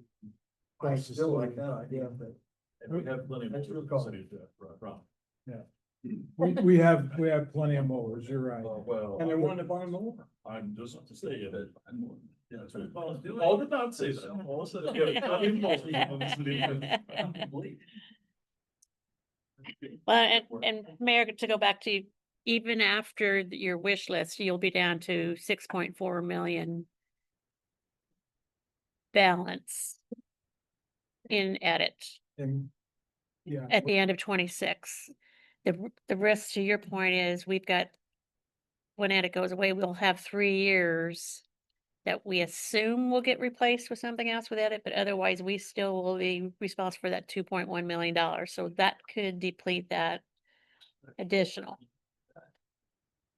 Yeah, You would hope. you but would hope, but we don't know that. We could at that time, we would have three more $714,000 payments on the cultural center. We could at that time pay off the balance, or if it's not replaced. I mean, there's a healthy edit. Yeah. That's why we've eliminated any projects and any activity from edit supporting the budget. Yeah. In the past. His Well, we his did multi, edit money for several years, and that's why we were able to get the parklands. Seriously, I mean that, yeah, because we didn't borrow money or anything. he's getting the money back from what he put up for the multi-trail, because we needed that money up front, so that's getting, that went back. And you used a Yeah. healthy portion of it for the phase 2 of downtown. Mhm, yes. I think we need to be prepared next year this time, be sitting down, having a serious conversation about the lid, because I don't want to come into a 1-year deadline where all of a sudden, like you said, we don't have an overlap. Right. If it Yeah. takes them a year to get us the money on there, we need to be having that conversation Next year. prior to. If it doesn't change. If before it doesn't then. change. Absolutely, I Say think, as I soon think as we they gotta see where change- legislation falls in the next session. What we're gonna actually have, what the game is, then we know what we need to do with the lid, Yeah. or even a wheel tax, That's or right. a safety tax. We No, would we're not be able to function without the income Replacement. tax going to the general fund and to this edit fund. So You what know, was so the. Or maintain our general levels. fund, That was a key that she mentioned earlier. There's a lot of it that goes to the general fund. This is a separate, Mhm. and we've got to at least replace that general fund portion. Sidebar conversation, if it can, we have to do that as a lid as the city, or can the Yes. county, can Dubois County come back in and say, okay, well, here's our lid, Jasper, this is your portion. Nope. No, No, it's they- on us. They It's can on use us. theirs if Doing they it. want, and Right. we can add our. Right. would the county be doing a separate lit tax? Yes, yes. That's why it's They do important. now. So currently, what is our county? Ours is included in theirs, right? Yeah. I what- sent it to you guys. You know what our 1.2%. Right. 1.2 0.2 goes to, it's about 0.15 goes to the new jail. To pay that back, otherwise it's 1% across the county. And then, Are you asking what percentage ours out of that one? I don't know the answer to that. I don't know the answer to that. So moving forward, if we pass a new one, we would probably want to pass it at about the same rate we're getting now. The same dollars at least. We'll figure out what dollars is divvied up Yes. within the county. The county gets, Huntingburg gets, Ferdinand gets. And try to make sure that we've all got that same amount coming out of it. So each incorporated town will have to pass their own separate. Huntingburg and Jasper will have to We have pass to do their that own. every The year. county has to Right. handle Ferdinand's and any smaller towns. Because of their population. Population. And on the wheel tax, are there stipulations on how that can be spent? Is That I don't that know. for like public works project, road project? It has to be sent for, spent on road projects. Road projects. Projects. Yeah, I think it's in that. It's like the MVH Yeah. now. And that wouldn't be hard to do. No. So probably that would be more street department. Yes. funds. Yeah, And- I think that's one way we get our streets maintained in the long term is through that. The other thing to remember, and correct me if I'm wrong, I think the lit is we have to reapply every year. Right, Because right. right now, and that's gonna go against, for bonding purposes, I would have, We can't bond against a 1 year. a 1 year commitment. So we can't use that income tax right now for any kind of. Every year we have to pass a lit. Yes, The way it's written now, unless they come back and change, Isn't something, all they're doing is transferring it, you're just moving you're it. just moving it. We still take the same amount of money to run our city and they're just moving it over here, so now we gotta do all this other. We get to be the bad guy. What's Yeah. great at the end of the day is people It's not will gonna be save the paying more taxpayer. in taxes than they would ever have paid in their property. that's Oh, what, sure. that's what we want to Every day. avoid. For sure. That's But why we've that's got to what work collaboratively with the county and make it right. You're gonna save $200 and it's gonna cost you $450. That's That's exactly right. And Yeah. that's what Comes from us instead of the state. If your property tax goes down $300, but your income tax goes up 500, Yeah, You haven't saved a dime. you've lost a couple $100. that's what's gonna happen. And the I've bad saved part, money because I'm not getting income. I was just gonna say, the bad part about it is a lot of us here are gonna pay it because we're retired. Yeah. But the burden's gonna be pushed upon the people who are working that probably need the money the That's most. exactly right. Yeah. And that's the thing that's. They're the ones that are driving the vehicles and have the extra tags.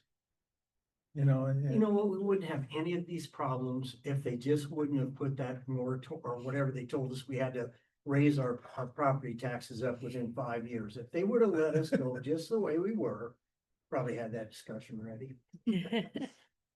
We wouldn't be doing any of this. yeah, it's a big if, but you know, I think governor's intentions were correct. I think the legislature had great, Live, by the way. had great, Yes. the legislature's intentions were correct. It's just that all this change at one time makes it very disrupting here at the local level. We just have to find our way through it. For execution. Two time timeline, you know. Well, when you run and you put that as your, we're gonna lower property taxes and then you're gonna go do it, so. Yeah. Yeah, so, you know, that commitment's made and that's gonna be executed this year. What we have to do is just kind of make sure that we've got in line, how we get in line to execute to our grant, So Mayor, to our service quality to the residents. can I have a lot of those items that are on this wish list? Do we don't need to decide now or this week or any on that because we're not sure actually what the end product is gonna be yet. I mean, can we push some of these back a little bit or not? Oh, we can. I mean, is that wise to do that only because, again, it's kind of hard to say, yeah, we're gonna accept this or we're gonna, we'll go ahead and approve these, and this is all we're gonna do. And then all of a sudden we look at it and we're like, oh heck, we're getting substantially more, Or- or or less. less, you know, so, what's the protocol for doing this, I guess? Well, I mean, obviously, they wanna know what the input for our budget to operate off of going Yeah. forward. Each department needs to know what they're gonna be held accountable to. My recommendation would be prior to, our budget hearings, our council meetings, where we, pass and adopt those ordinances, is that we have a pretty good idea of what you want to approve. And then when the 1782 notice comes in around the end of the year, if changes need to be made to those things that were approved, then we would discuss. So to that point, we're not gonna know definitely until literally the end. We of the never, the year, we never yeah. really do. Yeah, so we would just kind of prioritize what we would, Just like Right. the budget. And you said the 370 that's out here, that still gets us, that's a flat budget with the 370 that's out there. That gets us, yes, That's gives us a flat. flat budget with our target balances. Okay, So I would hope at the end of next Wednesday, we leave here, we know what those, how we're chipping away at that 370 with the wish list. Right. And then if in fact it comes in that we get more, then we would come back to you and say, we can go into. we the can wish go list a into little this, Deeper. yeah, farther. Or if it comes back that the circuit breaker is higher, then we would have to go in the we can opposite. go into it at the end of this and say, we're gonna stay with what we've entered now. With that 370 in reserve until we get that back, cause we may get less. You know, and having that little 370 there is not a bad thing to have toward the end of the year. Then look at, But should we actually get left, so when they're not changing the property tax for this next year? It's in the circuit we're breaker. gonna get less. We're Less getting than less, what we had last year, we'll get. yeah, We're gonna get about exactly the same as we got last year, Okay. unless the circuit breaker. The, some So- other options you could do, if I can interject, would be put, if you want to approve a certain amount, but put it on pause and no one could spend that until good. second quarter or third quarter. Put some timeline so they're not all spending it up front, and then if it's gone, and then that circuit breaker comes in at 1.5 instead of the 1.2. You could do things like that. Instead of putting it in each individual's budget, you put it in the council's budget and reprioritize as the year goes on. Okay, here's the money, here's the pot of money we agreed, we set aside. We talked about, yeah, having even the council having a capital improvement line in their budget where each department could basically ask the council for a capital item or something like that. And puts it back on you instead of just, because not everything will go to you first. You got your park board, you got your arts, you got the public works. That's where it's gonna get the pass first. Cause once that budget's approved, it's really those boards that are approving that appropriation, or they're overseeing. they're overseeing it, getting the quotes. So this way it would be putting it back on you guys to say, Some of the things that we talked about, they make a lot of sense, that we need to, they're, and maybe on the wish list, but Well, we can also make the decision, to fund some of these by taking some of the edit funds, committing some of them. Also, we have the riverboat funds that are in our fund balances. But that's why I think we should do the 370 and put that. Absolutely. And then that's where we stop. Until we figure out where we go from there and everything's flat. Plus, we've even got, like you said, we got the cigarette fund, we got the We got the riverboat, the cigarette, we've got edit, and a lot of these departments, I mean, have some restricted donation or unrestricted donation funds that they could use as well. And we need to use that. Yeah. Yep. They do. Okay, Okay. Keep Yeah, going. so we have options Yes. there, to consider as we go. But overall, again, not making huge commitments on edit, we're just gonna accumulate for the unknown going forward. And then, And we will eventually spend that money down, I mean, but eventually, well, once we know Right. what we can count on in future years. I think I said it in the fund balances that if edit were to stay the same as it was, the mayor has always wanted to keep a $2 million balance in there, for kind of like a rainy day also. So I think if something were to be instituted that replaces that, you would still continue with that. Yep. But right now, he's keeping a little bit higher of a balance in there to help fund some of the unknowns. Is that right? In all your, paperwork here, you don't have total cash that we have, that's, It you should have be it in there? on The fund balance is here. Oh, I missed it, I'm sorry. It's okay, there's a lot of paperwork. This one, right? Yeah. So the fund balance, Top, fund balance. The legal, Yeah, the legals. Here you go. Very first thing. but that's total restricted. Okay, so they're not all added together though, right? this here, Okay, where's the total? No, you might be right, Kevin. I think you had gotten that. Well, on this first fund balance page. Oh, yeah. I want just cigarette, whatever boat. Estimated 21 million. So, on this page. If you go. This is 28 million, and that's all of these. On the right, to the point that. These are the other, so there's another. So you gotta add in, that's another 9 million that's not allocated? No, it isn't. No, it is, well, that's 2024 too, so 21 and 5. And then, when you go down here to edit, or I'm sorry, tips, would be another 1.3. And that, 27. 27.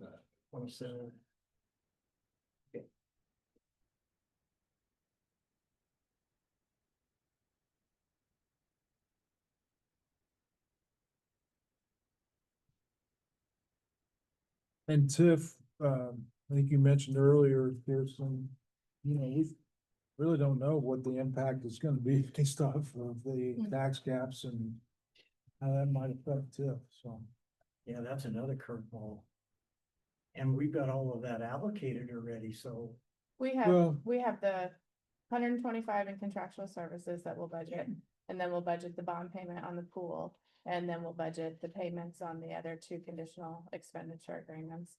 And we will have, a balance in the central TIF still, but we have to keep a certain amount of coverage, overage in the event that we wouldn't collect as much as we anticipate so that we can still make our bond payment. And University Heights is just getting into the paying period, now we'll start collecting taxes and take it back, and we have another coffee shop that's getting ready to open. Bring money in there, and then potentially another development in the Archangel property that'll be taking some money in. Yeah. In as well, so. That one should. And I will, Yes, that one should build relatively quickly. Not the same with Kirsty, until it gets built out, that'll build relatively quickly, a couple of years, and then it'll start rolling, should start rolling. and I will point out, John Schrader, I know has mentioned it before, but we do have the ability to make a capital purchase for police or fire out of our TIF balances. All to the central. We still can, but we'd still, Change the we'd have to change the, language, but the other ones have. but the other ones, it's in the language. Yeah, that's when we talked about the Kirsten tip, that was my argument there. is You can sunset it early, but I want to capture 2 years beyond the payback because we're adding fire, police, street services to that. Right. Yeah, that was my whole angle on that argument when we talked about that. Why you don't wanna reduce So you don't want to get rid of it right away. If we're adding service customers in there, we've got to be able to get the service capital to back up those service levels. That's right. And then on the wish list for the central TIF, we do have the $110,000 towards the regional wellness center that, again, Baker Tilly has come up with a plan for the city to make a cash balance with, but it was at the time that we were gonna do the 45 million. Now things have changed a little bit, so the cash balance may change, but We'll have to update all that once we figure out the scale of it again. that's an appropriation that can be done at any time, though, too, that money's in there. The I money's just, there. it's earmarked already, so. That's on that. But overall, the approach, and as we've talked through this, is stabilization 2028, maybe, and what our funding is, knowing what it's gonna be. That's, at that point in time, I expect that to be a new mayor. You know, I'm not gonna leave somebody coming in here with empty pockets. I wanna make sure that funding is good and the city's in good shape when I leave at the end of this term, so. I'm being very conservative right now, when it comes to projects. Infrastructure projects are it's the priority, it's to make sure that this old infrastructure is taken care of. The wellness center is still a priority because it was listed as a priority for our master plan. Again, scaled back to what we can afford, not something that we have to stretch on. So. You also promised me that no more projects on the city side, you're going to the utilities, so I can have a break. Yeah. You know, it just so happens that this year we had a lot of projects on both sides, the civil city and the last couple of years. With the downtown project, it was really bridging both, and we've had plenty of projects to keep all the staff. For multiple time hours. Something to keep in mind for future spending is we're just now starting on our new comprehensive plan. Nothing we've talked about had anything to do with projects that could come out of that comp plan. You know, Good point. They'll just open the door. well, and again, that's the vision for the future. Yeah. I think if we can take care of the infrastructure stuff, then at least the comp plan doesn't have to. In the old comp plan, that was a big part of it. Yeah, utilities were definitely involved in that. Utilities. So we're doing what we can on that now. And, you know, we got the connection with the backup water supply. Hopefully, we'll launch a new sewage treatment plant, get something moving on that. You know, electric substations going in right now. Transformers delivered the other day. So it did get delivered? Yeah, I did. So, you know, we're taking care of a lot of that infrastructure. Utilities. When did they put that in there? It's delivered. Delivered. It's gonna be installed, I think, well, maybe today or Monday. Pads there. Yeah. And the transformer arrived and sitting there, so. We're focusing on the water lines, sewage, all that. All that stuff, and then as we talked about earlier, stormwater, that's a big deal. I'm just glad to hear that again, because again, you and I, we've talked many times already about 36th and St. Charles. Upon Mr. Eckerly's passing at some point in there, I'd love to see the city purchase that home, make the roundabout, and then take that large backyard, and there's one of your mitigation ponds where you can store that water as it's coming through that area. It's expensive, it's outside the box, but that takes care of a large chunk of water problem. Yeah, that whole north side is relatively flat, Mhm. as you get out there by Northridge and And now we're north of that and west. putting houses in the middle of that floodway. And with any heavy rain, that right. street is tough. Yeah, so looking at stormwater solutions in a bigger area, scope of area is something that we've got to do. They do that in other cities.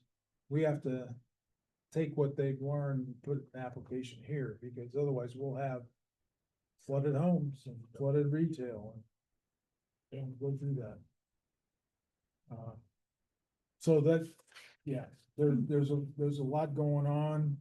The focus is right now, for the rest of my term, is Regional Wellness Center and utilities. Is where I'm at. I'm not planning on launching a new pathway on the south end, that connector, that could be done the next term. Wow. We live over there too. No, I wouldn't. But as we talked, 11.5 miles of trail, that's a lot, you know?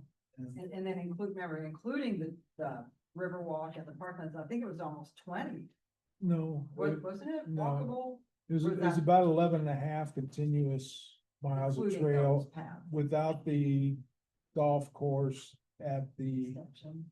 Brookser Yeah, that would add another mile and a quarter or so. So, yeah, we've got a lot of trails, we've got a lot of sidewalks. People are walking. That's a good thing. I'm seeing people walking along the side of the highway, not on the sidewalk, not in the road. So I think those things, addressing those things has been good, and will be the focus going forward right now. So, yeah, I put a pause on any kind of commitment on that. It might allow us to do some other things, I don't, as they come up. There's always things that come up, opportunities that come up, like the old National Bank building for the police department. The expansion, the capacity for the value seemed to be a no-brainer. And, we're fortunate that they were willing to come down to where we could afford it and move forward with it. But there's other properties that are gonna surface as well. And we may want them for housing development, we may want them for just to control who goes in it. As a city. But that could be a redevelopment, We're starting to hear more and more about the land banks. Yeah. People, municipalities compiling blighted properties and vacant properties or redevelopment commission owning that parcel and selling it out for something that fits the land usage. We don't have any money to buy. Okay, all right, so. Okay. ready for me? Yes. Okay. Mine's pretty cut and dry. My wages are going up to include the 3% increase. My office supplies are remaining the same. General supplies remaining the same. My contractual services were originally budgeted at 63,000 to include, the new financial software, which we do not have under contract yet, but we estimate that we actually need $76,000. And I've transferred that from other lines, for this year, and my hope is to still get to have that under contract before the end of the year, and then the next year, we will just go towards paying the yearly contractual service fee. It will increase from the $12,000 we pay now to probably like 25,000. So my contractual service line, I've requested 35,000. Communication and transportation will remain at 4,000. Subscription and dues remain, taking it down from 1,100 to 1,000. And then in my equipment line, requesting $10,000. Just because when we transfer, or when we move to the new system and when we move to, we're doing the Citra Desk, our Citra Desk is going away, we're moving to Square 9, we may need some additional equipment or something like that to make sure that everything works. Does that include, a different type of time card? Well, Rob has moved forward on the timekeeping.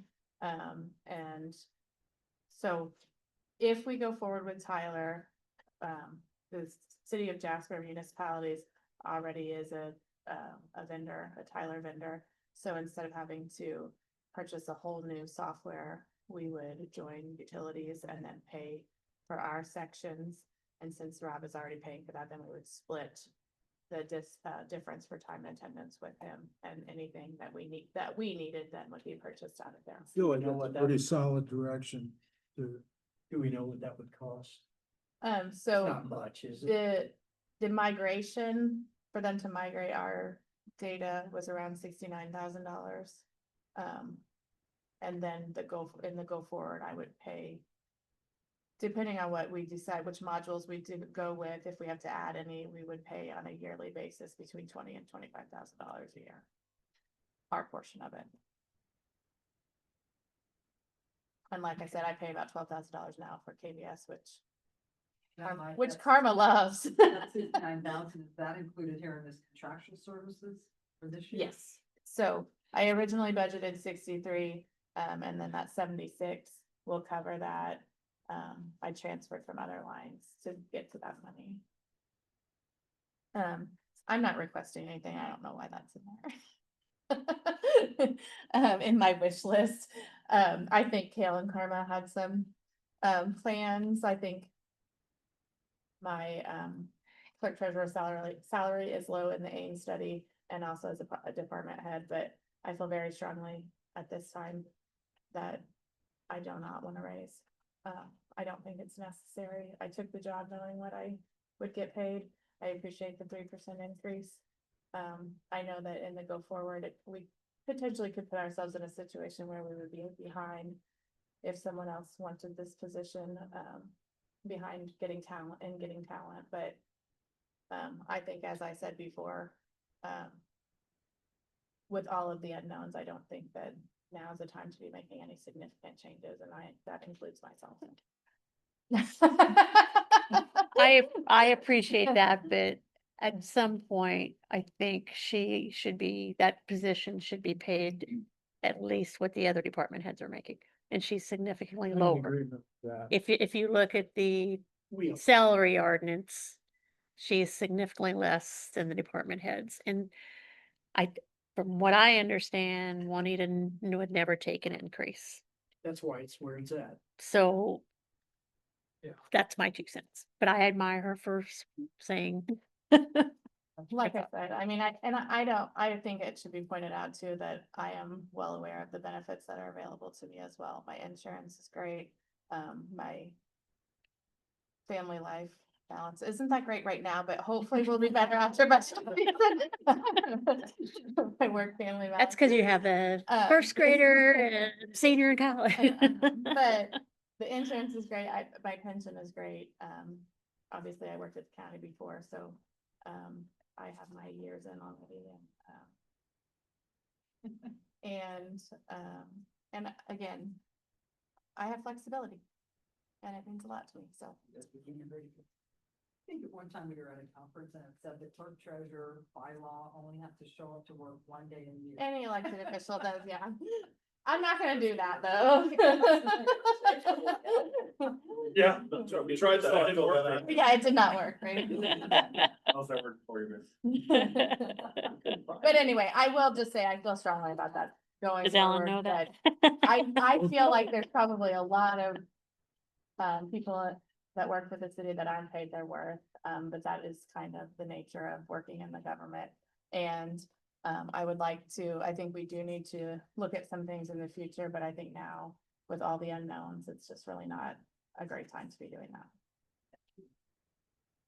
that. City hall budget. Keeping it flat, actually going down about $20,000 overall, but then in our wish list, one of the wage changes was changing the receptionist position, changing her title basically to an admin position and having that position pick up a little bit more administrative work. So and that- trying to relieve Kenny and with some, and as well as engineering. Trying to get Position some- is that? That's Jasper. Jennifer's Oh. receptionist, but she's capable of doing more. And She's got the then- skill sets. Yeah. Makes sense. And even see if there's anything that she can even help Lisa with, because she's helps everyone. But I think she is paid as a receptionist, which is about $5,000 below the administration positions in the city organization. So if we wanted to move that position to an admin position, it should be increased. And then the windows. I mean, my windows are kind of rotting out in my office. This, We've been talking about that ever since I've been here, so. this is an estimate to replace them all. We can do, as we've talked, police department, we can do one side at a time. That, you know, it would be best if we attacked it that way. So that you get some at least consistent look on each side. This is for all right now. I like the idea of doing part of them and then do the next part next year, and that would help us. They need to be replaced, they need to be replaced. That's what I did at my house. Yeah, we do about the same thing in the rentals. One side at a time. So that's in the wish list. I think Chad Herm was getting some quotes or trying to get some, but we had only gotten a response back We from have one one so far. person out of Kansas or something like Yeah. that. So he was gonna maybe extend the deadline on that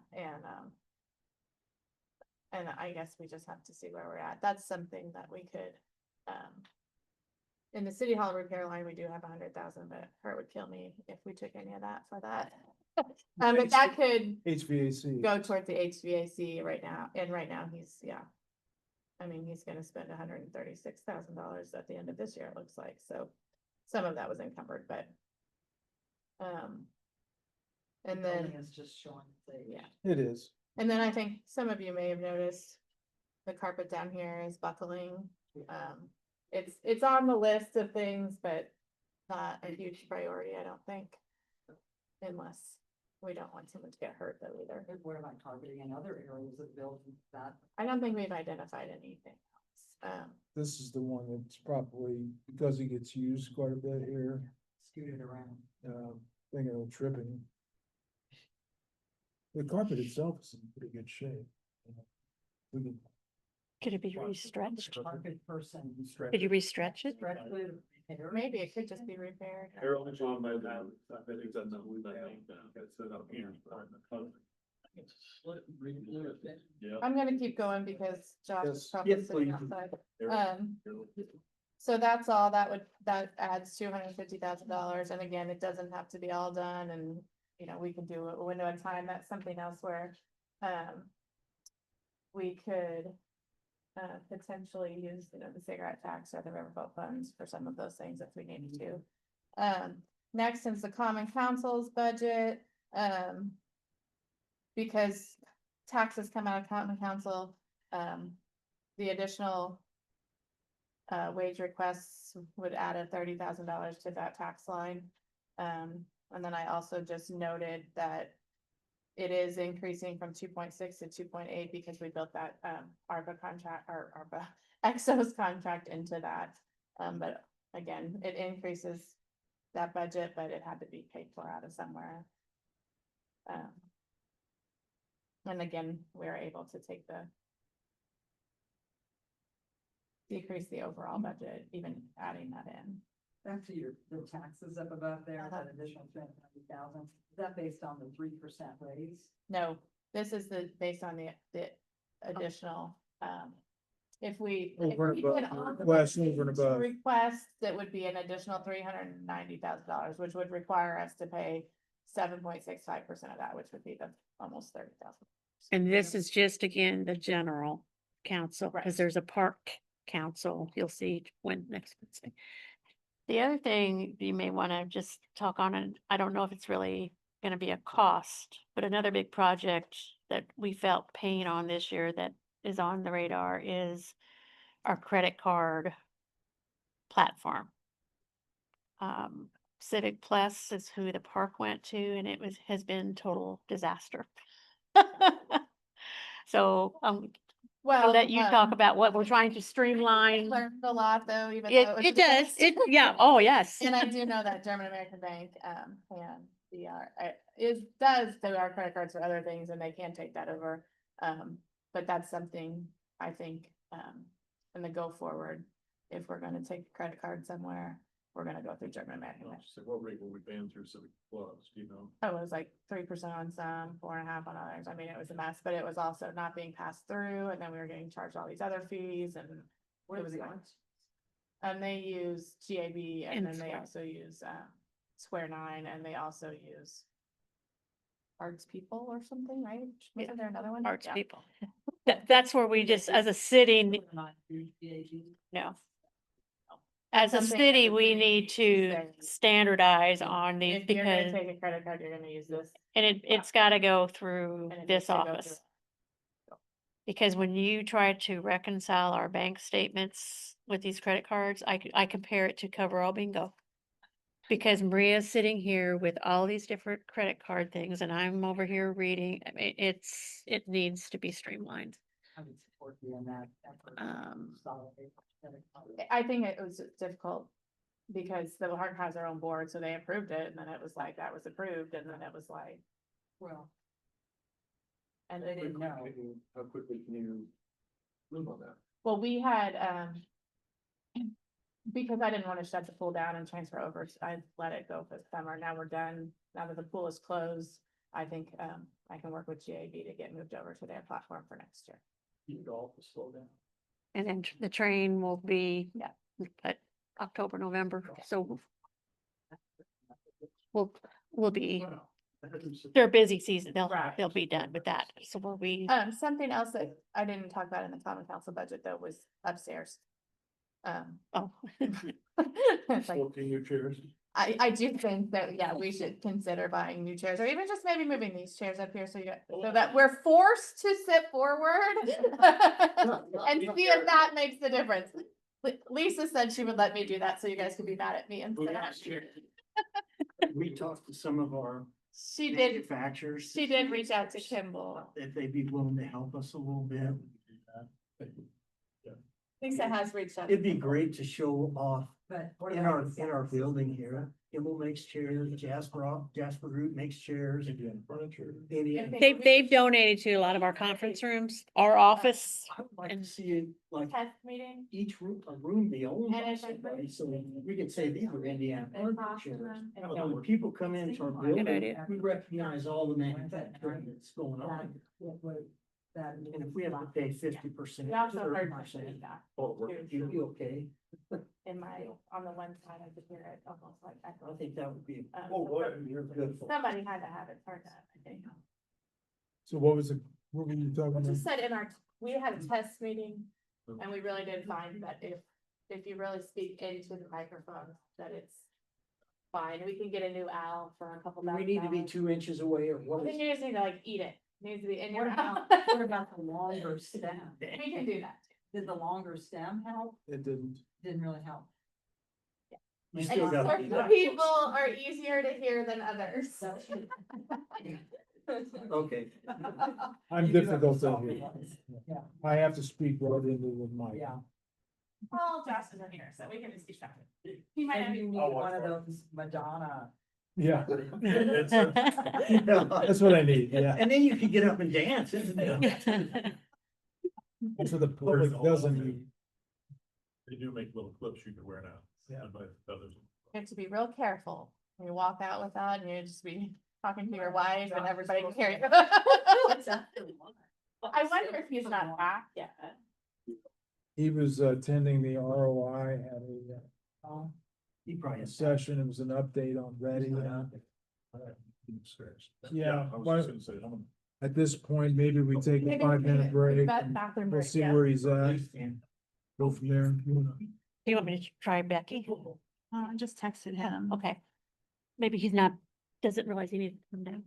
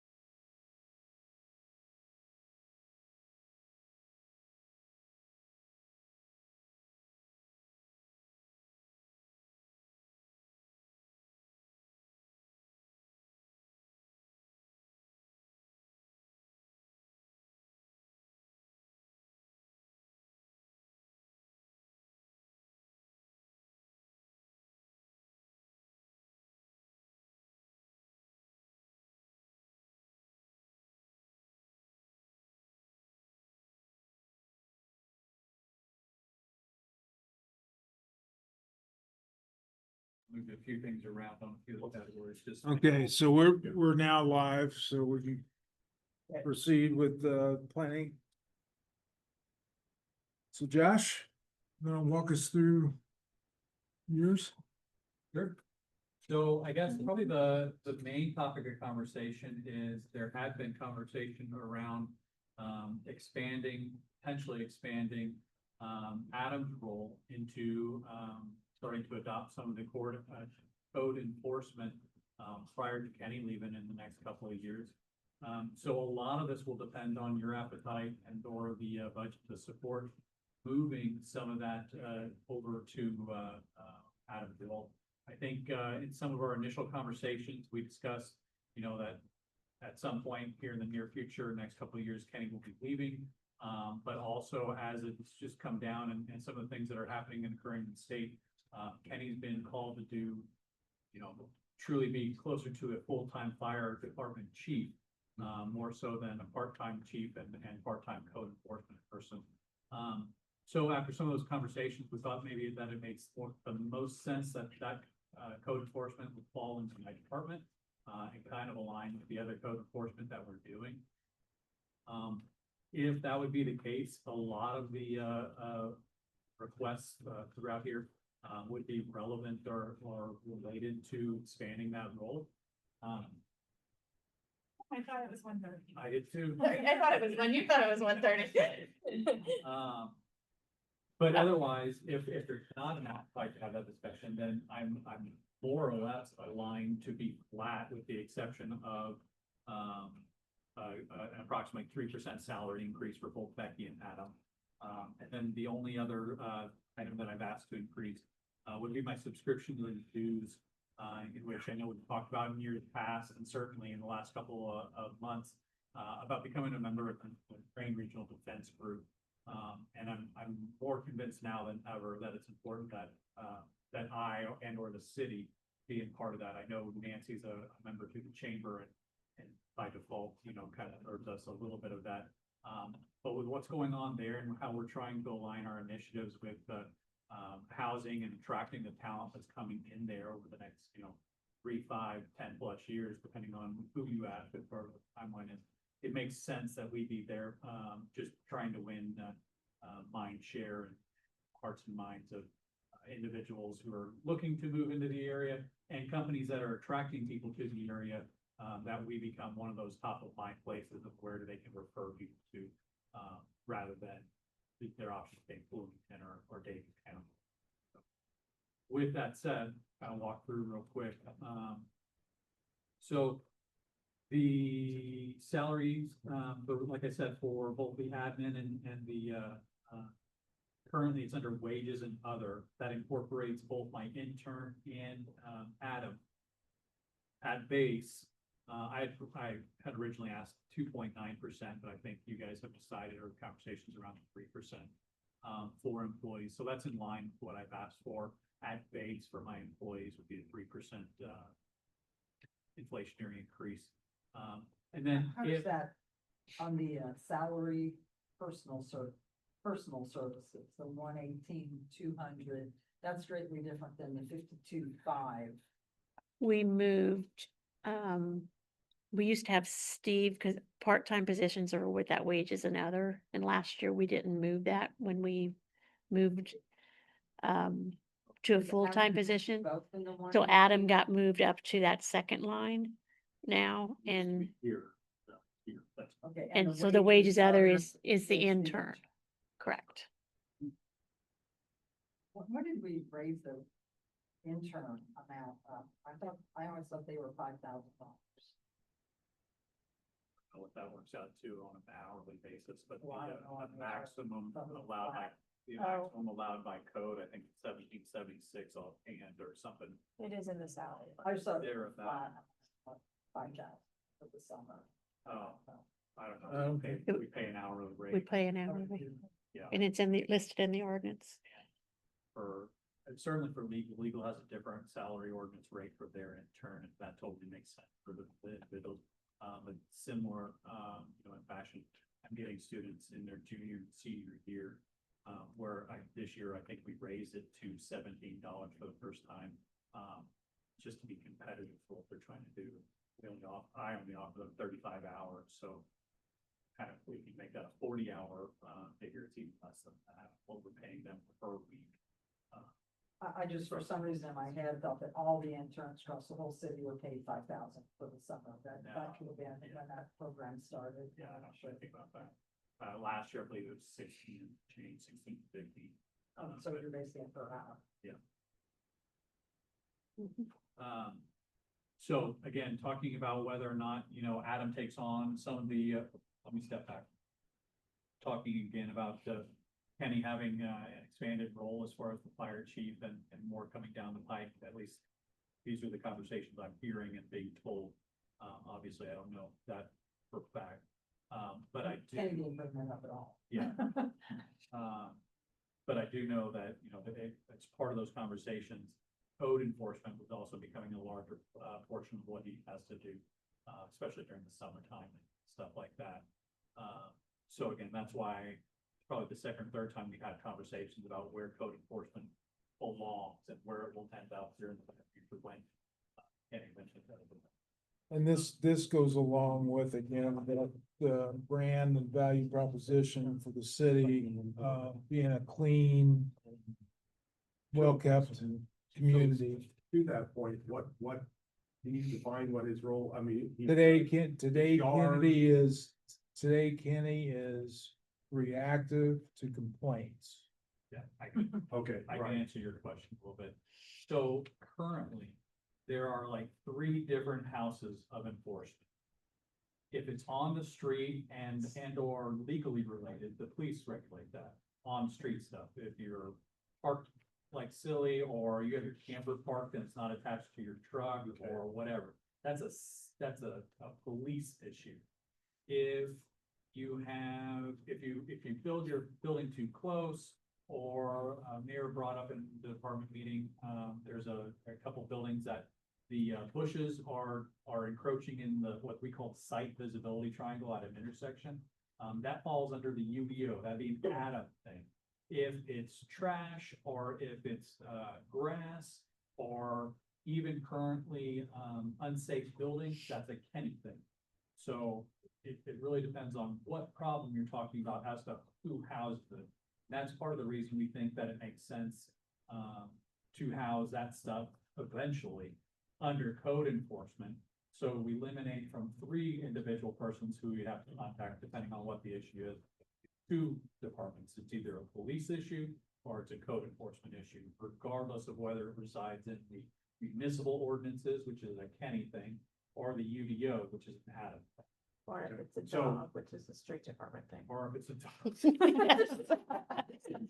So the call came in and it was a trailer parked wrong, and Adam got the call, he would refer that to the police department. Yeah, and that's a great point, and in a future state, we think that it's probably better or best to identify amongst all city personnel who that one, I don't want to call them the operator of it, but be it Jane or be it Becky, whomever, one person for any complaint would, the city person would call that one person, and that one person would decide who the appropriate person to divvy that responsibility to, instead of mayor getting a text or a call about something, or you guys getting whatever. It goes to this one person, that's how you report that complaint, and then that person decides the appropriate party to address it.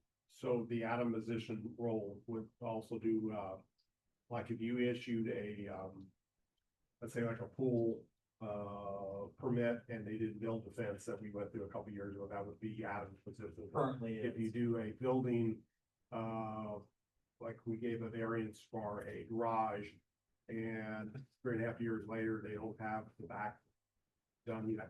I'm just kind of using that one as an example because I might have some knowledge of one of those years. So he would be handling that one as well. Yes. Okay. Both of those examples are currently out of rule. Okay. And, Quit bugging Kenny about that. Yeah. well, again, here again, it's got a multitude of issues going on, that particular property. It's also compounded by some other factors, and I don't want to drag the rest of the weeds on that. But no, those are both Adam roles, and Steve did a great job, but going from part-time to full-time has been a godsend for me to be able to focus on other things beyond those things, because being 24 hours versus 40 hours, both Becky and I were fielding and handling some of those things also. And so, back to the mayor's point, and I'll just reiterate that, we did, we're updating our comp plan. WGI was in town for the Strawson Fest. We interviewed over 100 different people, and like 66% of the responses, the very first thing, what I like about Jasper is it's clean. And as we continue to grow and become a bigger, populace,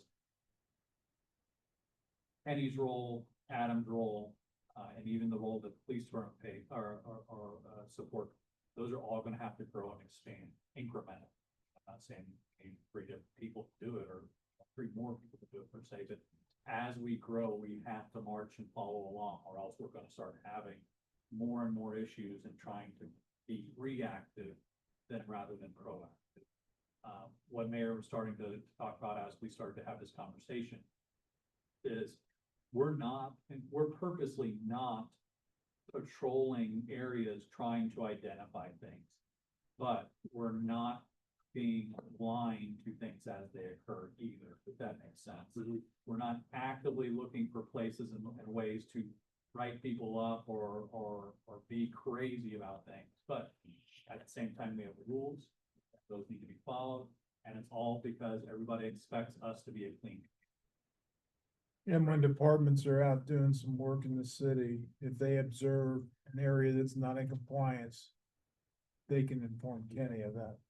Yeah, and that's what we, in these conversations, we discussed, again, that central point of contact, but probably also an education piece there that we had amongst the departments where both Kenny and my department or Adam goes out and just has a conversation about, hey, these are the things that we deal with the most. If you see something, this is an issue and this is why, here's who you report it to.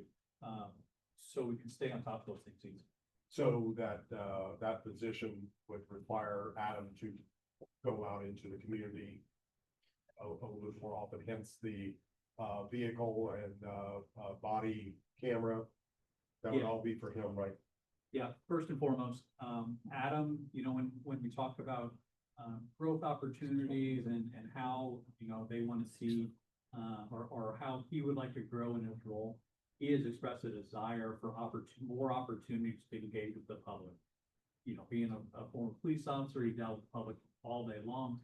He does in a limited fashion now as they come in, but he really likes more, even if it would be in this type of role.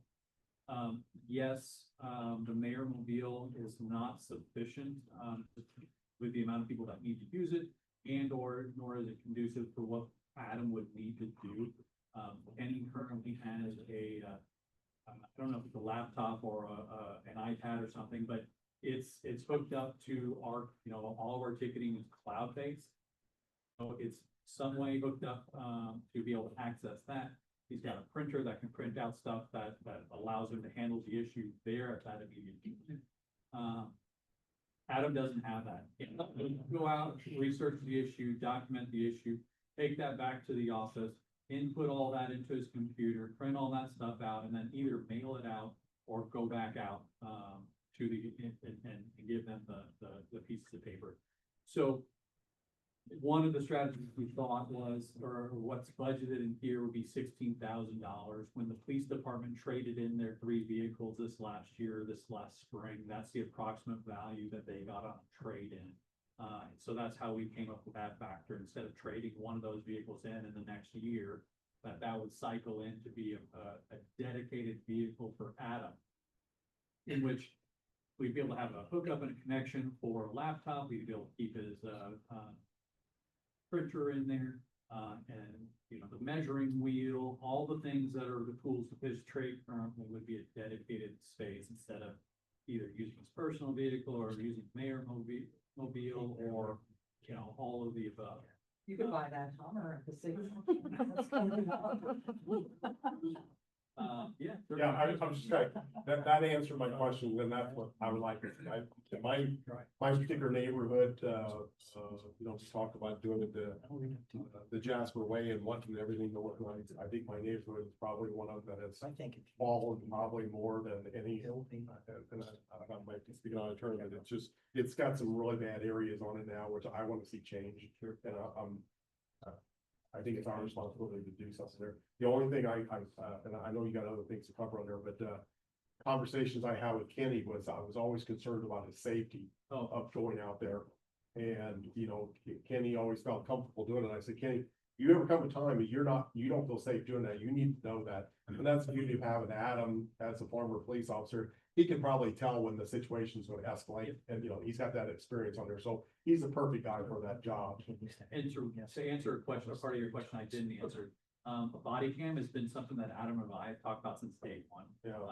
Kenny at the time had one he bought from Amazon. He's still maybe using that, but I feel like, He is using it. well, no, but I think he now has a unit from the police department that was, they were gonna trade it out or whatever, but it uploads to their cloud storage. So whether I went to an Amazon cam or use one of their units, that's been a day one conversation for us, because you do go out and interact with people. It often, we're not there giving them cake, right? We're giving them bad news of some form. So it's really to protect not only Adam, but ourselves as a city, that we should have those types of things. And then, just continuing on that line of thought, there's another item in there, regarding, polos and pullovers, things that can be logoed. Yeah, I was actually going down that route. I don't- The vehicle. Yeah, I don't We better have a logo. I don't feel like, at one point we discussed maybe a uniform. I don't feel like that's the right tone. A little softer would be better. It is, but something that certainly identifies him as a city of Jasper employee, and or his department role. That's why there's some monies in there for, several polos and then a winter option, so longer sleeve, type thing. Again, from my perspective, where I live, that is so wonderful. I'm all for that, so. But Chad, your neighborhood's a little bit better than mine, so.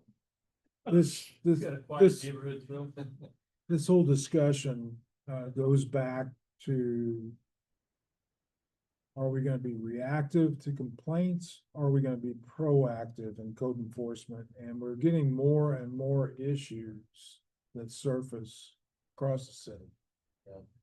And if we only react to the complaints. And I went through just a week ago, I had a guy pick me up and showed me all these other people that had properties that were just as bad as the one he had. And, trying to do these comparisons, and we're not being proactive in finding those. And so then they feel like they're being picked on Yeah. when it's a repeat offender, and We've had this conversation several years in a row, that reactive's not getting it. it's not. And going up was supposed to cure that, so we could drive around and immediately make citations or give warnings right away, rather than bringing it back legal, And mailing it out. he's able to do that Well, now. that's right. But We shouldn't have to, he shouldn't have to react to just a complaint.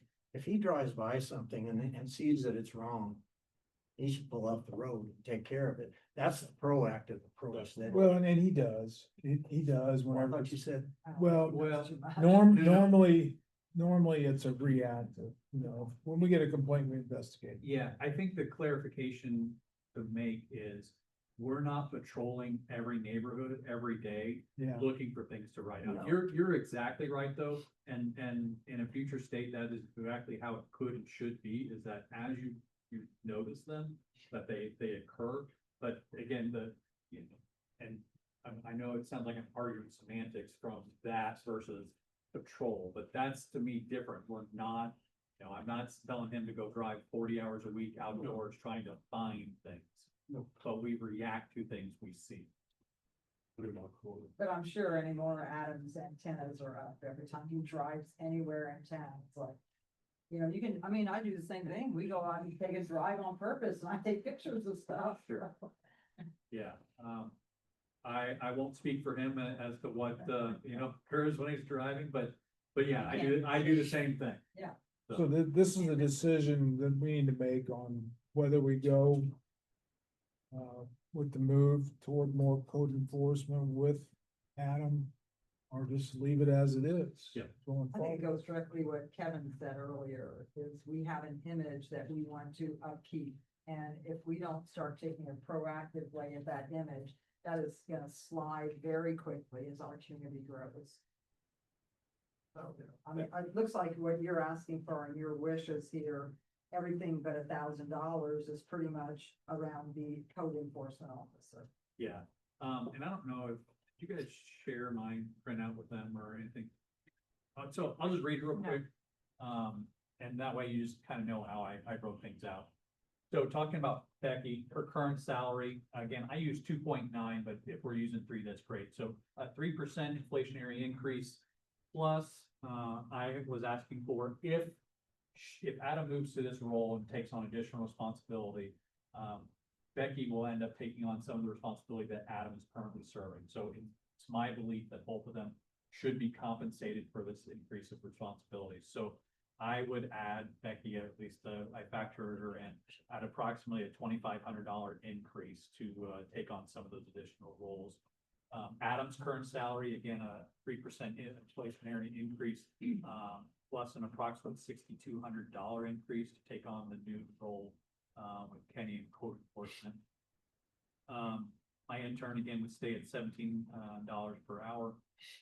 Board member salary is on, I don't know if you guys discussed this, recommending we add in and budget an extra $500.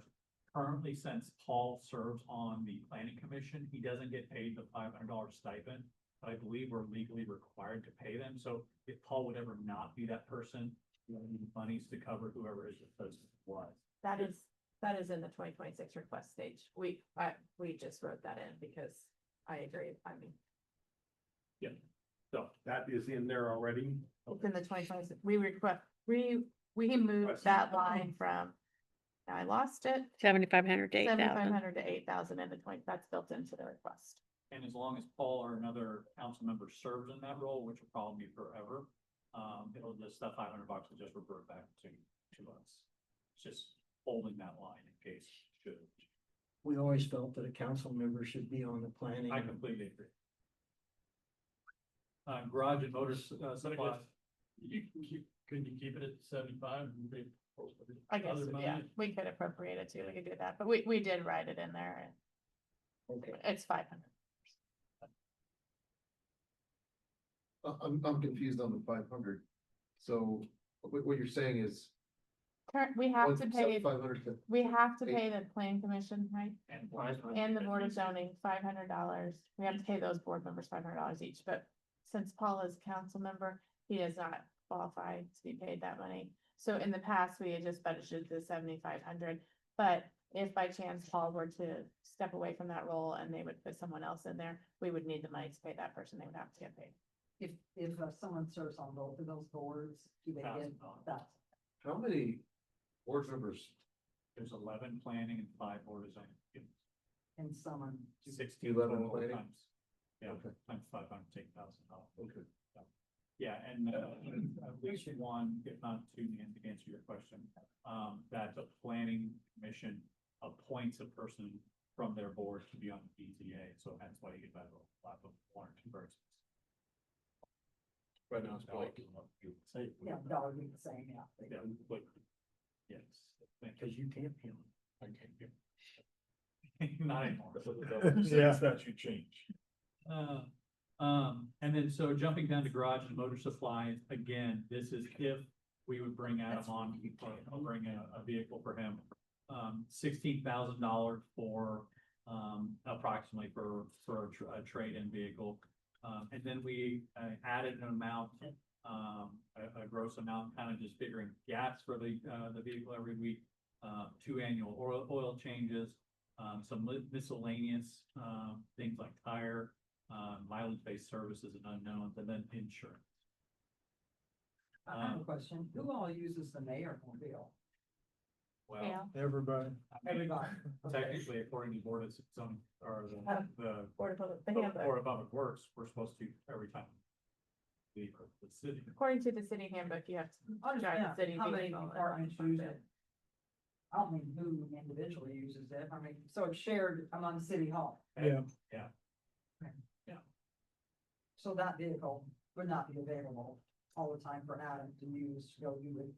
use I think- additional duties. I think Kale uses it quite a bit, not that Kale. Dale's probably the biggest Yeah. user.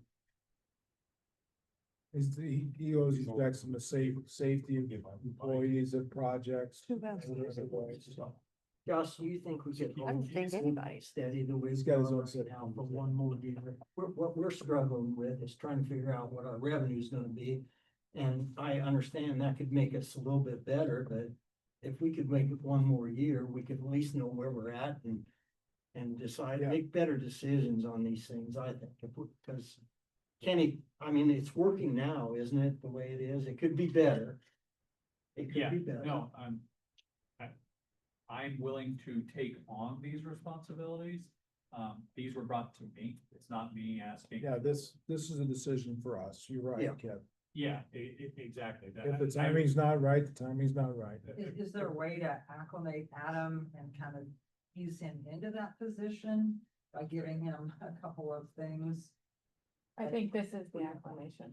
This would be it. I mean, this looks like it's full fledged though. All of a sudden, boom, you're doing those other. Well, I think the goal is for him to work alongside Kenny and then eventually take it over. Did I miss that part of the I conversation? think that's exactly. But you Okay. would need this.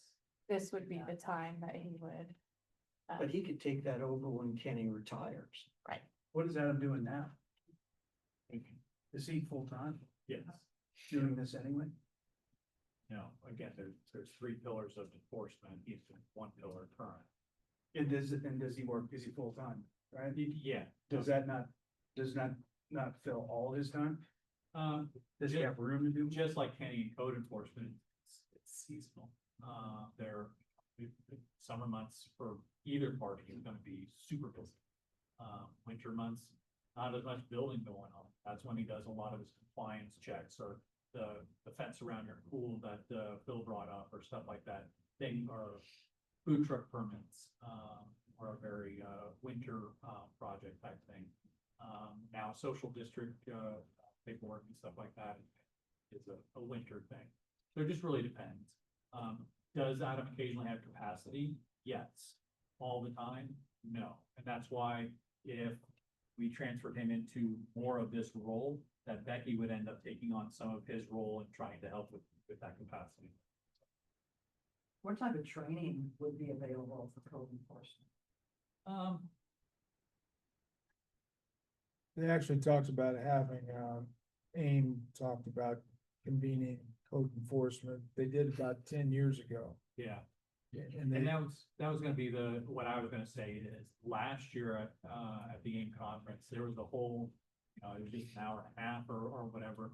But it was a community up north who kind of had just recently, they're about our size and the name escapes me right now, but 5 minutes after I leave here, I'll remember what it was. But they talked about how, we're kind of like in stage one. Like, we're just starting to have code enforcement, we're starting to kind of take it on and address the things as they're complained about. But when you talk about trying to get blight or fix, buildings that are residents that are dilapidated and probably shouldn't be, there's like another level of enforcement that you have to kind of occur. And that, I think that's where we're not there yet, but we're knocking on the door of, to Nancy or Phil, whoever made the point that here before too long, it's gonna be something that we're gonna have to play catch up on if we let it go too far. I was thinking maybe it's phase one of this is have Adam get some training in the code enforcement arena. And for 2000 or whatever, go to the AIM summit or what, I don't know. I mean, I'm just thinking of ways to kind of ease him into that role. yeah, we brought this option to the budget because it's been talked about, it's been brought up over and over again. Reality, the long-range plan for the county is kicking off as well, and there is we need to figure out some roles that the county's gonna play in this type of thing. How does it deal with animal control, there's just a lot to work in, and now may not be the right time, but, you know, if we know we're moving forward that way, knowing that, you know, our appetite in the future is that, well, we know Kenny's gonna be retiring in 2028, so. I think it's an excellent plan. I just don't know whether we need to implement it right now. Yeah, I think it's a great plan. Kenny is 2028 best case scenario, right? Like we don't know. I think that's why we've had conversations about when is the right time. But now is not the time, Ken. There's no sweat off my department, you know. We kind of just were asked to take this on. yeah. I'm happy to do so, because again, to me, it makes sense for code enforcement, big code enforcement to reside in one place instead of across 3 different places.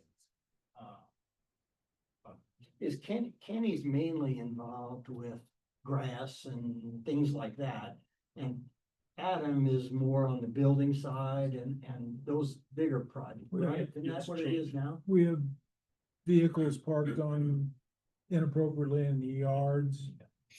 And he does that Yeah. too. And some of his code enforcement that we've talked about in some of our meetings, and Renee's been a part of these, or I've been a part of these conversations now too, was not just what's in the grass in there, but some of the interiors of the home things. Yes. Hoarding. Sanitary conditions, hoarding. Yeah. There was a home on Main Street that had 7 or 8 residents. They were renting out closets and bedrooms and as apartments too in there, and had somebody that was dead or seriously ill. I don't remember which. Seriously, which it was, but they went in and found all kinds of a mess. And sometimes what happens is the police or the fire department, they get calls, they're encountering these hoarding type situations, unsafe living, really. That's right. And it's more than just blowing grass in the street or letting your weeds grow around the corner now. It's become much more serious. When you have that, though, don't you call the health department? Health department. They're not Won't gonna do do much that. at all. They don't? No. Well, I mean, I don't think there's a whole lot you can do aside from adult services and they won't. Well, They've investigated with Adult Protective Services, and when they find out that these people can answer their questions, and comprehend the, I mean, it's a dialogue. lifestyle choice at some point. it's their choice, how they live. But then that's also why Huntingburg just enacted their hoarding order. Yeah, you've got, Because that puts a little bit of teeth and some enforceability into, as opposed to a lifestyle choice or a mental health referral or something. Sort. I mean, to add to it, there has been some discussion about, increasing ordinance violation fines, especially first time. So, I mean, I know it's not my decision to make, but I do kind of feel like there is some more work maybe to be done before we go down this path, but I think, you know, that could help offset some of those costs if the violation fines increase and whatnot. This one's blood on it, that turn around, paid that. Right. no, some good questions. Josh is just kind of painting the scenario. If we go down this path of code enforcement with Adam, we wanna go that direction. Here's what it's gonna look like. So appreciate that, Josh. Sure. Anything else that you want to cover? The only other thing, again, aside from Adam and code enforcement, again, I don't remember what my original request was. I think my subscriptions and dues, I've asked for at least $1,000. But I think some conversation could and should be had regarding either making that $2,000 or even $3,500 to reflect a different level of participation at the CRDG. Basically, kind of pay to play, $1,000. Seat. $500. It's annual, it would be annual. Yeah. Yeah, and it would be a group or a couple of us or whatever, depending on the event, but it goes anywhere from $500 to $5,000. And then there are 2 or 3 tiers in between. There's $1,000 tier, there's a $2,000 tier, and there's a $3,500 tier. I think $1,000 makes sense for us moving forward, period. Here over the next couple of years, I think that a $2,000 or a $3,500 subscription makes more sense for the next couple of years. As we see the talent being attracted to the area, and we're trying to attract that talent to live in Jasper, Indiana, it makes more sense for more access and more face time with those individuals who are making those decisions. The only thing is, Josh, I believe personally, now is the time that we need to get on this. They're already building apartments and things in Washington to try to attract talent, go in that direction. And I think if we want to get these people, we gotta get with it now. We're already, so myself, DuBois Strong and tourism, we're at Westgate Tuesday afternoon. Already meeting with those individuals. And we have some initiatives coming online, hopefully in the next month or so to address exactly that. Okay. Don't, 100% agree with you. Any other questions for Josh?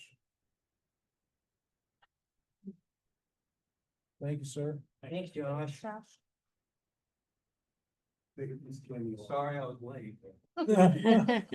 We forgive you.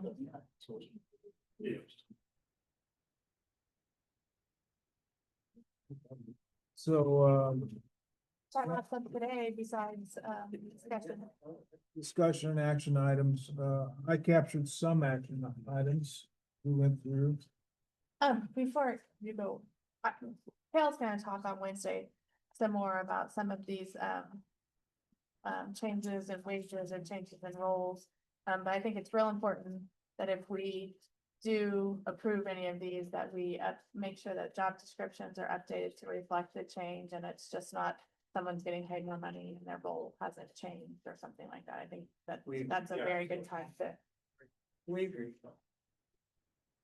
Because that was one of the conversations, okay, if Adam would eventually be taking this over, does Kenny's wage get adjusted or will he stay involved to be the proactive? I think the conversation that we're having about it is really good. It just, I don't feel that the implementation should be now. I mean, that's just my opinion.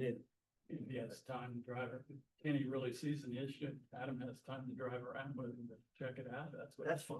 Learn it. Right. Yeah. I think some of the issues are bigger than what you can imagine. I was telling Phil, we have some people that live next to our house, and I'm not sure what nationality they are, but it was very obvious they were running a church out of their house. And every Friday, Saturday, Sunday evenings, there'd be 20 cars or so parked there. So I did contact Adam. He did make a visit there. They're no longer running that church out of that house, but they definitely admitted that they had been, and it looked like they were even ready to put up a sign. So, these things may not be happening next to your house, Kevin, or whoever, but they're definitely happening throughout our community. But that's what Adam's doing. Well, Adam's really more into like if you need a fence permit or if you need a pool permit. Adam's not really doing those things, those But particular that would things. be a permitting issue, right? I mean, you have to It's Well, permit to run a it wasn't church. allowed. Right. Some residential neighborhoods, a church is allowed. Ours, I checked into it, the zoning did not allow that. So, I mean. But a there's zoning lot may- of- But zoning would be Adam, Adam's that's Adam. Yeah, Can't just open a church. You have to have. for I sure. would agree with, waiting on that and doing it and making sure we're doing the right thing and proper. But, to that point, I am kind of adamant about something needs to be done because I could sit there with a bucket of rocks and hit about 35 violations in my front yard. And I'm not trying to be mean or like that, but there's areas of town that are just, we can do better than that. We don't need to be that way. And to your point, if it takes a year to get him onboarded and convert from Kenny to Adam, when I see issues like that, of course, my thought is let's tackle it now.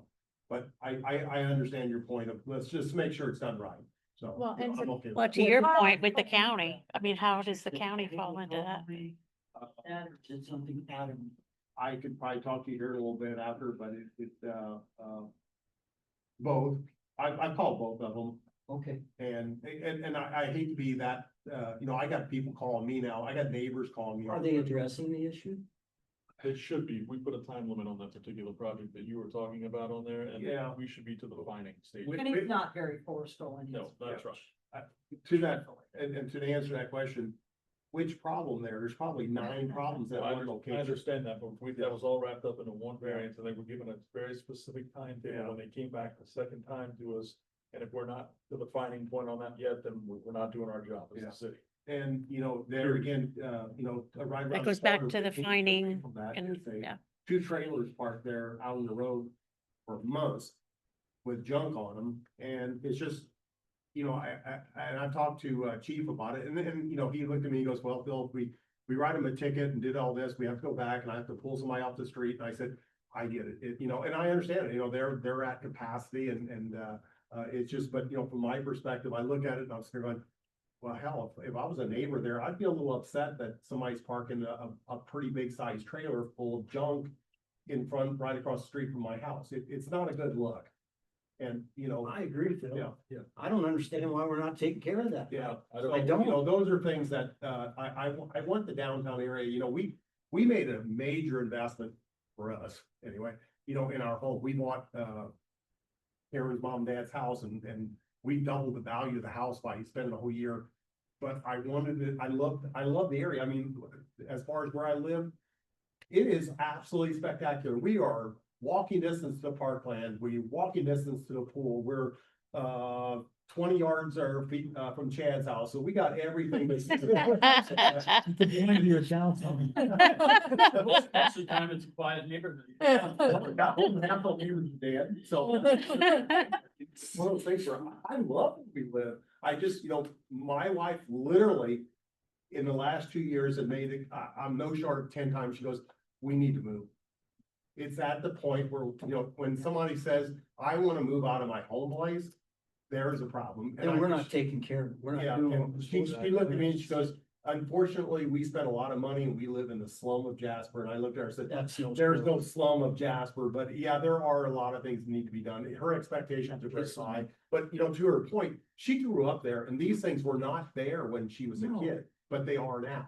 And she looks at it and she goes, this is not the way it was before. And if I would have known that, and I said, well, give it some time. And it might be to the point where there are some older folks in there that can't maintain the property. And I'm not picking on them. Matter of fact, I knocked on a door or two and said, hey, do you ever need some help? Let me know. I will help you for free.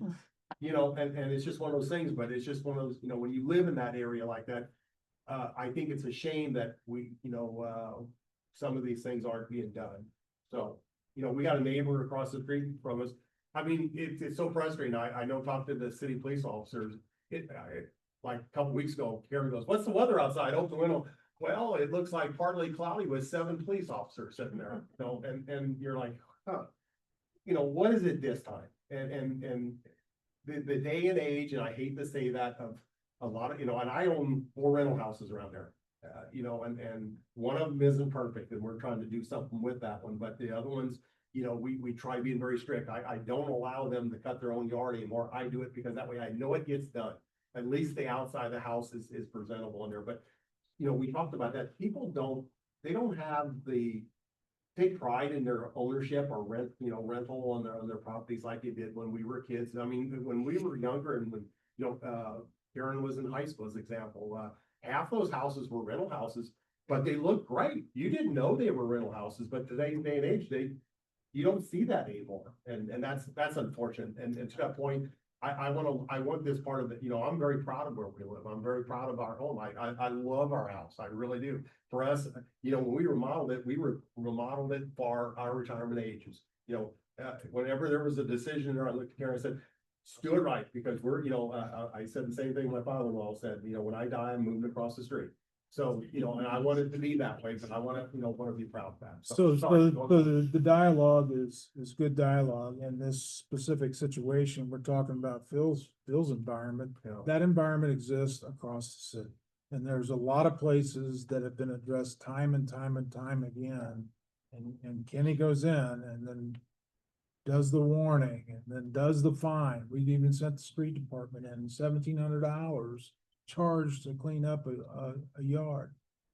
You know, and people can't afford that, you know, it's a difficult situation that we're into, and we're into it more and more now. It's more frequent now than it ever has been.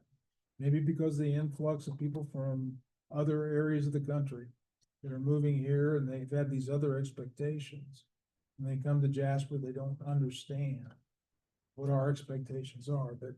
You can't. Yeah. You can't negate the fact though that, you know, everything costs more money and people are having a more difficult time taking care of the things, or have to work more to be able to afford to live, you know, those types of things. So you know, I think Kenny, kudos to Kenny, does a good job to try to work with the people in the community and give them the opportunity to get it done before he charges them a Yes. $1,700 fine. So I, Yeah, I he think does, that, he that can does. be appreciated too. Yeah, so I know it's a difficult situation, that's, it comes up, Board of Public Works, we hear it, and we go through it. And, I think somewhere in the future, there's gonna be that need for additional code enforcement. I'm happy. Well, if that's gonna solve the problem, then let's move forward with it. Right, but think I don't that's know gonna if it's solve the problem. necessarily gonna solve the I problem. truly think Kenny is too kind-hearted, and he has I just think he has a hard time just putting the hammer down and telling people, you need to get this done. And anyway, that's just my feeling. Well, I and, think and it's just- that is it then, that we need a new position, that's that we need to enforce the rules that are in place. Correct. Okay. So let's go through the actions coming out of here. I had follow up, how do we stack up against other communities as far as the percentage of budget with regard to personnel, supplies, services and charges, capital outlay, debt service, and rainy day fund. So benchmarking other communities. We can try to find that information, I'm not entirely sure how, but. Okay. I'm not gonna ask by when or anything. at this Is, point, is but there it's any, fine. is there any specific communities you're wanting to benchmark? Cause I think, like you That's a said, good it's idea. gonna be out on Gateway where we can get some of this through. Is there anyone? Communities our size, like, Kale. 15 to Kyle. 20,000. Kale put out a list of, that he checked for, and for, Mhm. wages. Just use the same Okay, ones. okay. So we have a direct comparison of wages, this is what they, you know. And there's a spreadsheet somewhere. Somebody's got a There is. spreadsheet every day. Yeah, you just gotta add a column. That's right. Question was, should the rainy day fund be increased to relate to our growth and budget? Is that what you Inflation. learned from the information they give us? I can reach out to Robert Norris and ask about his thoughts on that, or even Baker Tilly or whoever. and Sure. just See what the, general rule of thumb is there. Was the question, do we need to be raising the amount that we keep in our rainy day or use the rainy day for some projects? I think the question is, as our budget increases, do we need to? Call Baker Tilly and ask them what they charge you. We need to call whoever we already. No, I think that would fall, unless they had to do some They don't need to do it. data Only one analysis. opinion for- I think that they would answer that question for me as part of their. And that was that comparison of rainy day funds, we said we'd have that by the next council meeting. Okay. Totally out of.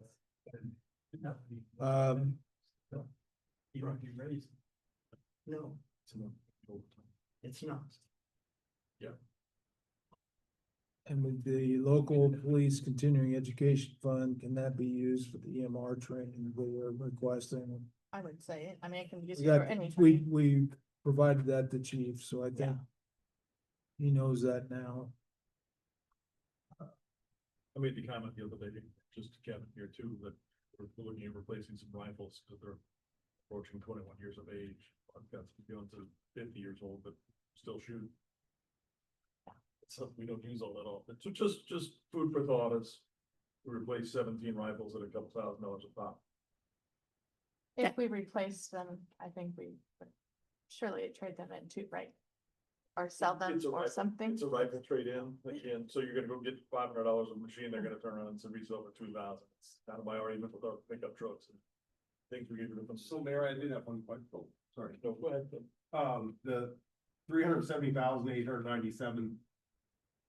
That's your goal, not to exceed that period. I mean, it seemed like we had almost a range of, from 370, we can also go out and touch into some of that other funds without affecting their balances and stuff. I think you may have said that. Yeah, if you could, if Park has some, requests, which we haven't done the park yet, but, could some of their their donation funds be used to fund some of those, or if there's some items on the on the list that we discussed today that could be potentially funded by the cigarette tax or, you know, But something that's- outside of the, Yeah. if you look at that page, that has the taxing, the funds that affect the tax rate. It's early on,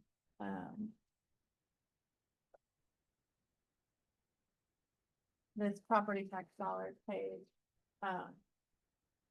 So if we increase the budgeted amount in any of those park, general, basically, you wouldn't do anything in the clean cap fire, the rest of them. If we increased anything in the general fund or the park and rec general fund, then we would be eating into that $370,000. Or eating into the cash balance, which again, you know, is a target too, you know, it's not Okay. Sorry, Mayor, I didn't mean to. written in stone. The park has a very healthy reserve. And that's where in discussions with Robert Norris, that could be brought down. But that's why we want to advertise the general fund higher in case we do choose to pick up more of their wishes to maneuver some of that money around. Tom had told me something, oddly enough, we were speaking to the Boy Scouts at the time, this was about 6 months ago, and he said, tidbit of knowledge for you here, did you know the Parks Department is the only department that can, and I'm going to probably explain it wrong, but, that can basically accumulate money over time? Or they do it differently than any of the other? That doesn't go back to the general fund. It doesn't doesn't go go back to like the general fund. They have their own general. Yes, okay, Yeah. so they are, and it's always been that way, right? It's not just the city of Jasper, Okay. that's, I was just Yeah. curious, I'd never heard that. But before, so. that is also why the park department has its own tax rate. So it affects the overall tax rate. Okay, interesting.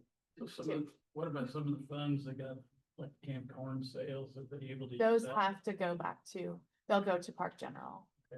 Or they use some of their general funds to take care of their wishes. Yeah, they could spend down their balance to take care of it, their. it's much easier for Tom, when we come back and ask him to reduce his budget. It's much easier for him to come up with that list because it's easier for them to come February, March the next year and reappropriate it because they have that money available. These other departments don't. That's right. So other departments, if they have like an excess, whatever, that goes to the general fund. Right, at the end of the They, year. they don't keep, they don't keep that leftover. Unless we choose to encumber it for. It has, we specific have to have a project, right? contract in order to Okay. encumber it. Who's Robert Morris? Robert Norris is our, Department of Local Government and Finance representative. So there, I had two legislative, suggestions. One is, Department of Revenue be responsible for overseeing the food and beverage tax implementation to make sure that that's collected correctly. And the other one is proposed legislation to remove the diesel exhaust filter, Oh, yeah.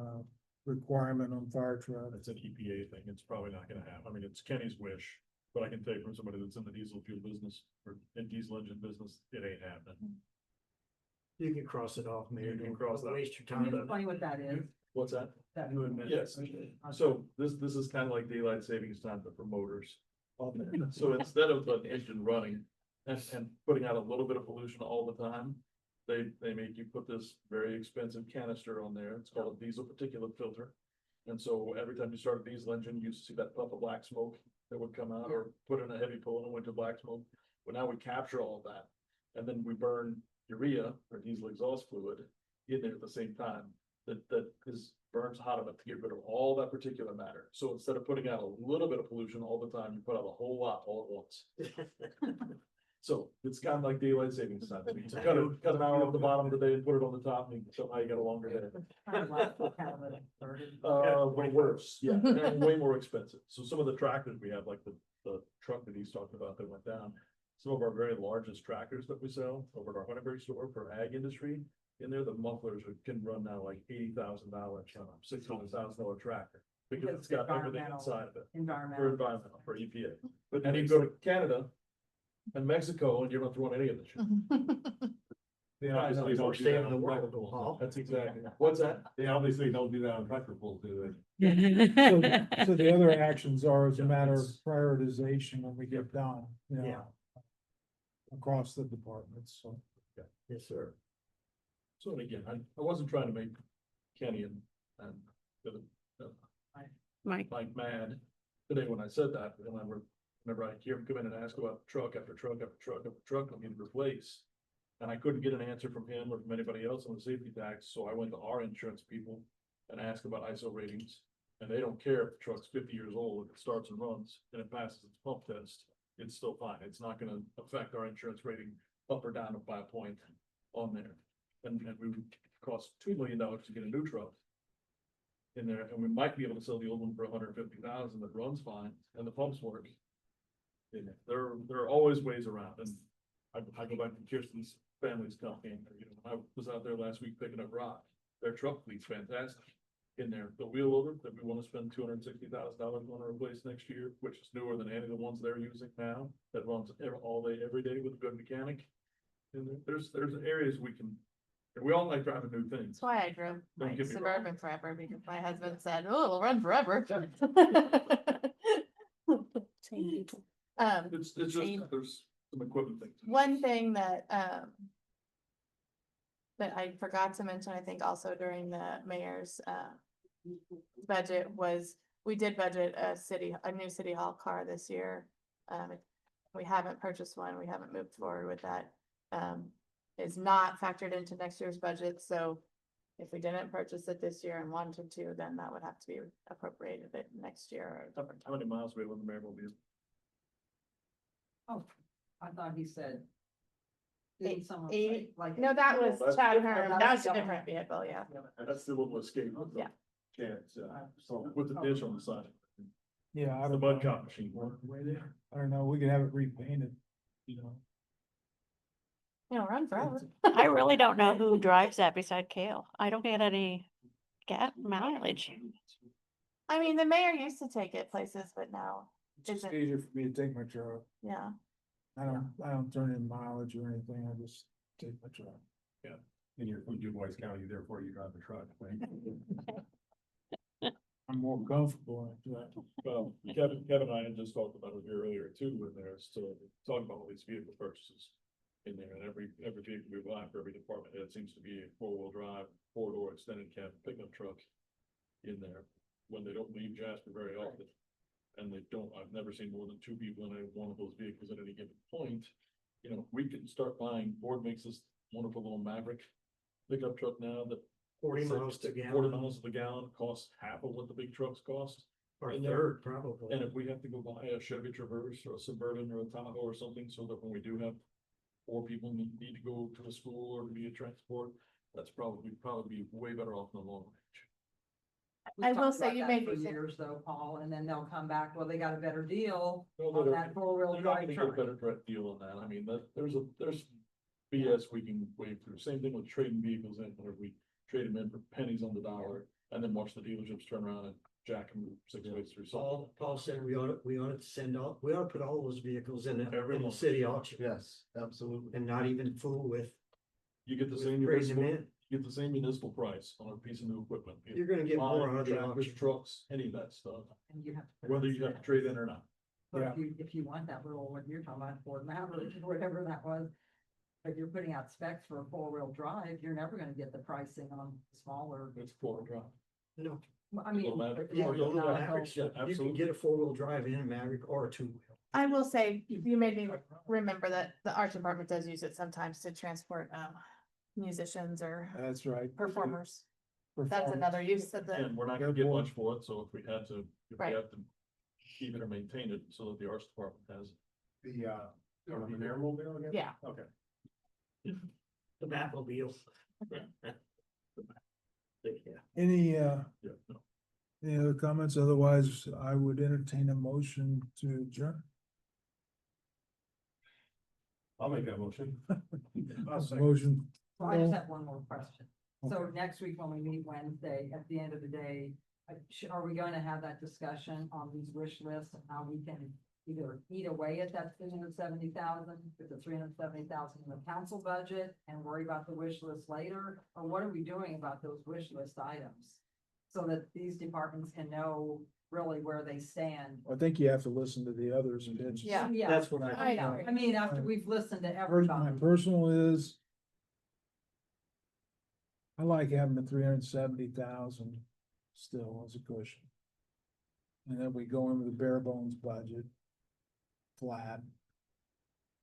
We can give later when we know we have the funds. So. That's Incumbent's my suggestion, personal. but we have to put it somewhere, so we would put that on the council budget, probably just as a placeholder for that money. Or excess, I mean, we're gonna advertise that high, so we should be able to, we should get it, so it would go to, either the park general fund. It would be divided up between when we get our 1782 notice, they will give. The DLGF will give everybody, the maximum that they can give, except for the general fund. The general fund then will be the difference of what's left over. So at that point, if park got more than they needed to fund their budget and general fund needed more, then we'd have to, request that be moved. But the way it's set up, we're advertising for the maximum amount of money. So it would be up to you guys to appropriate that remaining $370,000 at whatever time you felt was necessary. It could be done later. When would we have to do that? I mean, the only reason why I don't wanna move it around, a couple, like, as example, let's say that we determined that. A certain department needed, the street department, all of a sudden we had a big need for a different road, or they had to repave or something because of some issue or something like that.